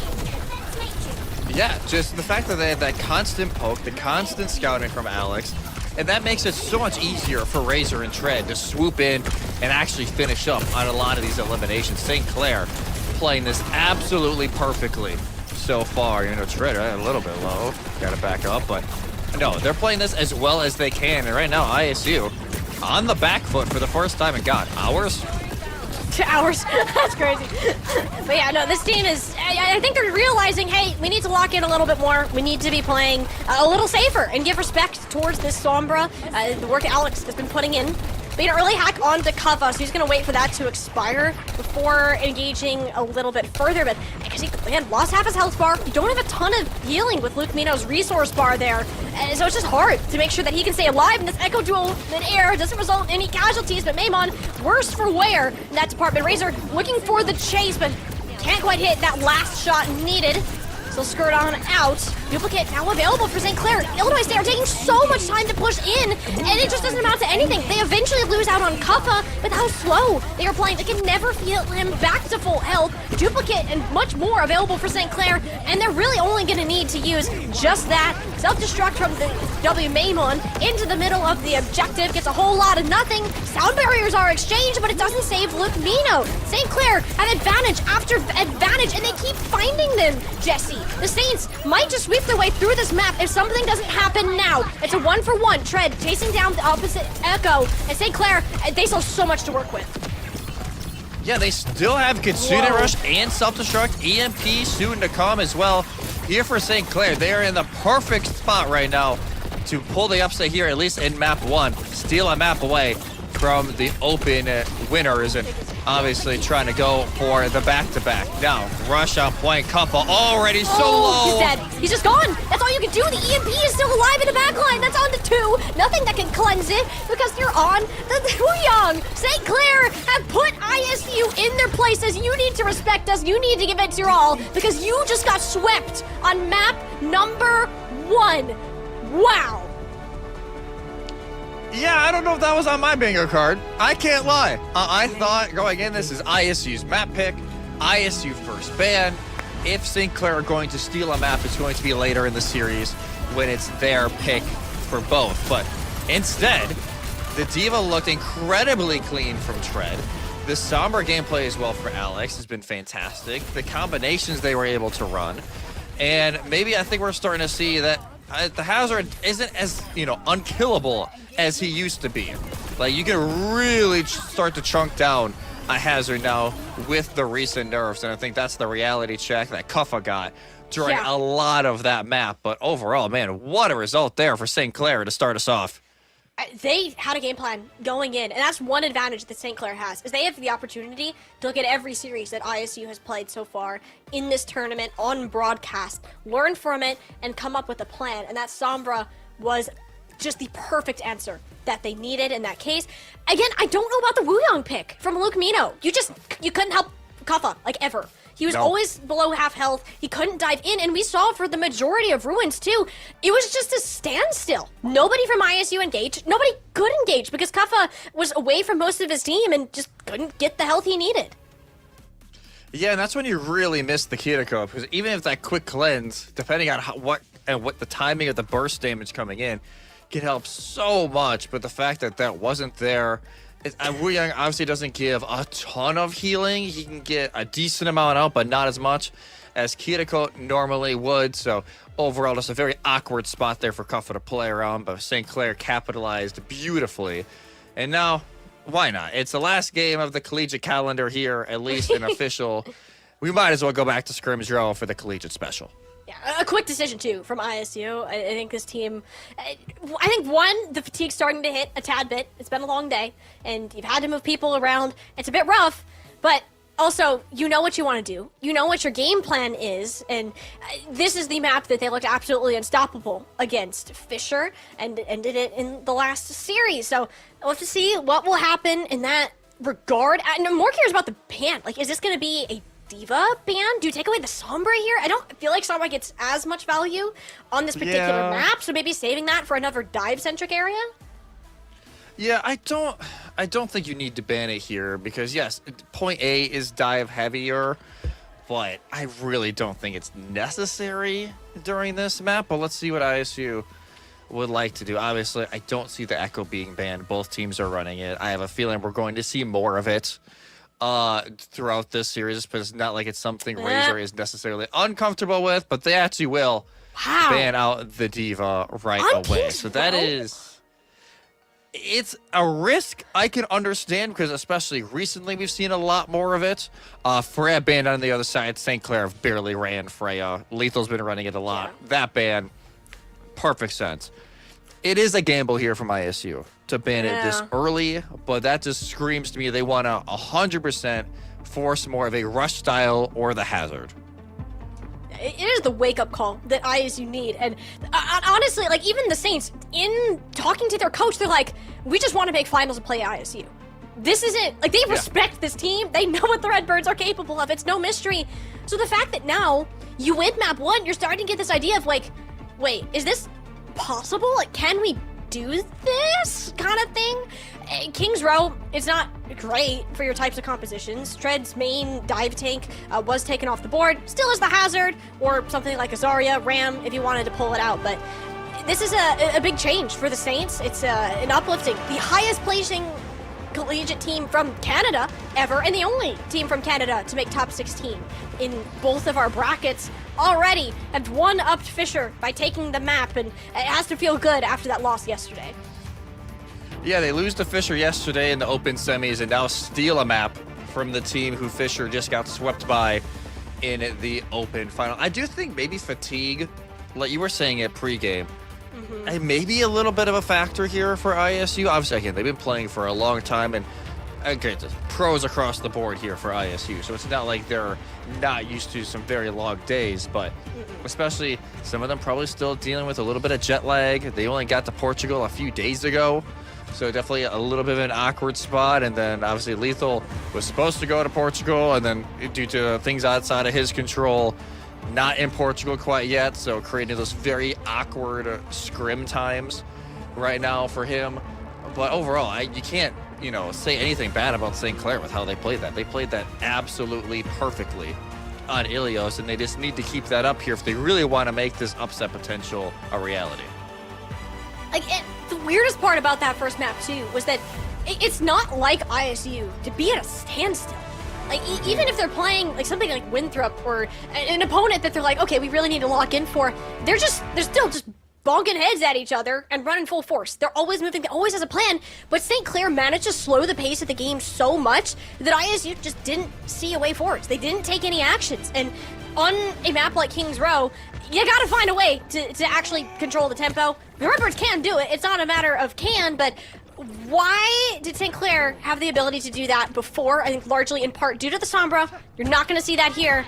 But ISU, they're on their comp, they're on their signature, back on the Kiriko Wuyong combination, which will suit Kuffa much better on this map. Yeah, at least having that Suzu more consistent healing to work around is gonna help Kuffa a lot. And Mamo and Lethal still both on very signature heroes for both of them. Alex, oh my god, almost dies out of spawn, I think due to the stickies from Mamo. But again, same thing here for St. Clair. Still the hazard now, though, instead of the D.Va with that being banned out. Tread, no stranger to playing hazard, so it's not like it's that uncomfortable a position. Okay. And look at that, wow! What?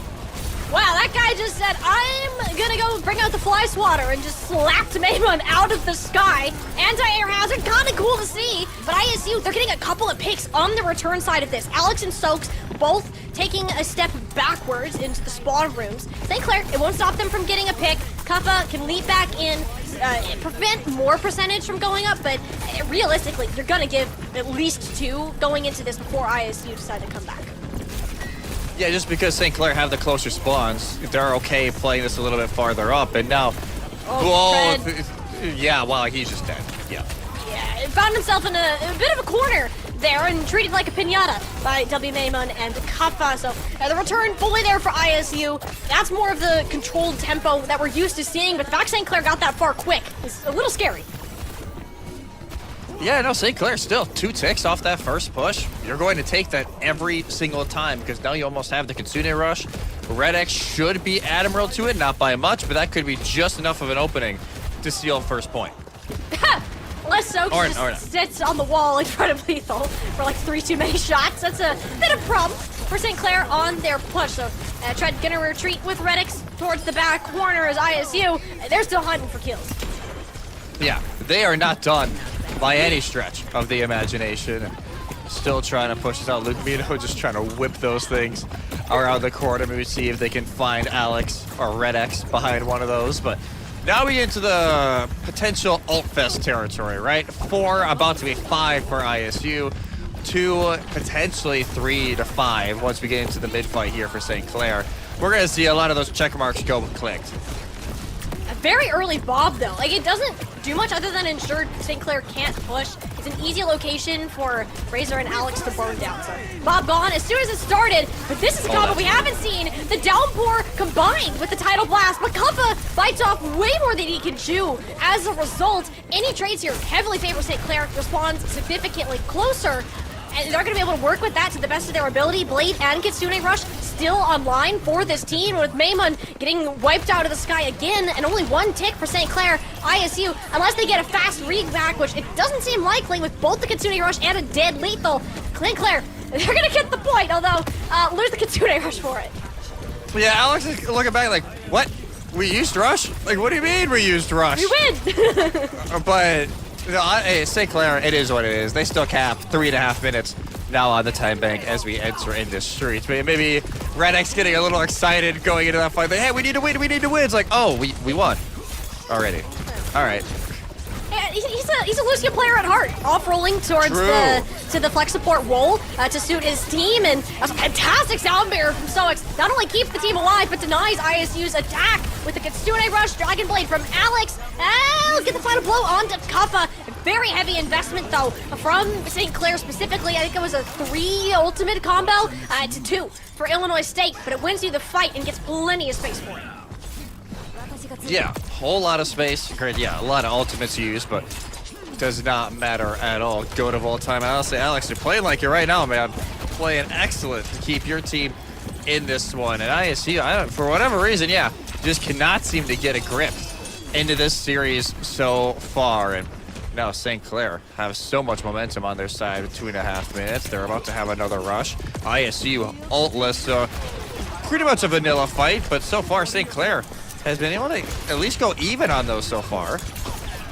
And making it work, but Alex goes in on to Lethal here. The collapse, it's a Lethal sandwich, and he is not happy to be in the middle. We'll get 1 as a parting blow.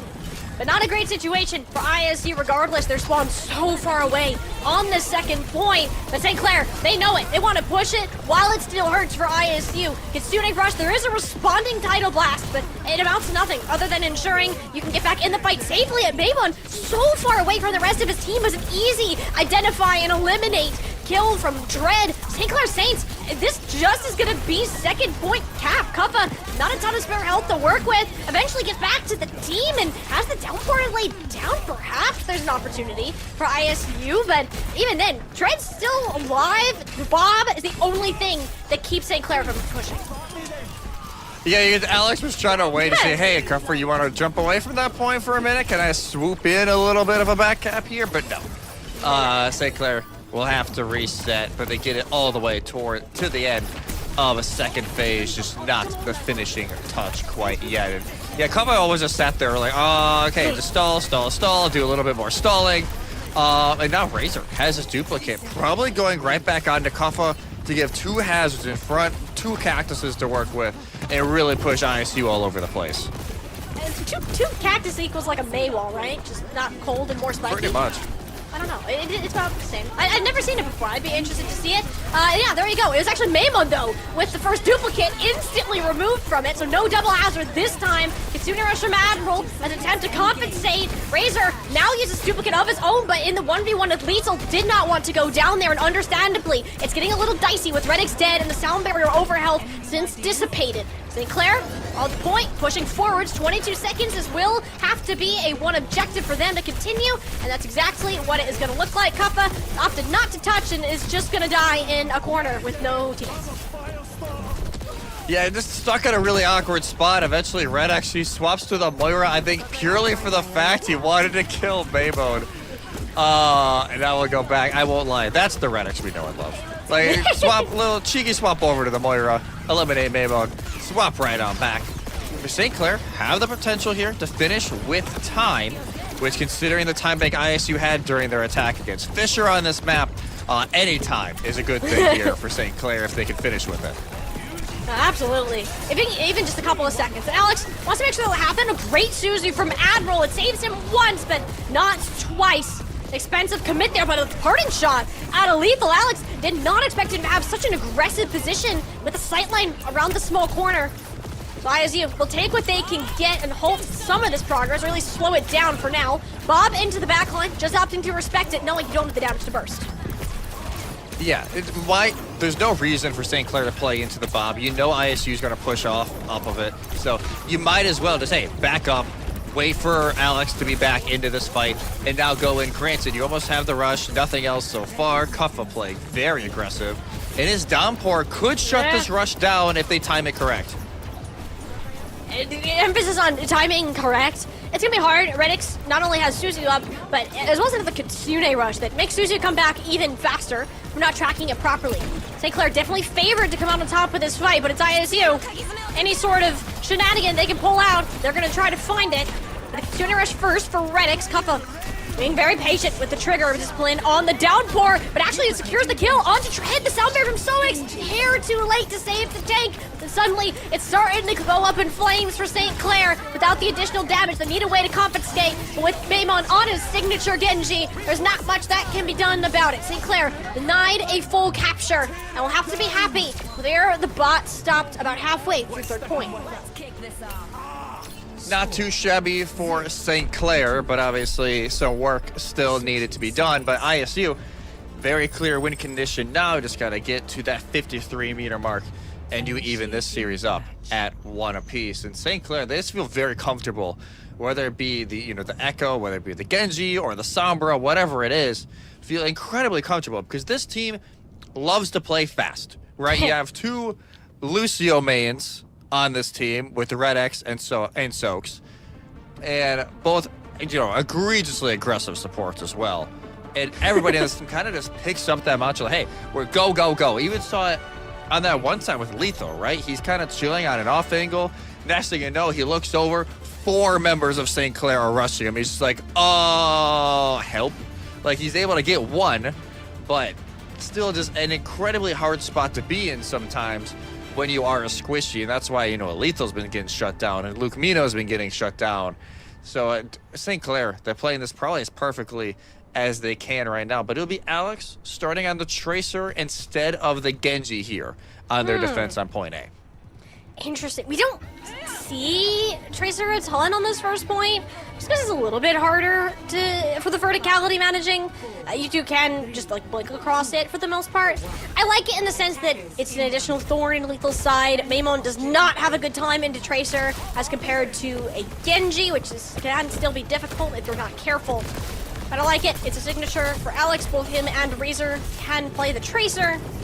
Illinois State, though, quick to move towards the objective. St. Clair crowded the hotel, but they won't stay there for long. You'll see them burst out behind the statue and attempt to make these trades. Maymon finds himself in a no-fly zone, but the rest of the team is there to compensate for it. It's a 3v3. Lethal looking to close it out, and with the help of Luke Mino, they'll land the punch in the back of Razor's dome and make it a little bit scarier for them to close it out. But Alex is putting in work on this Tracer. This is where Tracer shines the most, in scrappy skirmishes where you can blink around, and because he did so much, St. Clair have a great chance to get back in.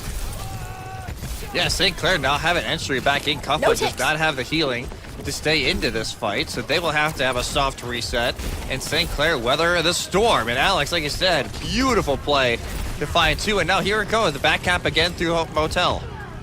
Well, get the tick this time, which is good. St. Clair, I'm prioritizing the point. They want to take the fight on their own terms. Akafa's okay with that. He's kind of just letting team, you got this. I believe in you. Let me put pressure. Eventually tried Will back because his health bar was scarily low. Lethal, though, barely dodges a pulse bomb that Alex pulled out of his left pocket.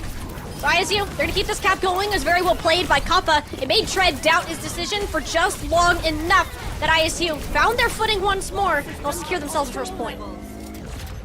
Took a little bit, but eventually ISU to push through just under 5 minutes, going into streets. And Lethal and Memo, they're not done. They're trying to hunt down Razor here at the end of second phase. I don't think they're going to be able to, though. No, they're playing that corner just how you're supposed to, and ISU will have to give way for a little bit. Alex tries to send in the pulse bomb. It went a little bit wide, and ISU able to play the numbers game from that point out. They're playing very upfront. Granted, whole lot of ultimates. If somebody gets in a tricky spot, Luke Mino can use the Tidal Blast to help get them out. But St. Clair got a flurry of ultimates, including that sound barrier pretty soon here of their own. With the Tidal Blast first, though, fantastic downpours exchanged as well. The only one that really mattered, though, was the one onto Razor, because ISU don't have a sound barrier. They don't have a great win con. Winstocks puts that down, and you just have to run as far away as you possibly can. But Maymon says, screw that. I have duplicate. I'm going in. Slashes Alex across the back of the head with the duplicated hazard downpour. Didn't even need it. ISU, did they use everything? I think they used everything. Yeah. Holy. Okay, then. Everything used in that fight to stay in it. And great, 3 ultimates as well for St. Clair, so it's not like he was expensive on both sides, but no, still just throwing everything in, knowing and understanding that, hey, we need to win this fight to keep the momentum on our side, at least get this cart to the end of second phase. And it's only the DPS ults here for the Saints. It's not like it's a gimme, especially with the Suzu available here from Admiral. Well, Talon is in one fight territory, but St. Clair know that, so they're going to take this at their own pace. Immediate duplicate onto the hazard, but it's the actual hazard in Tread that will get the value in Lethal's death. So St. Clair, they're okay with that. They'll back off, knowing ISU will not push down the member. They're not going to push, but they may at least think about the idea. They're not giving this up right away. It's just trying to poke around, see if they can find maybe an opening pick when St. Clair are trying to rest a little bit. Maymon very far on the flank, and eventually will have to give away that space. But St. Clair doing a great job of holding it down. 2:40 left here for ISU. It's a time burn, but eventually someone's going to overstep. In fact, 2 someone's. Alex and Razor get diffed by their DPS counterparts there. So without all of that burst, ISU, they don't need any shiny buttons to do this. They're going to win this the old-fashioned way, and that's with Kappa on his hazard, picking up a 4K. Cheeky little 4K for the Aussie. Just over 3.5 minutes now for ISU to win map 2, bring this back to 1 apiece, and make this best of 7 now a best of 5. But St. Clair won't be going down that easy. Still have the pulse bomb, and they get to pair it now with Tread's downpour. We will have it in just a moment here, but they can't use too much. You got to hold on to this for another 3 minutes. And Alex already used recall as well, so it doesn't end up getting it back with the help of the Kitsune Rush. And I'm kind of looking for Kappa. He jumps in, excuse me, with half HP. Granted, Razor was already kind of there with Tread in the backline, so you weren't really getting healed anyways. St. Clair, great use of the Kitsune Rush. It didn't even give an opportunity for Admiral to strike back. Yeah, no, look at this. Alex doesn't want to be done. Soaks will be there for the finish on the Lethal, and this is the aggression we've been talking about with St. Clair. Always pressing W, always wanting to be the team that is trying to be proactive rather than reactive. And yeah, sometimes it bites them, but a lot of the time it is to their benefit. Alex stuck in a very weird spot though, and just has the blinks to get out. Yeah, Reddick's going down though. Without that healing, St. Clair, you're in a desperate spot, and so still uses the sound barrier down 3. Ooh, St. Clair, that one, bit of a yikes. Yeah, that's one he's gonna want back. Oof. That's, you can tell, try to save Tread, but I don't even know if saving Tread is worth it, because now you don't have the sound barrier to push in here at the end. But you do have the duplicate if you need to stall for a while, pulse as well, but you gotta get the initial touch. Yeah, it's gonna be hard with a Kitsune Rush and Reaper now in the hands of Lethal, running down in it. Not a fun place to be. Pulse Bomb doesn't connect the way it needed to for St. Clair, and without a tank, they gotta find a way to get out of that fight. But Lethal says, back off, I got shotguns. step up, you're gonna get blasted. Does it to 3 people throughout that, and ISU said, we are not done with this yet. They locked it in and will get themselves map number 2 for a tied series. Hey, Ty, I saw that Reaper swap at the end. Very cheeky, Lethal. Very cheeky, because not many people, when they're in that kind of scenario, is going to hit tab and realize that, hey, it's a Reaper now. You have to deal with that. Just helps chunk down both the Hazard and the Hazard duplicate out on point. And Luke Vino this whole time just living his best life. Like, hey, nobody's looking at me. I can just fire away. I have my passive healing. No real issues. But ISU, more like what we thought we were going to see during this series, just shine in map 2 and bring us to 1 apiece. But St. Clair definitely showing they're not going to go away any easy. Not at all. Like, even just thinking about this map compared to the Kings Row against Fisher, much closer, right? St. Clair, this is a team, right? And you're like, wait, what do you mean by team? This is coordination. There is not necessarily a star player on this team. I think Tread, maybe you can make an argument for, because he's often the leader in a lot of these engagements that you're going to see. But St. Clair do so well because they work with each other. And ISU, they have that same strength. So when they eventually start playing against these teams that scrim a ton, St. Clair, again, one of our top teams that gets all of these practice in. I believe Razor said they were scrimming like every day of the week at one point too in the semester. That's where you can see teams like the Redbirds start to bleed a little bit and have to push further to get wins that most people expected to be easy. Yeah, and honestly, fair play to St. Clair, because they have been pushing ISU a little bit, probably. Well, definitely further than what Kuffa thought during that interview. He said, hey, it's going to be a 4-0. We'll see you soon. St. Clair already steal a map, and they push ISU a little bit during Kings Row. But now, St. Clair, for the first time, actually, during this series, have the map pick and ban advantage going into map 3. Push, Escort, and Flashpoint are the 3 remaining map types here for map 3 for them to choose from. You think they probably want to go back to the dive. They've been loving the D.Va so far. So I could easily see them, I'm trying to think, maybe go to like a Route 66 if they want to try something that direction. If you want to go and push but keep the dive, then Route Asapi is also a great option. They have choices to work with, and because the D.Va ban went out so early, which again, I'm still surprised that we got the D.Va ban already in this game. Like, it's kind of just in St. Clair's hands to pick what they want to do. Kuffa's just going to refer to either the Hazard most likely or potentially the Winston in that regard. But I again, have concerns if that Sombra can get up and running for Alex again. These off-angle pressures. And Alex, of course, too, in my head, has been one of the quieter players on St. Clair, really stepping it up in this series in particular on whatever role he needs. Traditionally hit scan, but has been playing that Tracer, that Sombra to near perfection when he's had the space to do it. Yeah, when he's had the space, Alex has been popping off during this series. It's just, ISU definitely did a better job of marking him during Kings Row. Trying to make sure that he can kind of be tamed a little bit. It will be Route Asapi. Look at you. For the map 3. Yeah, look, I've actually had an okay record. Calling on Heroes, my record was not good. I was gonna say, that was pretty bad. Summer season for me was not great for calling out Heroes, but no, so far Collegiate, actually my pick rate. Look at you, map cards are on it. But also, like, Kings Rose in the pool, you know that's gonna come eventually, so that was like guaranteed. We do get a lot of okay these days. Yeah. Yeah. That's true.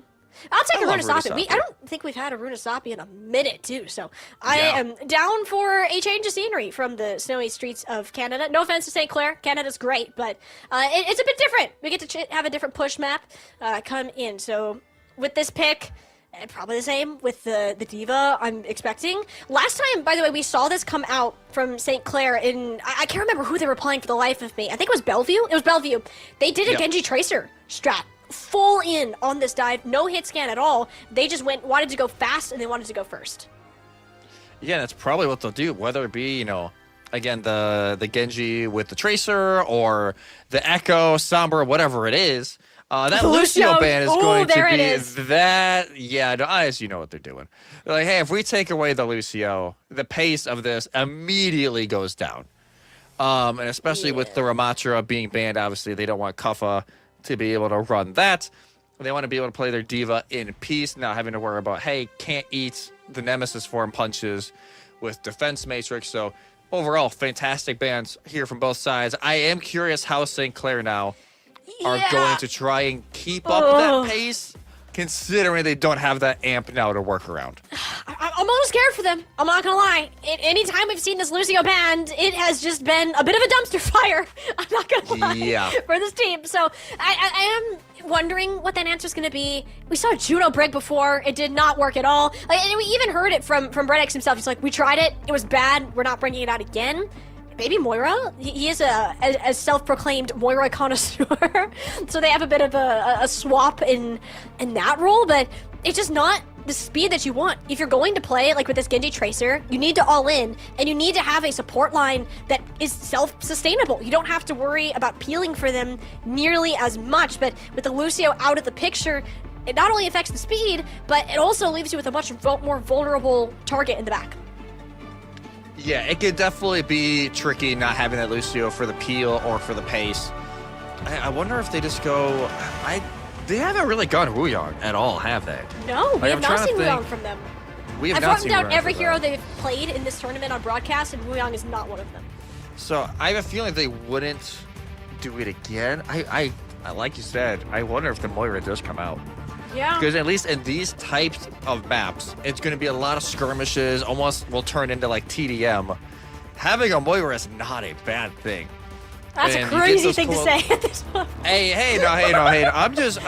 I'm maybe trying to defend Redex preemptively, knowing that it could happen. I'm not saying it's maybe the best call, but I'm saying it could happen. There's always a chance for some shenanigans and of the silly variety. And there is also the option of you don't all in on the dive either. Like you could have something that more just sits with your supports if you have to. Like even Moira Kiriko isn't terrible. Like we've seen that a couple times in various higher level competitions, OWCS being one of them. Very rarely, but it is an option. But it's an uncomfortable one, and St. Clair have been thriving on their ability to control the tempo and play as a team so far. Losing out of the picture is going to hurt that, whereas Luke Mino and Admiral have no problem swapping over to this Wuyong Kiri comp and just doing what they want to do and looking comfortable. Oh no. Oh no. I gotta say, St. Clair, didn't we say this didn't work? You're on stream said this didn't work. What are we doing? Okay. Oh lord. It's worth a shot, right? Unless this is just for the amp out of spawn. It could just be the amp out of spawn. Yeah, but the spawn's like... It's one of those spawn rooms that's like awkwardly far away. No, it isn't. It's real. We're doing it. Okay. It helps them keep the speed. I will say that. We were wondering how they're going to keep up the pace. It's great with the It's a very great way to do it. And those health packs from... and the armor packs from Soaks. It really help Alex and Razor. But I do worry for Redx's safety here.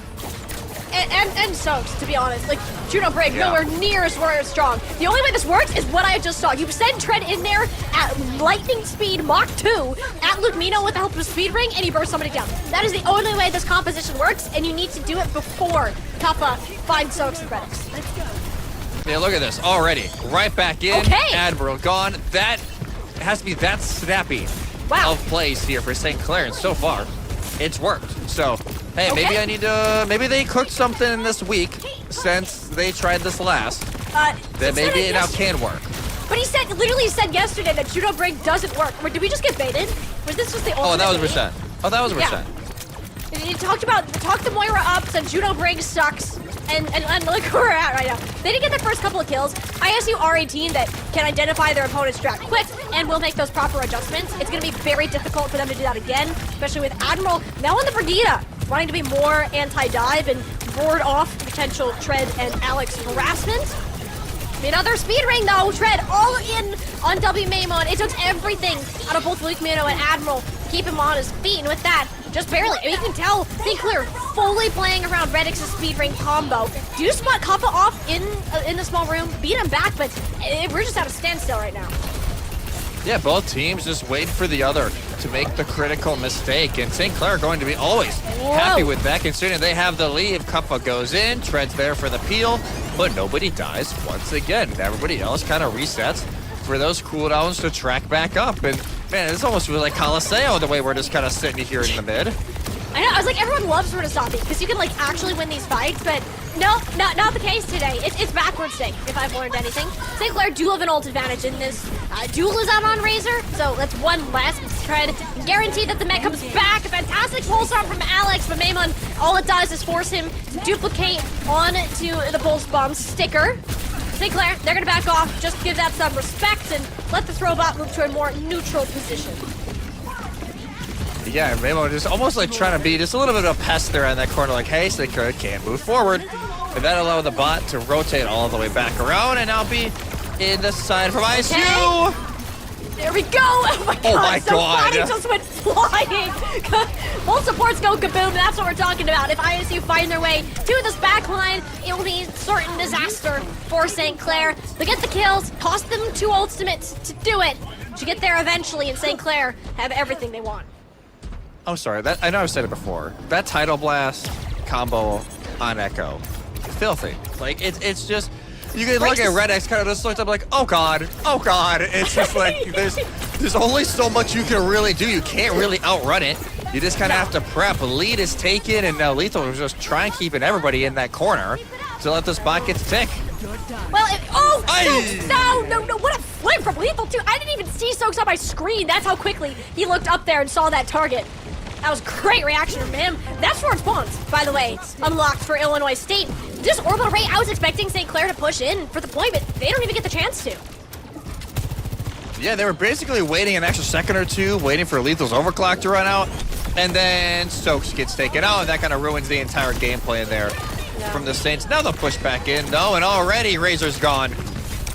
Yeah, but you'll take the pick out of Luke Mino every single day that you can. Oh, yeah. And Reddit's getting trigger discipline here, holding on to this orbital ray, perhaps because he's under a lot of pressure and doesn't want to like accidentally rage axe or something, but he will manage to regroup with the rest of the team, and they'll keep moving forward. Yeah, Ajax, but orbital ray. Have you ever heard that? I love that, actually. I've never heard that. You haven't heard that? No. Really? Well, there Man, you do go. I Learn have to something slip new under a today. rock? Apparently, but you're not Venture, so I'm not sure. Wow, okay.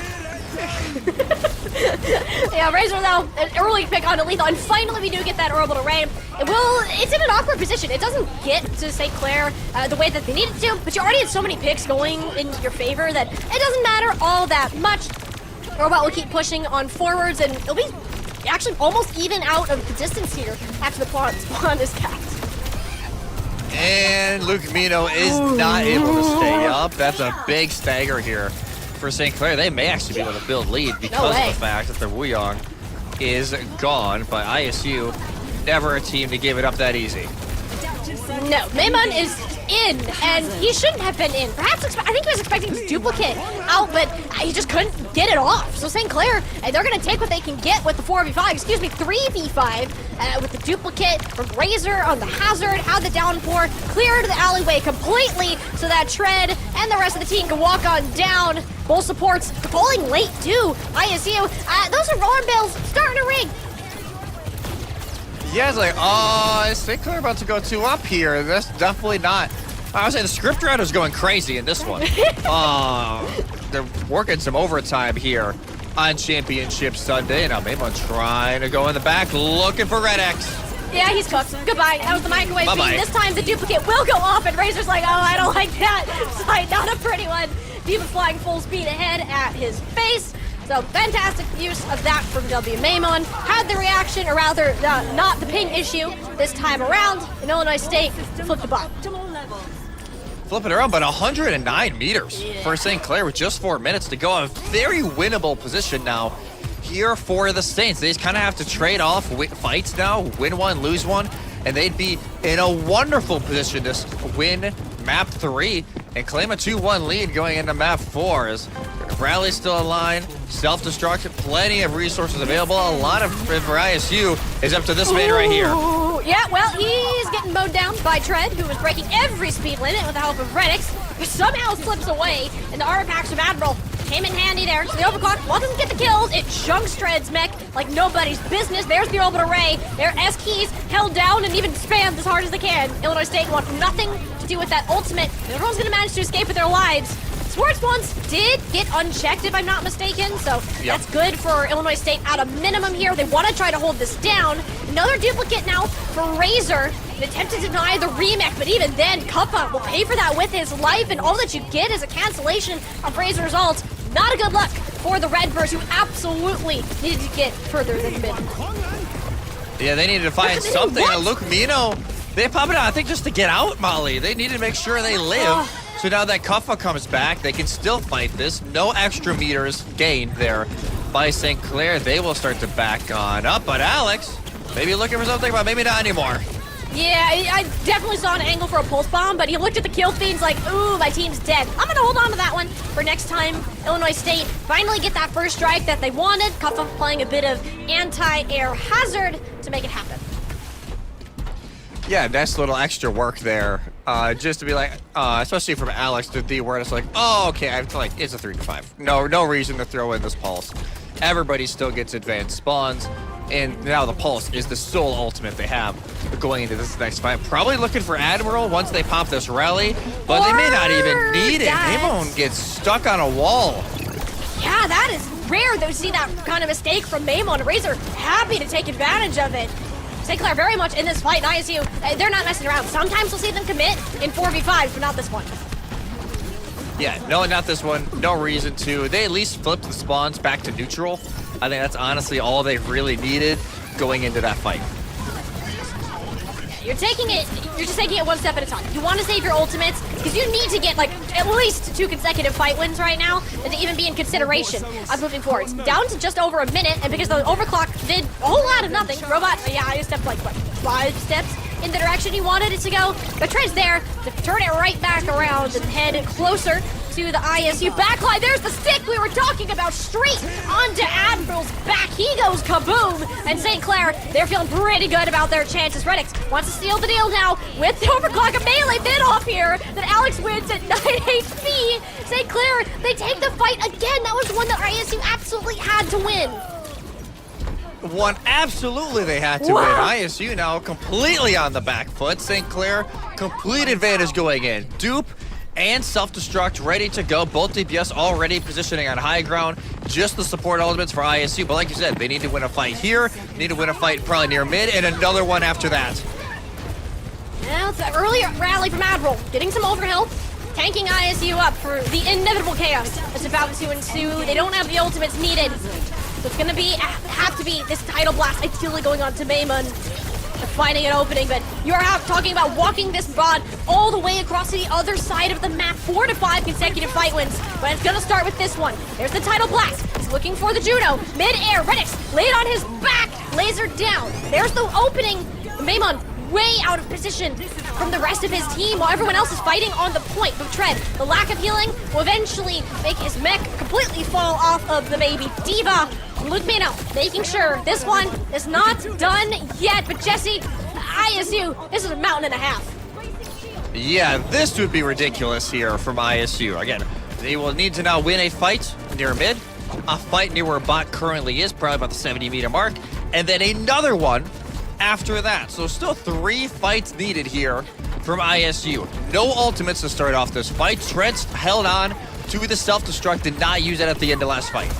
Yeah, and it's not even going to be used aggressively. It's always for a remake. It's a second life for the tank if he can get back in. And he's going to need to use it almost immediately. But the stick onto lethal. Alex, that's the door blasted open that St. Clair needed. Maimon, there's the win it out. The sticky bombs, not enough to take out Razor. St. Clair, my goodness, that's 2 maps going over to them.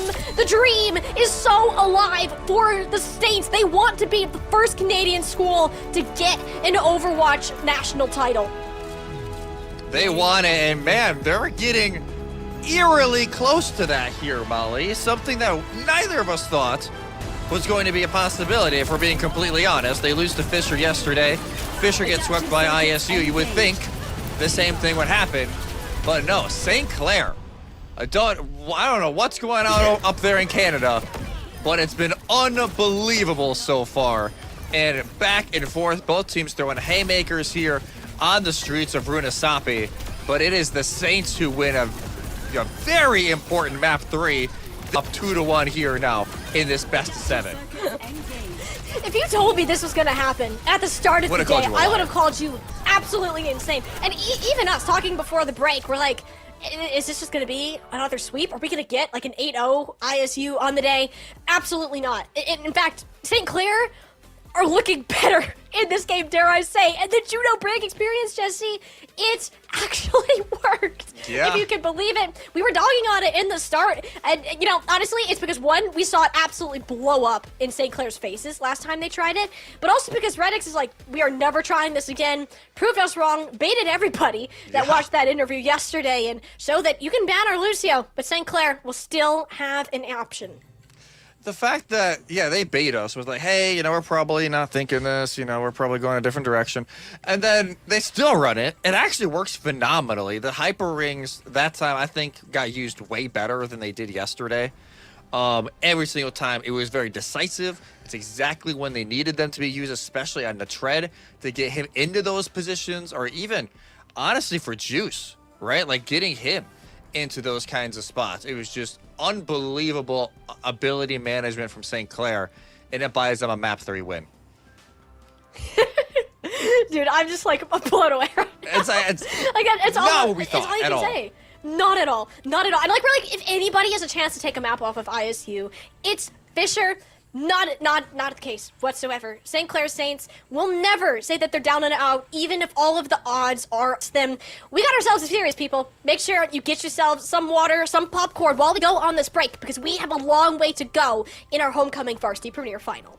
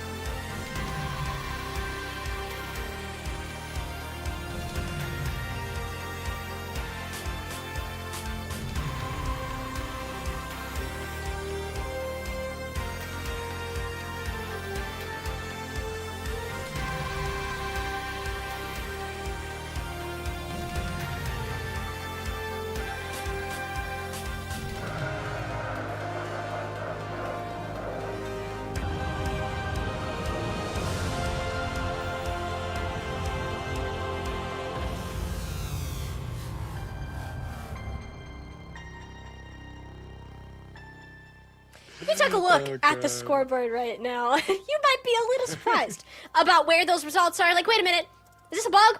No, it's not. It's St. Clair playing the best Overwatch of their lives, up to 1 over ISU in our best of 7 grand finals for the NACE Varsity Premier Collegiates. Wow, that's all we can say from this specific game. Tread has been playing out of his mind. Razor's getting the Echo Diff on Maimon of all people. What more can you ask from the Saints at this point? Not much. Like, at this point, the Saints are doing everything they're supposed to do to pull the upset. Now it's up to ISU. How can they find some sort of answer?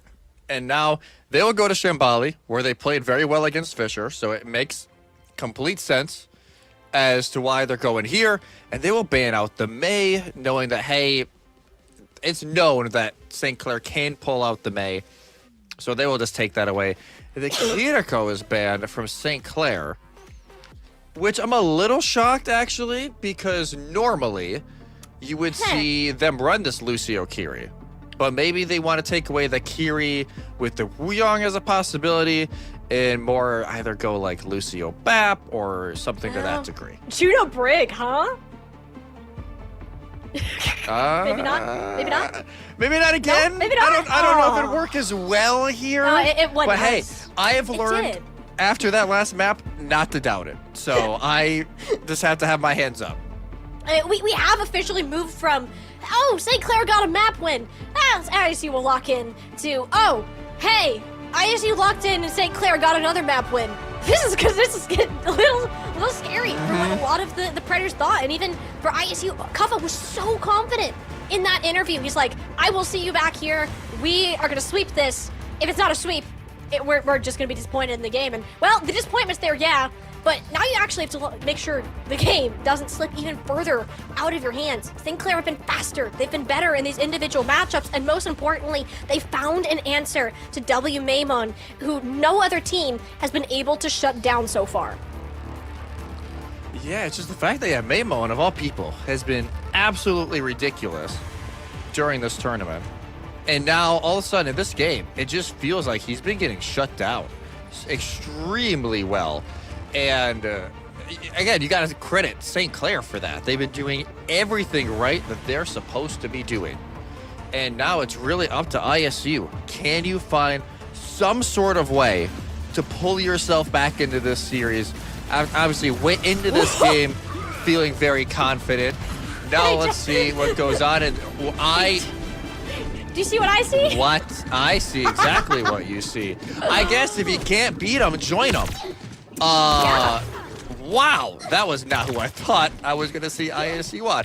But hey, why not? It did actually end up working pretty well for St. Clair. There was obviously a little, I think Brig got a little bit of a buff on Tuesday? Yes. I don't remember if it was Juno... armor pack regen fast. I don't think Juno got Yeah. touched. I'd have to double check. Yeah, of all the heroes to not get touched, I thought Juno would get a buff. Yeah. But honestly, it's been enough, though, to have this support comp work. Yeah, I mean, it does help with the brawl. You can go fast. It does work better with the Diva, I think, than a Ramatra. It's overall less sustained, and the speed ring with the Diva blastering through it is pretty unstoppable, as we saw from our previous map. This is a metric from W Maimon, though. It's a risk, for sure. It helps with the frontline battle, but Razor shuts it down pretty easily if he gets where he wants, which is behind ISU. This is such an interesting angle for him to take. Like, nobody's going to be looking over here, and nobody can afford to do it. And because of that, and everyone else, they put their attention towards the front line. They lose focus of Alex, and eventually Razor will sneak in undetected rocket to the back of Luke Mino. And St. Clair, Jesse, they have not missed a beat.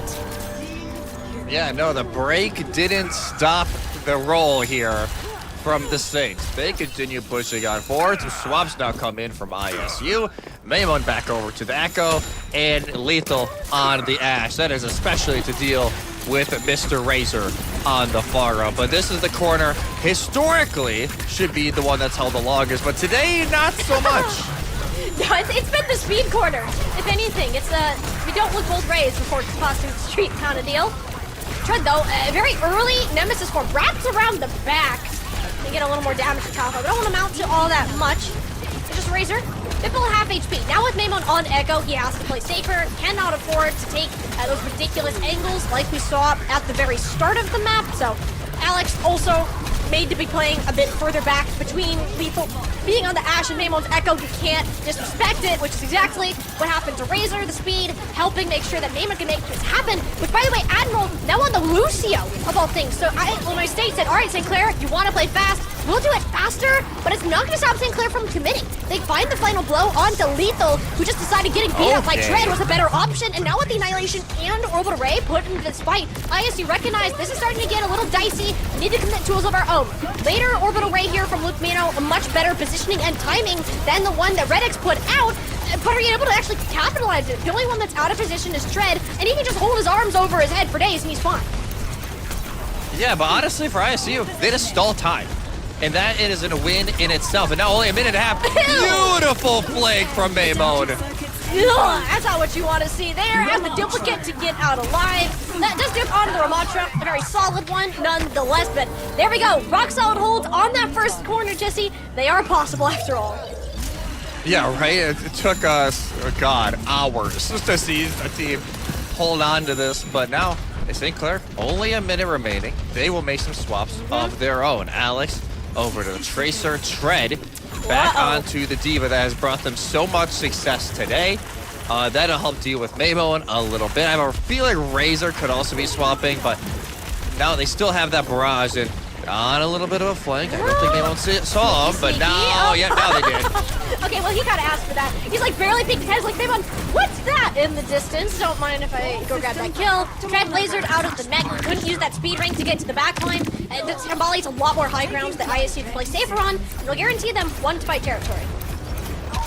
Yeah, one fight remaining here on the defense for Illinois State. St. Clair, that is rough. Yeah, ISU, they're just going to push forward. They're not even going to allow St. Clair to get close to this point. You know, somebody, Alex stuck around. Yeah, somebody's on the point. It doesn't get them overtime, though. You will have to dive in for another touch. But very important, still has the recall in hand to make this work.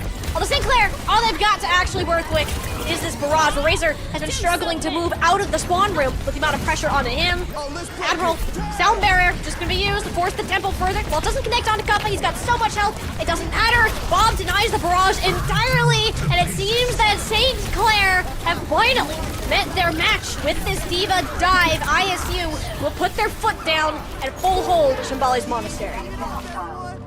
Full hold on the corner. St. Clair, yeah, like you said, finally stopped somehow. Razor never gets to use the barrage.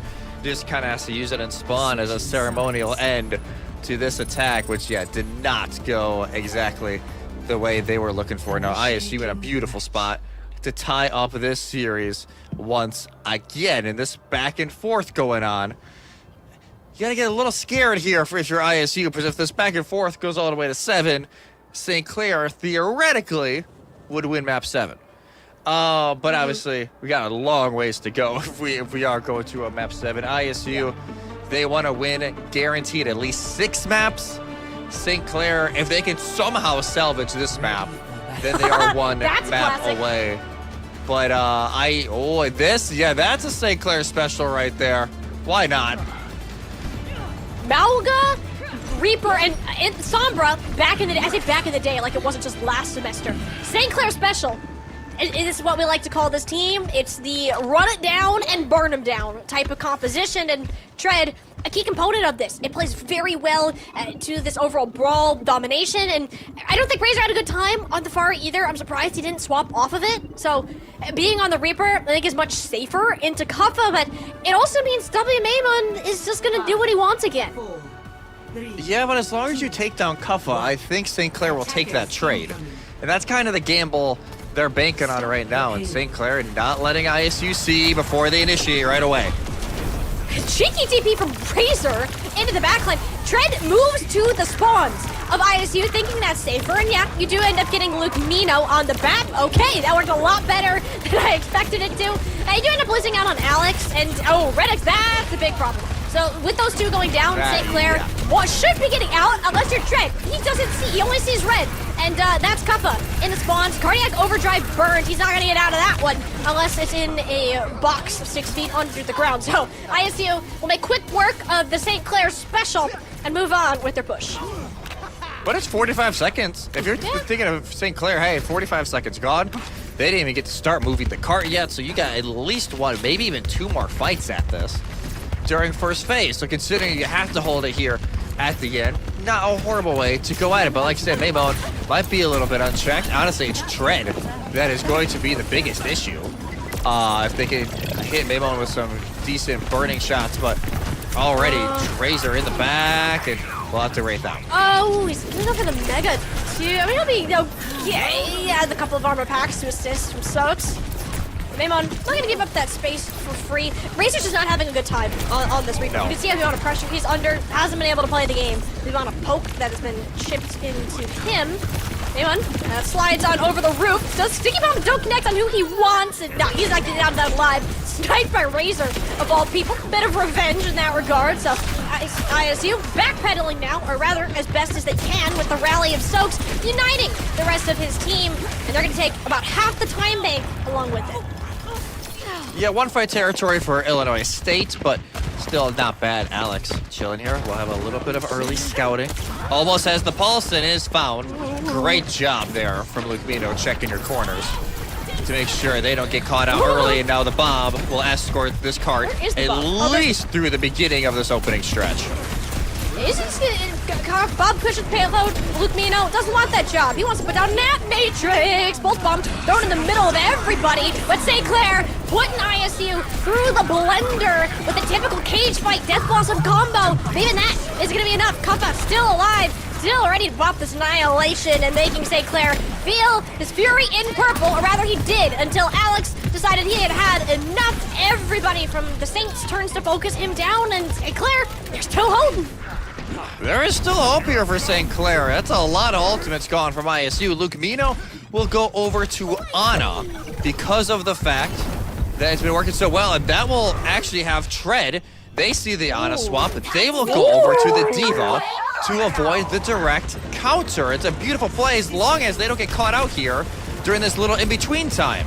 Yeah, it's hard to run Diva on this point. There's not as many, like, escapable places for you to go. But if you can find a full commit onto somebody like Maymon here, it'd be great, but no! Oh, the shots just don't land. That is worst-case scenario right now for Tread and St. Clair. Razor's already dead too, so you have even less frontline presence. And yes, is at the time where you need to contest the payload the most. I see a golden box of victory on my screen in Illinois State. They might as well be tasting victory on the map of Chambali's Monastery, one of their strongest. Tread still hasn't gone down, by the way, trying to get back in mech, finally dealt with at the cost of Lethal's life. The rally from Stokes is helping St. Clair sustain this longer than they arguably should. Is this going to be a brawl to the very last second? Alex, close to a pulse bomb, sees Maymon out of position. Oh my will God. manage to take him out of the fight. There's no way. St. Clair, they have the picks that they need to. Tread's going to be back any second now, and the pulse bomb is still available. ISU, they have no ultimates. They have no options to work with. If they get this payload over the finish line, it's going to be completely in the neutral, at least for the start. Alex, looking for the target, links into the back line, pulse bomb, that's gonna go a bit wide, but there's Tread into the back, Bionade will land onto 3, but Lukmino is dead for it. Somebody from ISU has to try to keep staying in Cuppa. Yeah, he's got health for now, and the sound barrier, make sure he's got even more of it. Lethal's Tracer coming in, it's gonna grab the supports completely from underneath it. The vulnerability of the Brick Judo is making its appearance in grim colors for St. Clair. They were so close to getting up to match point, but ISU are denying them phase after phase, blow after blow, as Cuppa will escort the payload to the finish line in a nail-biter of a map 4. We're tied once again. Once again tied, and I will say Admiral's beat saves the fight there for ISU. There was a very good chance St. Clair are able to steal it away, but the fact that they're able to get the beat off, Red X and Stokes both die during that overtime hold, and it's just not enough sustain left for St. Clair to hold the line. But my God, down to the very bitter end here on Shambali Monastery, and now best of 7 goes to a best of 5, and now a best of 3. Oh, dude, St. Clair, I think they might be kicking themselves for that one too. That was so close. And honestly, the Brick Judo comp, it didn't actually feel vulnerable until Lethal swapped over to the Tracer at the tail end.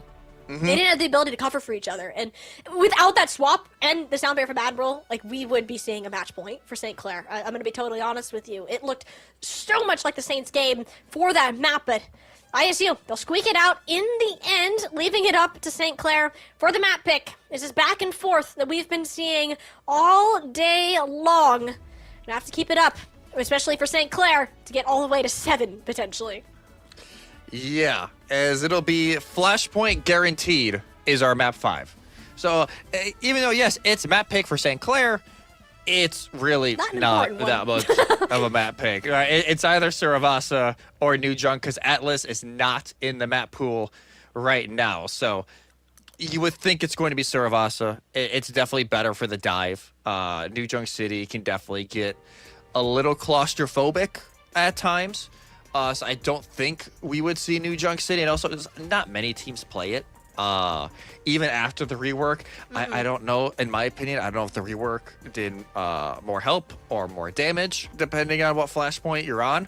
So I'm guessing we're going to Saravasa here for map 5. But yeah, these teams continue just to go at it. And ISU, you can tell, it's not like, oh my, they're trolling and lethal and Lucmino or role swapping and everything else. No, this is genuinely just how this game is going, because St. Clair have been absolutely lights out.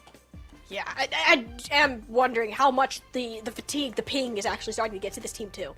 As this is, like, I don't even want to say unusual form for ISU. It still seems like that they're trying their best. They're doing a lot of things right, but they're also making positioning mistakes that we're not used to seeing, or perhaps we see them, but they haven't been punished for them so far. And St. Clair, that has been their strongest point, in my opinion, throughout this series, is they are not letting ISU get away with anything that could be remotely put in the shenanigan category. It is, we will punish you if you even step a toe out of line. St. Clair work like one heck of a machine, and we've seen that so far.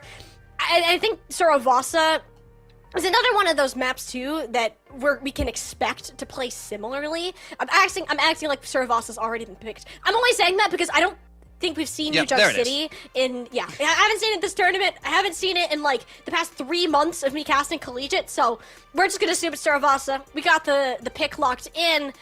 Question now comes to, what are the bans gonna be, Jesse? Because the pool is getting rather thin. Yeah, especially when you have this long of a series, all of a sudden the bans earlier on have a great impact, right? Because St. Clair, they can't ban Ball, they can't ban Freya, they can't ban Ram or Kiriko. So obviously the pool of heroes that are relevant that you can ban starting to slim down time after time. ISU obviously can't ban the Diva, so St. Clair, as long as they don't ban the Diva themselves, which God only knows why they would do that right now with the way Tread is playing, they can just run the Diva the entire time. So it really makes it difficult now for these counter bans. It's more like, hey, just in case they go this, we need to ban it out. The one ban we have not seen yet from ISU that I'm guessing they're either saving for this or map 6, if it goes back to control, is a Sombra ban. Even after map 1, haven't seen it quite yet. According to Sombra, really only works in control and kind of these very quick-paced maps. Saravasa is one, theoretically, it could work, even though Genji and Tracer especially, arguably still the better pick. That's a good shout, too, because it's kind of hard to tell, because 2 of the 3 times we've seen ISU play this map, they've been, like, I don't want to say trolling, but they've had role swaps, and Kuffa's playing Ball. Kuffa isn't, like, known for wrecking Ball. I think Hazard is a stronger, like, not even strong, more consistent pick on this particular map, but I'm wondering why the Sombra would be a thing, but no, you don't even get the opportunity to do it. It will just be the Symmetra. Juno's going to be targeted. These supports have taken a beating the last 3 maps, so fully expecting to be back on this Lucio Kiriko for the remainder of the series, at least for St. Clair. Yeah, at least for St. Clair. As I love, we're getting to the point of this series where the Juno was banned. Like, this is just where we're at in this series. Any normal game is like, wait, what do you mean Juno got banned? What? It's like, yeah, Juno has actually been a big part of this series so far. And that's why ISU will ban it out. The Symmetra, St. Clair very rarely play it. ISU have shown it at least a decent amount of the time, so it makes sense why St. Clair are going to put it away. So now going into Saravasa, map 5 here in this series. Again, a mark that I don't think many of us thought today we were going to see. And if we were going to see it, it was either going to be in the Varsity Plus game, which, granted, still ended up being a fantastic game. Yeah. Or in the other one with ISU and Fisher. This is probably, for me, the last game I expected to go this far. But hey, Yeah. it's tomfoolery time. We've been on now for, what, 5 hours? So if you've been watching from the beginning, Yeah. you got all your drops. If you joined us a little bit halfway through, you probably are still a decent amount to get all your freebies here during this stream. But no, excellent game so far here in the last grade final of the day. Could not be happier with how this turned out. As said Jesse, the very last matchup we expected to be going the distance here. Like, imagine if this was still a best of 5. We'd be a game 5 Oh to my St. Clair God. ISU. Yeah. Like, I would have, again, called you insane if you did that. I can tell you, this is already going to mess with the power rankings this week. We'll have to see. Depends on who ends up coming out on top this particular match. Will be St. Clair, though, starting on the Diva. And I think that's the one part that ISU continuously struggle with, is just Dread existing. Specifically, the Diva has been a problem. You don't have the Juno speed ring to pair with it, so it's less scary in that regard. Like, it's not nearly as fast, but with Redix and Soix back on their Lucio Curie, it gets a bit scarier. Yeah, a little bit scary. We got a very brief sneak peek at what these teams were thinking before the pause got issued, and I saw a Life Weaver for ISU. Admiral Granted, Life Weaver? if any team is going to run it, it's ISU because You got- they run it sometimes on GK, but I have a feeling we're not going to keep that. He's Small Weaver now, remember? He got buffed. Or not buffed, he True, got shrunk. he did get buffed. Yeah, he's tiny, Little tiny Weaver now. I like that. I was Yeah, he's just walking around now. But I will say, that guy did have a massive hitbox for being a support. Oh yeah, for no reason at all had a ginormous hitbox. Like, at least I do think it's a little bit better now that he is not gigantic. Do I think that's gonna catapult him into the meta? No. Maybe GK's meta, slash ISU. They love playing it. Sticker Royale is not in this map pool, not in the map pool for OWCS World Finals in Stockholm. So maybe not yet. We may have to wait till next year in 2026, which, God, you look at the 2026 calendar, just packed across the board. Like, Overwatch World Cup returning, Collegiate's going to be in full swing, OWCS is going to be back, Face It with OWCS quals will be back. 2026 is going to be just ridiculous for OW Esports. As it should be. It's alive and beaten, and I'm actually so happy that Collegiate gets the spotlight like it does, because I compare this a lot, and whenever I try to explain esports, throw my mom under the bus here when I first tried to explain it to her. They had no idea what the heck I was talking about. Like, you're talking about people playing video games? Like, they get paid to do this? I'm like, yeah, but there's also people that go to school. They get scholarships to do this. This is like their extracurricular activity. It might be the way that they get themselves through school to get an education. And then you also add the fact on top of it that, unlike any other esport right now, Overwatch has the highest population of collegiate players, also in the top level of the pro level. So that's been fantastic to see so far. And it makes it so cool. So, especially for outside people looking in, or if you're just learning about collegiate esports at the Overwatch level 2, to see the impact that it has on the overall scene, but the benefit that it has for the students that are participating. And especially now, we're in this kind of new era of collegiate, right? And for the longest time, it was just, all right, it's homecoming, it's one tournament, it acts as open. And now we're kind of in a different spot to where it's a little bit different. We have open, we have varsity, which is kind of the old NACE varsity tournament, kind of beefed up a little bit, a little more recognition, a little more scholarship money behind it. And it's been fantastic. And I think in spring, obviously, it's going to be the first time in years that we will have OWC end on the LAN. Like, that is going to be ridiculous. But that is something these teams will have to worry about here in April and May. Well, we gotta wait about 5-6 months for that. Let's get back in now. Pause is over. Suravasa is on. Suravasa is on. on this Freya instead of something like this Tracer or just less flanky. So again, ISU will be forfeiting a lot of room to Alex, because if Tread and Alex can sync up and use this hive mind like we've seen them any other time they've used it, it's spelled disaster for the Redbirds backliner. Even just Maymon getting called out. Razor has been putting up numbers against him. I consider W Maymon to be like one of the best Echo players that we have here in Collegiate. And Razor making me think otherwise, maybe not in that specific play. Little too close to a cactus for my liking. Yeah. Lethal will close him down. That was one pick that will work very well here for ISU.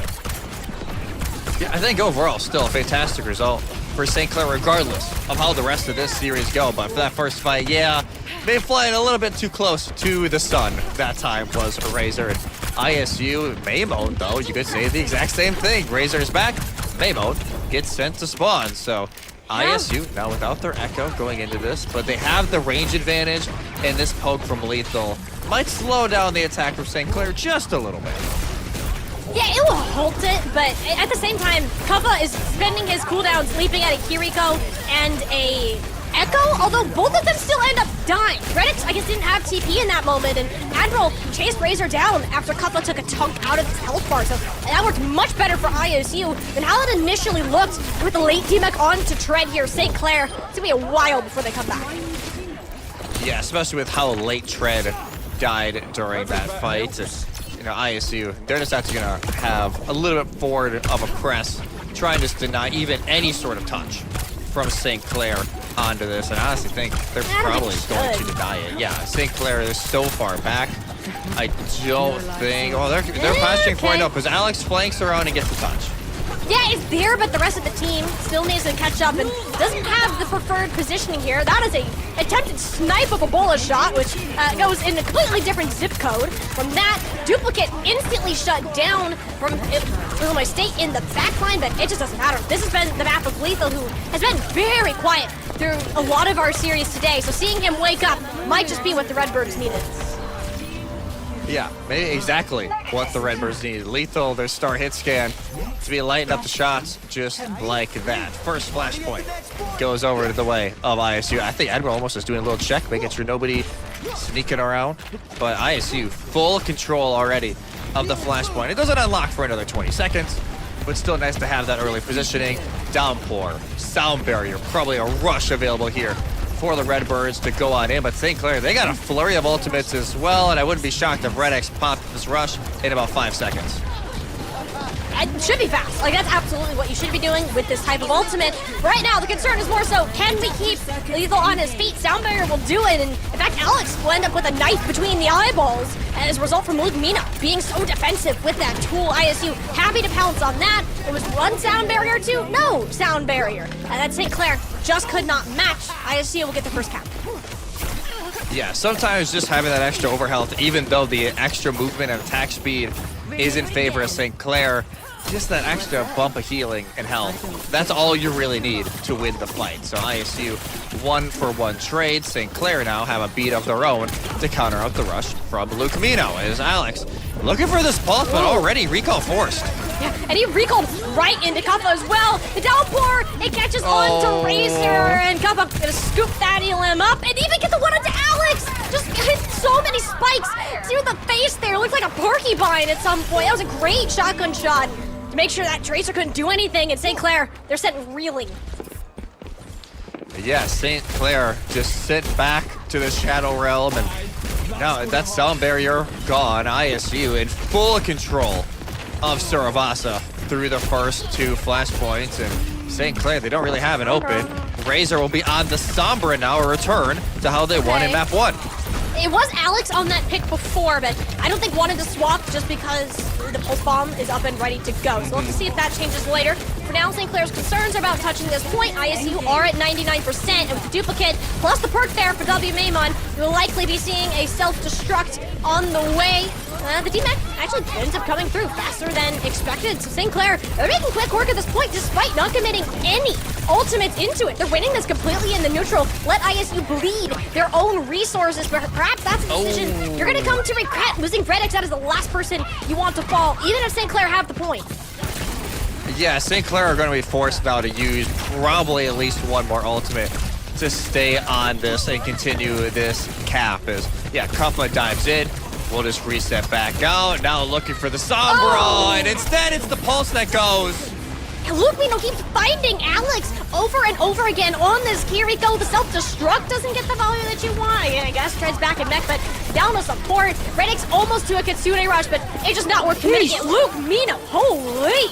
This guy loves throwing knives and is making it work. ISU, one more point, and they have themselves a match point in their grand finals. Yeah, and I don't mind, like you said, the Sombra swap, and both of these players are able to play flex DPS. So it's not like it's a super uncomfortable position for Razor to be on the Sombra, but and then that's rude. How did that miss? Point blank, lethal, like probably within kissing distance of Razor right there. Just misses the bull shot. Bit unlucky. Do end up getting Reddix, which arguably is a better pick you could have asked for, and D-Max to go along with it. He's just living forever on this pick. Eventually dealt with, but yeah, the damage has been done. ISU have the positioning and first cap. First cap on St. Clair. They will fight this very quickly. Beat for both teams. Rush for both teams. Here we go. Well, here one person goes, because there's only one rush on the side, because Luke Mino got run over by Tread. Not great. Getting hit by a basically a semi-truck at that point. St. Clair, that's all they're going to need. ISU are quick to get out. Yeah, as soon as they lose Luke Mino, they understand, like, we don't have to sustain. We don't want to commit the sound barrier because they can match. It's just not worth it that time around. And they are scouting Razor hard. Yeah, but he's gonna slip through the cracks this time. Only lands the EMP onto Admiral, but they need to kill him ASAP because the sound barrier is still alive. Admiral lives, Razor doesn't. That's the worst thing that could happen when you commit an EMP to the fight. Lethal is throwing hands this game, and it's the real reason that this is actually an ISU comeback. He's sitting up in his gamer chair, and it shows. Yeah, the fact that Admiral lives there is crazy. He was dead to rights during that EMP, but because of how quickly the peel comes in, the downpour as well, that almost tells St. Clair to disengage is not worth trying to kill the Lucio. But the worst part is they don't pull out the sound barrier. So now they have that and both DPS salts, when Soak's probably gonna have to burn theirs for this dupe from Maymone. You have to commit. I mean, this is basically Final Fight territory because of how long these teams are taking to stage on the fight. But Lethal is looking for yet another bullet shot. That one will land, but Soaks has so much overhealth that doesn't do what you need it to. And Admiral, again, just opts to hold on to the sound barrier. Yeah, he dies first, maybe thinking they can weather the storm, and they in fact couldn't. So ISU, they'll at least have that for this next fight, but definitely a little bit of an awkward situation, and Shred tries to finish off with Mina, but forces out the swift step. But now, almost kind of in a weird spot, and ISU, they'll actually wrap high ground because of that to enter this fight. Yeah, but you're gonna be walking into a Reddix. Or wait, never mind. They're gonna do the classic St. Clair sandwich and see what they can grab. But Alex, a bit jump scared there by Lethal, has to use the recall. The hack, yeah, it goes through, but where's the actual follow-up? Sound barrier in response to Reddix's red carpet that was laid down. But what can St. Clair do to actually close this out? They're on so many major cooldowns. You have to start throwing in something to make it work. I mean, yeah, you threw it, but it didn't stick. So that one will be gone with the wind. St. Clair have the cap. Overtime counting. Kuffa diving back in to keep the chances of the objective alive. Self-destruct there from Tread, both to remech and buy some space. Fantastic timing on the Suzu to make sure he stays alive, but it doesn't do the same for Razor. Out without the Sovereign here, St. Clair heavily down on damage, and Tread just can't get healed up. Reddix playing safe on his own right under the pressure of the DPS in the back. He'll stay, but they can't keep the contest going. The flip comes through, and the overtime disappears before they can blink. ISU back in it and up to match point. The fact that they are able to kill Razor takes away EMP, which is at 97%. Yep. Maybe could have flipped that fight around and kept this map going, but instead, ISU now on match point here in the grand final for the homecoming varsity bracket. That felt more like the ISU we saw during the first series today. St. Clair have their moments, but it really felt like the Redbirds are starting to roll once again. And at least now, if you're St. Clair, we talked about it, like, it really wasn't that much of a map pick advantage, right? No. Like, you're going to pick Suravasa regardless. Now you have a plethora of options once again to go to. I just don't believe they can go Flashpoint back to back. Yes, So that sounds about right. Now, the fact that, hey, they can go over to Control. Again, if they want to run more of the Sombra, they can go back over to Hybrid, Escort, Push, whatever they decide to do. Maybe bring back that Juno Brig that worked on Arunasapi. And they have the options open, but now ISU, one map away from not winning just the open bracket, but the varsity bracket as well.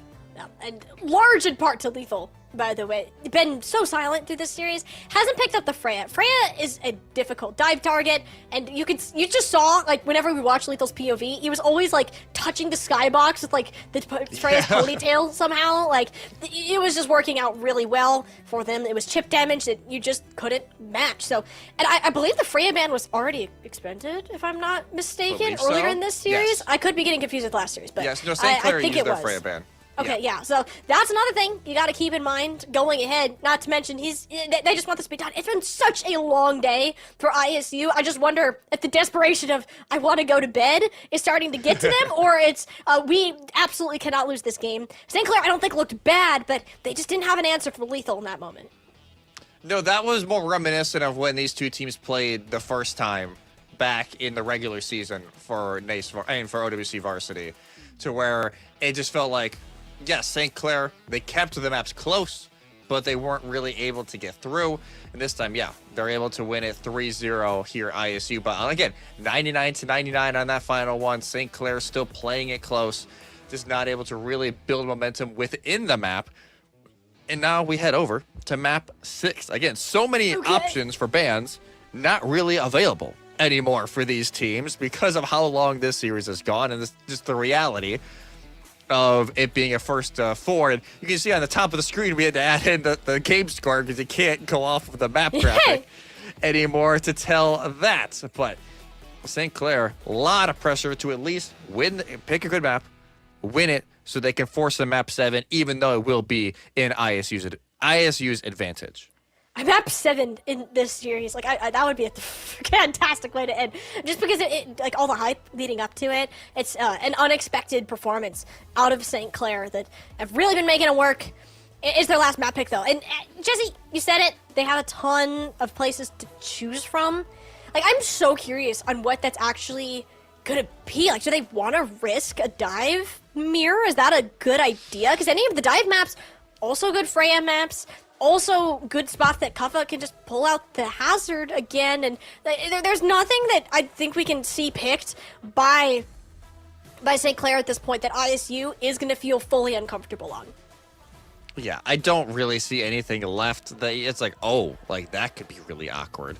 You know, maybe they go Blizzard World if they want to go the dive. They weren't able to pick that the last time around because that was ISU's map pick. So they haven't got their choice of hybrid map type yet. Blizzard World would dive into, very good for the Diva. The only thing, yes, it's a very good Freya map as well. So it's the kind of that catch-22 of, yes, you're buffing Lethal, but you're also helping Tread. The hazard can be a little bit tricky. You'd almost force Kuffa to go the Winston during that map, or even the Wrecking Ball we could see over on Blizzard World. But whole lot of pressure on what map we are going to for map 6, and that's why it's taking so long here for St. Clair to decide. They know the weight and the gravity of the situation in front of them, and they want to make sure they pick the right thing. And remember, when we talked to Zay, the coach for the St. Clair Overwatch team, he was even saying, we're on a warpath to meet ISU in the grand finals in both brackets, right?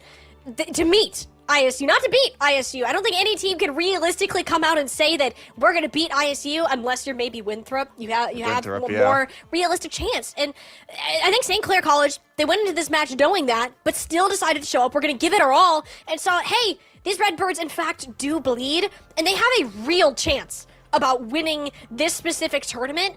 And it would feel fantastic to their team, to the school. Again, already the highest placement that St. Clair has seen, the highest placement we've seen from a Canadian college within a Overwatch Collegiate tournament on the North American level. So this is a big deal for St. Clair in more ways than one. They've seen what victory can taste like, and they just need a little bit more to get them there fully. Yeah, just a little bit more here for St. Clair to at least push them over to a map 7. But on the other side, you know, ISU now, 11 consecutive titles they have won for whether it be OWC, third-party leagues, whatever. They have won and just they keep on winning. So this would be number 12 if they can close out here on map 6 as we take another look at our map pool. But again, the maps that are not eligible to be picked because they already got picked during this series: Ilios, Kings Row, Runasapi, Suravasa, and Shambali. New Junk City cannot be picked for map 6 because it was just Suravasa was just played for map 5. So if they want to go dive even... Oh, it's not right. We can't do that. I just got corrected. Apologies, everybody. I got caught lying in 4K. So they could pick New Junk City. Are they really gonna pick New Junk City though? Not I think it is really. the least likely map to be picked out of this entire pool. Yeah, there's no way they pick New Junk City unless they're just like, why not? We want to do back-to-back flashpoints. Oh my gosh! What? I was wondering why I got corrected by Prod. I'm like, maybe there's a reason this is happening. There's no shot. What? Oh my god. Oh, I'm tired. All right. I see Well, you, St. stand Clair. corrected. Okay. I stand corrected. We're not playing Diva on this map at all. And that tells me we are Juno bringing our way to victory, baby. Oh, yeah. That is the St. Clair banned win Lucio. condition. They are taking away what we have thought to be the Achilles heel of St. Clair in the Lucio has been banned by the Saints themselves. Wow. Just wow. Yeah, the somber ban from ISU, completely reasonable. We were kind of waiting for them to throw this ban into the mix. Makes total sense. Yeah, the Lucio ban, it's almost like we don't want you to run Lucio Wuyong or Lucio Kiri, even though we probably want to run it as well. So we will just pigeonhole you into this Juno Brig that St. Clair have practice on. ISU probably don't have a lot of practice on this comp of all things. So yes, it is a gamble for St. Clair, but hell, I wouldn't, I'd be lying if I said it's not worth it at this point. It's map 6 of the Varsity Grand Final. You might as well throw a last little haymaker in there that has worked already during this series. Yeah, if it ain't broke, don't fix it, I guess. Like, I guess the tank is my only question. Are you just going to stick on the Diva? Because, again, Diva and Juno, great synergy between those two heroes. You just launch the Diva in at Mach 2, and you just mow somebody down, right? That's exactly what you would look for. But Diva's not fantastic on this particular map. There's a lot of choke points, and having a tank that has a strong frontline presence has often been the go-to move for a lot of teams when we do see this map paid. Again, it's been a hot minute since we've made it all the way out to New Junk City, and St. Clair, I literally just said before they picked it, this is probably the least likely map out of the remaining pool that we would see come out. But apparently they haven't had enough of Flashpoint after the most dominant ISU map we've seen so far today. They want to run it back and keep their chances alive of a map 7. And I was wondering if they're picking the map for this exact reason only. It didn't really work very well in Shambali for the point that they tried it, but perhaps it can work better on New Junk City. The St. Clair special, if you're gonna go out, you go out swinging. If you're St. Clair, that's exactly what they'll do. The Maga is back for the Saints, and this is going to be quite the reality check here for the Redbirds in 3 seconds. Well, they do have the Symmetra of WMAMON, so not only they get the positioning advantage, they also have the option to put down turrets and get in and out of these fights much quicker. Get away from Tread, by the distance. Like there, that was the teleporter, I believe, that put Kaffa back there so quickly. No, he just ran in. He is hurting though. Yeah, you ended up between a very angry Tread and Razor, who felt like blasting something. As the Reaper, not sure where Stoix was going exactly. The supports are dead, which again, that's why we said this is the Achilles heel of St. Clair. The support line has looked so much better with the Lucio. It just doesn't matter with how good Tread and Razor can synergize on their 2 picks. Yeah, Kaffa just tries to int to kill Alex and then just gets burned down.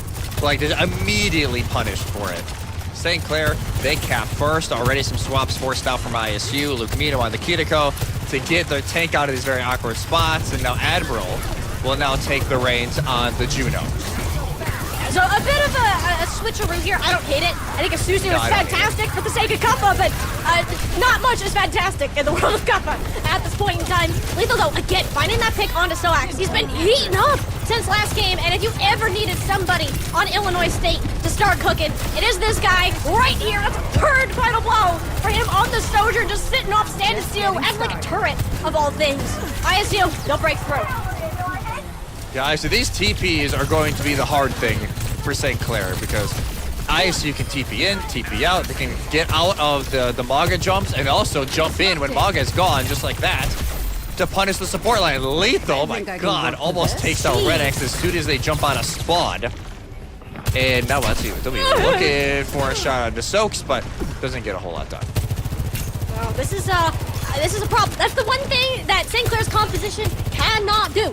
It is play to match Lethal. I don't think Alex should be expected to do that. I don't think anybody in North America really matched what Lethal is able to put down on a pick as strong as his Sojourn. There's the overclock. Looking for the support, but the shots aren't quite landing. The photon barrier gave him some cover. He just never had the opportunity to use it. Slowed down, unable to move to the side, away from Tread. And despite one of the best ultimates in game in the Symmetric WMon, St. Clair could care less. Like, we know how to jiggle peek. We're gonna make this work. Yeah, just all over the place, but able to capitalize. Both DPS ultimates gone for ISU, and St. Clair now in a good spot to win this first round of New Junk City. But the TP, yes, that'll help St. Clair, and not St. Clair, ISU. They'll have to TP under initially, and now get over. They'll get to the point. Where is Lumino? I have no idea what's happening right now. There's like so many weird teleporters. They actually, not only just did they trick ISU, did ISU trick them, ISU tricked us. That is how crazy that is. Tread did drop down to the point though, has this cage fight, has to stay alive though. Here comes Razor. That's the real chunk of damage he wanted, but no, he's gonna opt to hold it. Everybody from ISU was locked up, no movement abilities. They don't even need the Death Blossom to put him through the rest of the damage. That's .1 for St. Clair. St. Clair, this is the start you needed on your map pick to force a map 7 ISU. You can tell, just not sure exactly how they want to play this. Maymon will go off of the sim. I do like this, can help burn down Tread once they get to that under half mark. And Razor now, this Death Blossom, it's going to be hard to get a ton of value out of, I won't lie. Yeah, I mean, Kappa, I just keep seeing him run into the back line, fists a-blazing, but that just doesn't work. Either A, Tread meets him and burns him, or B, Tread dives him in the back line, and you can't make anything of it. This time, you do have Death Blossom, but no! Lethal rips his head off. Granted, Razor did that at 50 HP, less than advisable for any sort of Reaper player. So St. Clair, a heavier investment than you would have liked. It'll actually force some of the swaps to come from the Saints. ISU get first cap. Yeah, now we're getting some of these flashpoints on this map that may be a little more open. Morgan can poke down from a lot more different angles. And that means it's maybe a little bit better here for Tread to go back over to the D.Va that has worked so well throughout the entirety of today. And it still works with the majority of this comp. I think, yeah, Razor on the Reaper can still be a little rough. It's not impossible, but now it's more just trying to punish Kappa. Well, there is an orbital ray. That's a pretty scary ultimate if I've ever seen one. And St. Clair, they would agree. At least if your Razor and Redix both stay at home in boxes. So ISU, they'll take the 1-ult fight-win combination and move on with their clutch point. Yeah, they'll continue. They're just going to push on forward, try and break the Soak shield. And they're a big thing here for St. Clair. They have their own orbital right now. That could be the initiator. ISU probably will just back out of the fight, wait for the raid to be done, and then push back in either with Kitsune Rush or the Overclock. But now that situation gets a little bit more tricky. Well, that shouldn't happen. And honestly, that just stuff was. There's no fight. Too bad. Like, and somebody's on the point, presumably Razor. It just doesn't matter. The rest of the team is already dead. ISU played that so well. Luke Mino is playing these angles, and there's nothing anyone can do about it. You don't expect the damage to come from a Kiriko. Yeah, no, that was a fantastic heads-up play from ISU, and Luke Mino, bloodthirsty as always on the Kiriko. Always finds that perfect blend of the healing and the damage to go through. And now Razor actually finds Maymon on the rotate, but now is still in the back of ISU. Lethal now getting all turned around as St. Clair. This is just all over the place. Kappa finds Razor now. This is very early. Yeah, like before the points even unlocked, Sinclair. Oh my god! Oh my god, not again! That collateral through the Juno, and it's the Rajax! Jesse, we get to use the term after all, but unfortunately for Redix, it's at his demise. Oh no, St. Clair! That is an absolute disaster for the Saints. You needed that orbital raid to give yourselves an opportunity in that fight. And now one of your biggest ultimates is out the window. Tread goes back over now to the Mulligan. Reminder, your perks stay during the map, even if you swap back. So still not a horrible spot for St. Clair to play around, but definitely a fight they'd want back. Yeah, that's your best ult, and engaging these fights, and Redix is just dead to begin with. Kappa is now free to run it down into the backline again. You can already tell he is one happy Ramacha robot. We'll continue to move on in, take out Tread, and one more fight here. And ISU will get the lead in New York City if they can take it. Yeah, ISU continues to push up. It's going to be rough again for St. Clair, but Razor, once again, just rotating around, will be in a great spot here to at least trigger overtime and give the rest of their team an opportunity to touch. But again, they have resources here. Rally if they want to stay in it. Overcome Alex, but he's already so low. Ooh, that's a little sketchy. Couple DPS though, the only ones that fall is because Alex stays on his feet. What a flip! Oh my god! Off the main.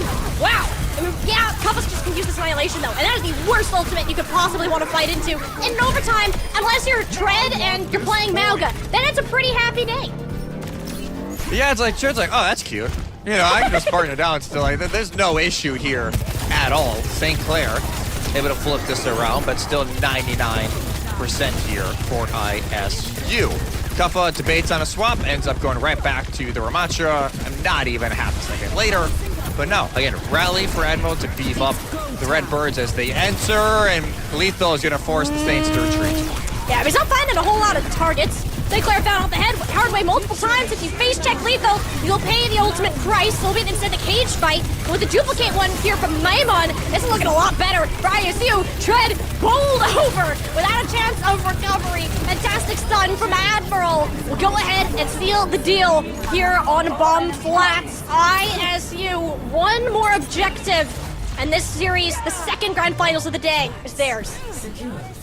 Yeah, I love how Maimon was sitting there like, hey, how does it feel, huh? How does it feel, Tread, to get locked in a cage against a Mulligan? It's not very fun. Tread now, they will go over to the Hazard. So the third tank we've seen during this map for St. Clair. And it is at the very end and already a bad start.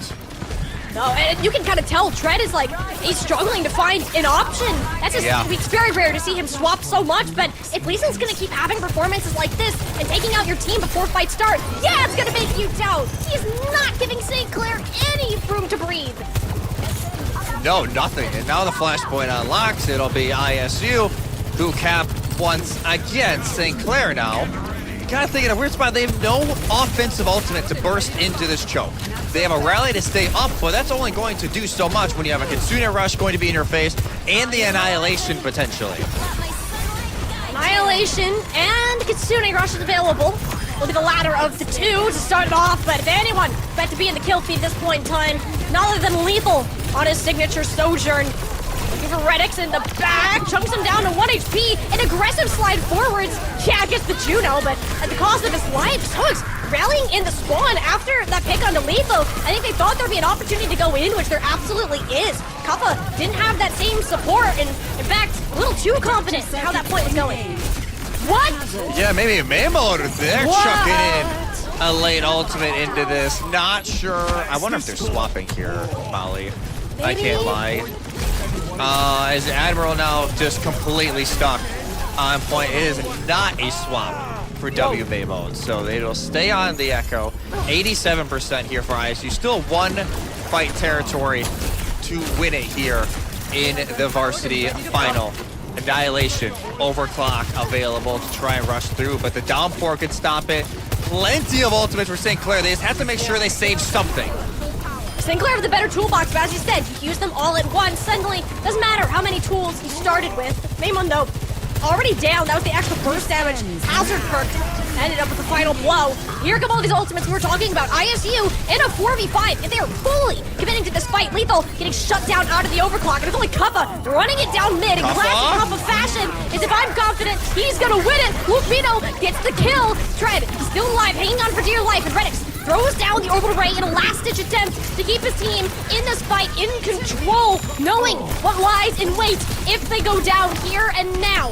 Trying to leap away, but you can't escape the mates of Admiral when he's locked you into his sights. St. Clair, they have reinforcements coming in a little bit faster, but they're not gonna have any supports for one final skirmish. Yeah, this is it. ISU just fending them away, but it feels like it's all for naught, Molly. No, they can't make it there. There was an attempt. There was a push in St. Clair. They did what no other team could. They pushed ISU to their limits, but it just wasn't enough. The Kings of Collegiate get their 12th consecutive title now here in the Varsity Premier Homecoming bracket.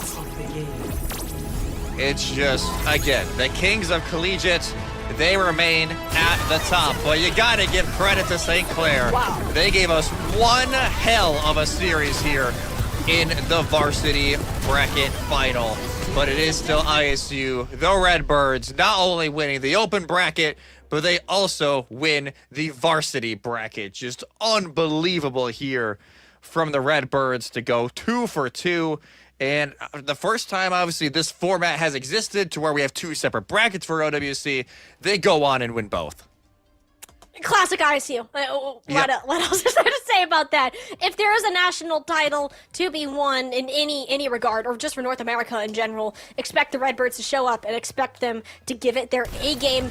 If there is something that we have learned through our matches today, is that this competition pool continues to get tighter and tighter every single year that we see Overwatch Collegiate come up. Before, it was just ISU running amok. Maybe Northwood or somebody close to it could come up and give them a run for their money, but this year there are multiple teams that can give it a shot, and St. Clair, I think, Jesse, it's pretty safe to say they've added themselves to that list. Yeah, no, this is 100%. They were added to the list, and to me, this just screams spring is going to be cinema, right? Well, we'll see how everything ends up. We'll see if, the bracket changes, however everything goes, but I think regardless, whether it be here in the varsity bracket or in the open bracket, we have an unbelievable semester ahead come spring. But for right now, spring is a little bit still in the distance, and the Redbirds are the now.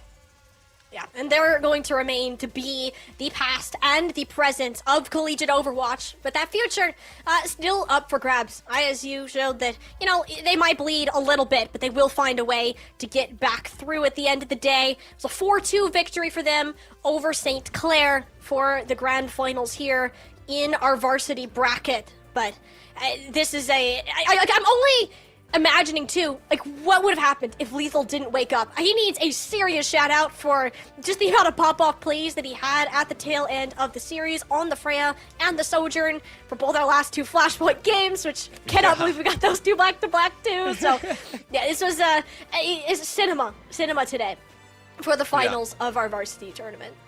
Unbelievable games just across the board, whether it be our varsity plus final, our open final. Yeah, the open final got a little bit goofy. And then, honestly, this varsity final, unbelievable between these 2 teams. And yeah, what a way to end the Overwatch Collegiate fall season and homecoming. When we come back, we have an interview from ISU once again, and we'll see who that will be. Stay with us.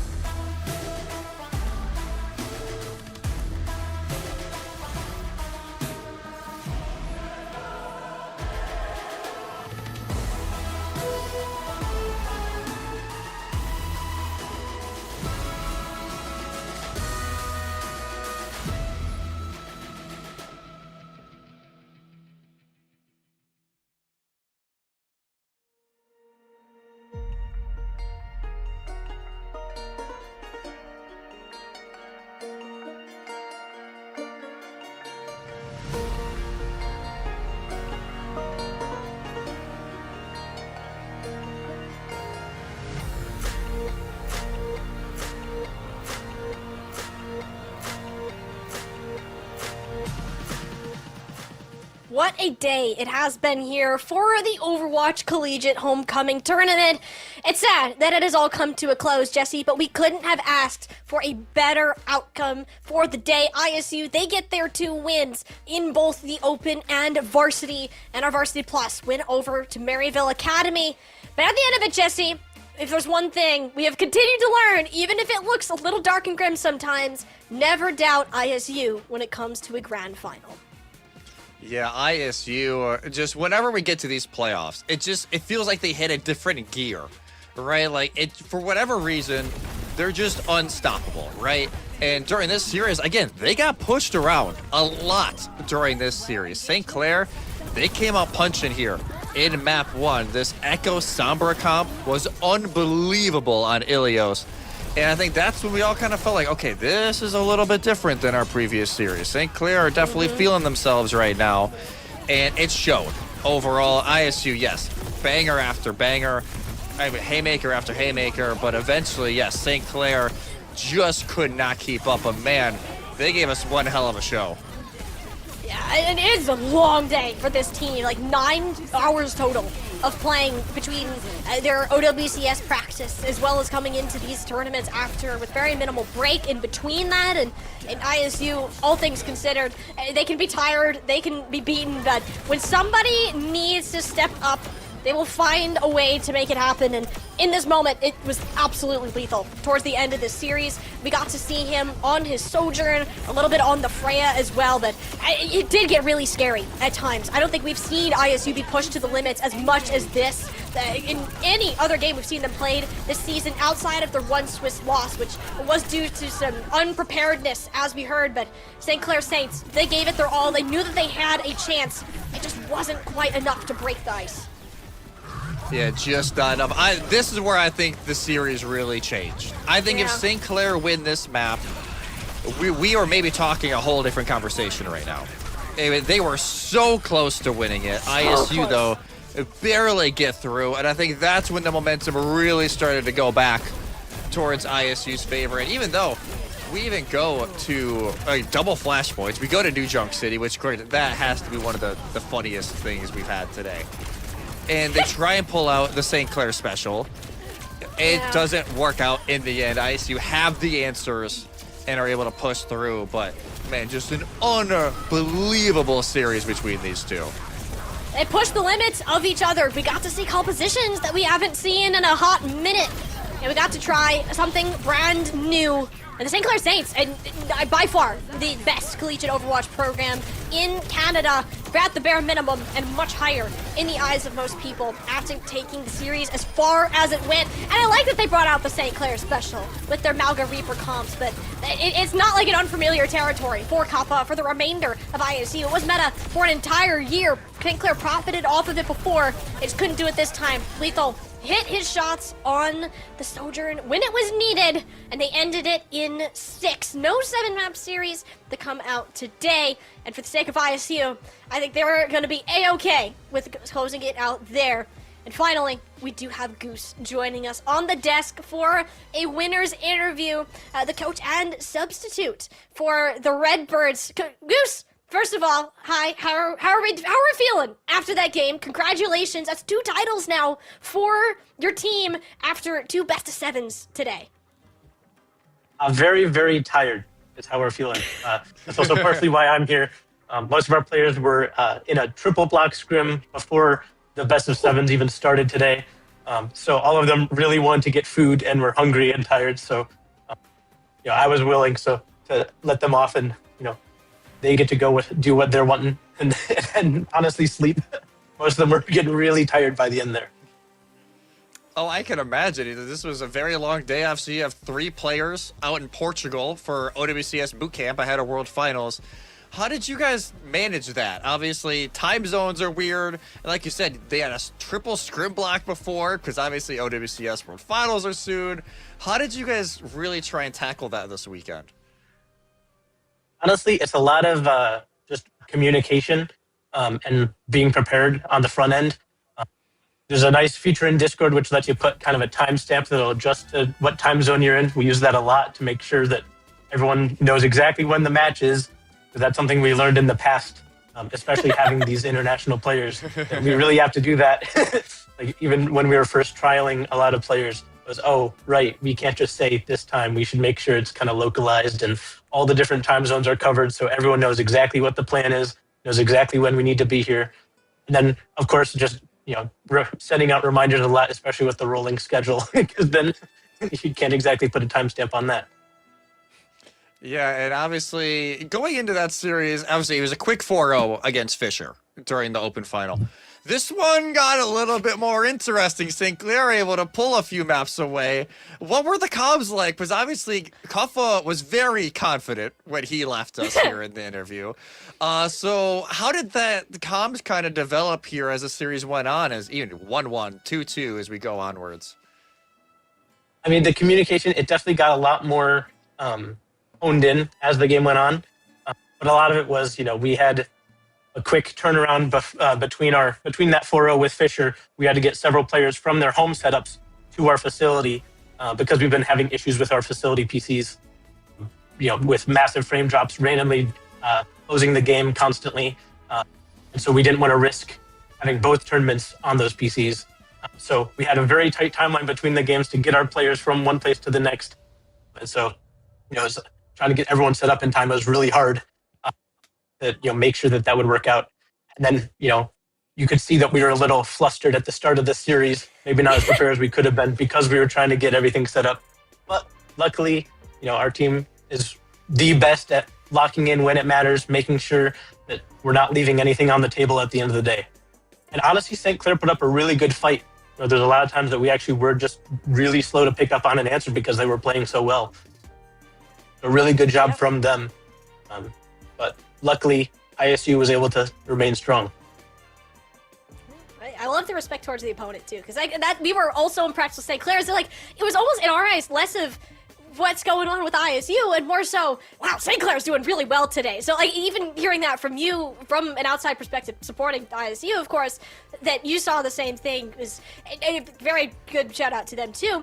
But at the end of the day, Goose, it's ISU, it's the Redbirds, and you know very well, you've been on this team for a while, even if you haven't been on the starting roster. You've been with them every single step of the way, and yet again, you have managed to take not only one, but 2 titles in the fall homecoming season. And I need to know, from the perspective of ISU, you had your varsity program sunset. What does this really mean for you, and what can we expect in the upcoming semester for the continuation of ISU and Collegiate? I mean, I think we're really lucky to be able to stay together here despite everything that's happened with the program. And I think all of us have a similar mindset of not only for ourselves, because all of our players want to win every game they possibly can, but looking back at our program, it's so historic and it's won so many times in so many different eras. I mean, the other day, Lethal was talking about how it's funny how he's, despite there being so much time, Lucio Kiri's been so strong. He's played it with 4 different support duos on the ISU team and won tournaments with 4 different support duos on the ISU team playing that. And so it's one where right now, if we see a championship potentially ahead of us, we need to live up to the history of our team and and we can't disappoint our past selves or our future selves. We can keep pushing. We're going to keep going as long as we're able to in this situation. And so at the end of the day, it's win or go home. The Redbirds have left quite a legacy in the collegiate Overwatch space, if not the best. It is honestly going to be impossible to disrupt, especially with on the track that you guys seem to be going. So, again, thank you so much, Goose, for taking the time to come on here and speaking with us. Before I let you go there, last chance, handing it over to you. Final shout-outs, any other word that you want to say on behalf of the ISU players and program? Honestly, just shout out to all of our players for always putting in 110%. Oh, it's I think it's close to 2 a.m. for our players over in Portugal. So, really good on them to, stay so locked in. And thanks to everyone who's always supported us. We really appreciate it. We see that, and it really helps motivate us every day. And, we wouldn't be here without it. ISU will have fans wherever they go within the collegiate Overwatch scene. That is for sure. And their legacy will always be there as well, especially in Arne's homecoming tournament of the year. Thank you, Goose, again, for your time, giving us that bit of insight. And once more, congratulations on the win. Thank you. Thank you. All right, we will see you next time. Hope you two can get some rest, because it's been a long day for ISU and for everybody that has been involved, particularly them though, since they had the back-to-back grand finals. Yeah, I didn't know they had a triple scrim blocker for That's like insane. rough. That is rough, but that's like peak OWCS. You know, we're prepping season, so I understand it. But man, one unbelievable run here from ISU. Now make it 12 consecutive for ISU as we take another one final look here at our bracket, starting off with open. ISU is a 4-0 sweep over Fisher after they ISU knocked out Winthrop yesterday in a 3-1 banger. But yeah, the side that was just full of Goliaths on the left, it was ISU who prevailed. Yeah, we've heard it from them time and time again that they were in the bracket half of death, and not only even like in the half, but even like the quarter. It was kind of scary there for a minute, and they knew if they were able to make it to these finals that the confidence certainly would rise for them. And there are teams that did rise to the challenge, and St. Clair was by far the one of them. I think they are the biggest surprise of this tournament with how dominant they were in a lot of their matchups, particularly over Bellevue, and especially today when they managed to take 2 maps off of Illinois State, something no team has been able to do this year other than Northwood in their Swiss stage loss. So an incredible set of matches that we've had through this tournament, as we had a total of 32 teams across both of our brackets compete. Yeah, just an unbelievable tournament across the board in both brackets. And just what a way to finish it out here on Championship Sunday with some unbelievable games, especially this last grand final. But my oh my, what a year to remember. And again, this was the return of Overwatch Collegiate. Obviously nothing official in the spring. Kind of left a giant question mark in Overwatch Collegiate about what was coming next. And this new format comes out, and it's just been unbelievable for these teams, and just for the scene in general. Felt like it was a lifeline that the scene desperately needed. And now, you know, we have teams like ISU, 12 consecutive. They'll be going for even more come spring, but just an unbelievable run. And before I hand it off to you to close us out, I gotta say thank you, Brandon, Isaac Birdie, Kyle, everybody, 606 in the back end of production, all the NACE and Blizzard staff that have helped out, Reno, Riley, JJ, Kyle, everybody who has been helping out in the back. It's just been an unbelievable tournament across the board, and it's just a beautiful way to end it out here tonight.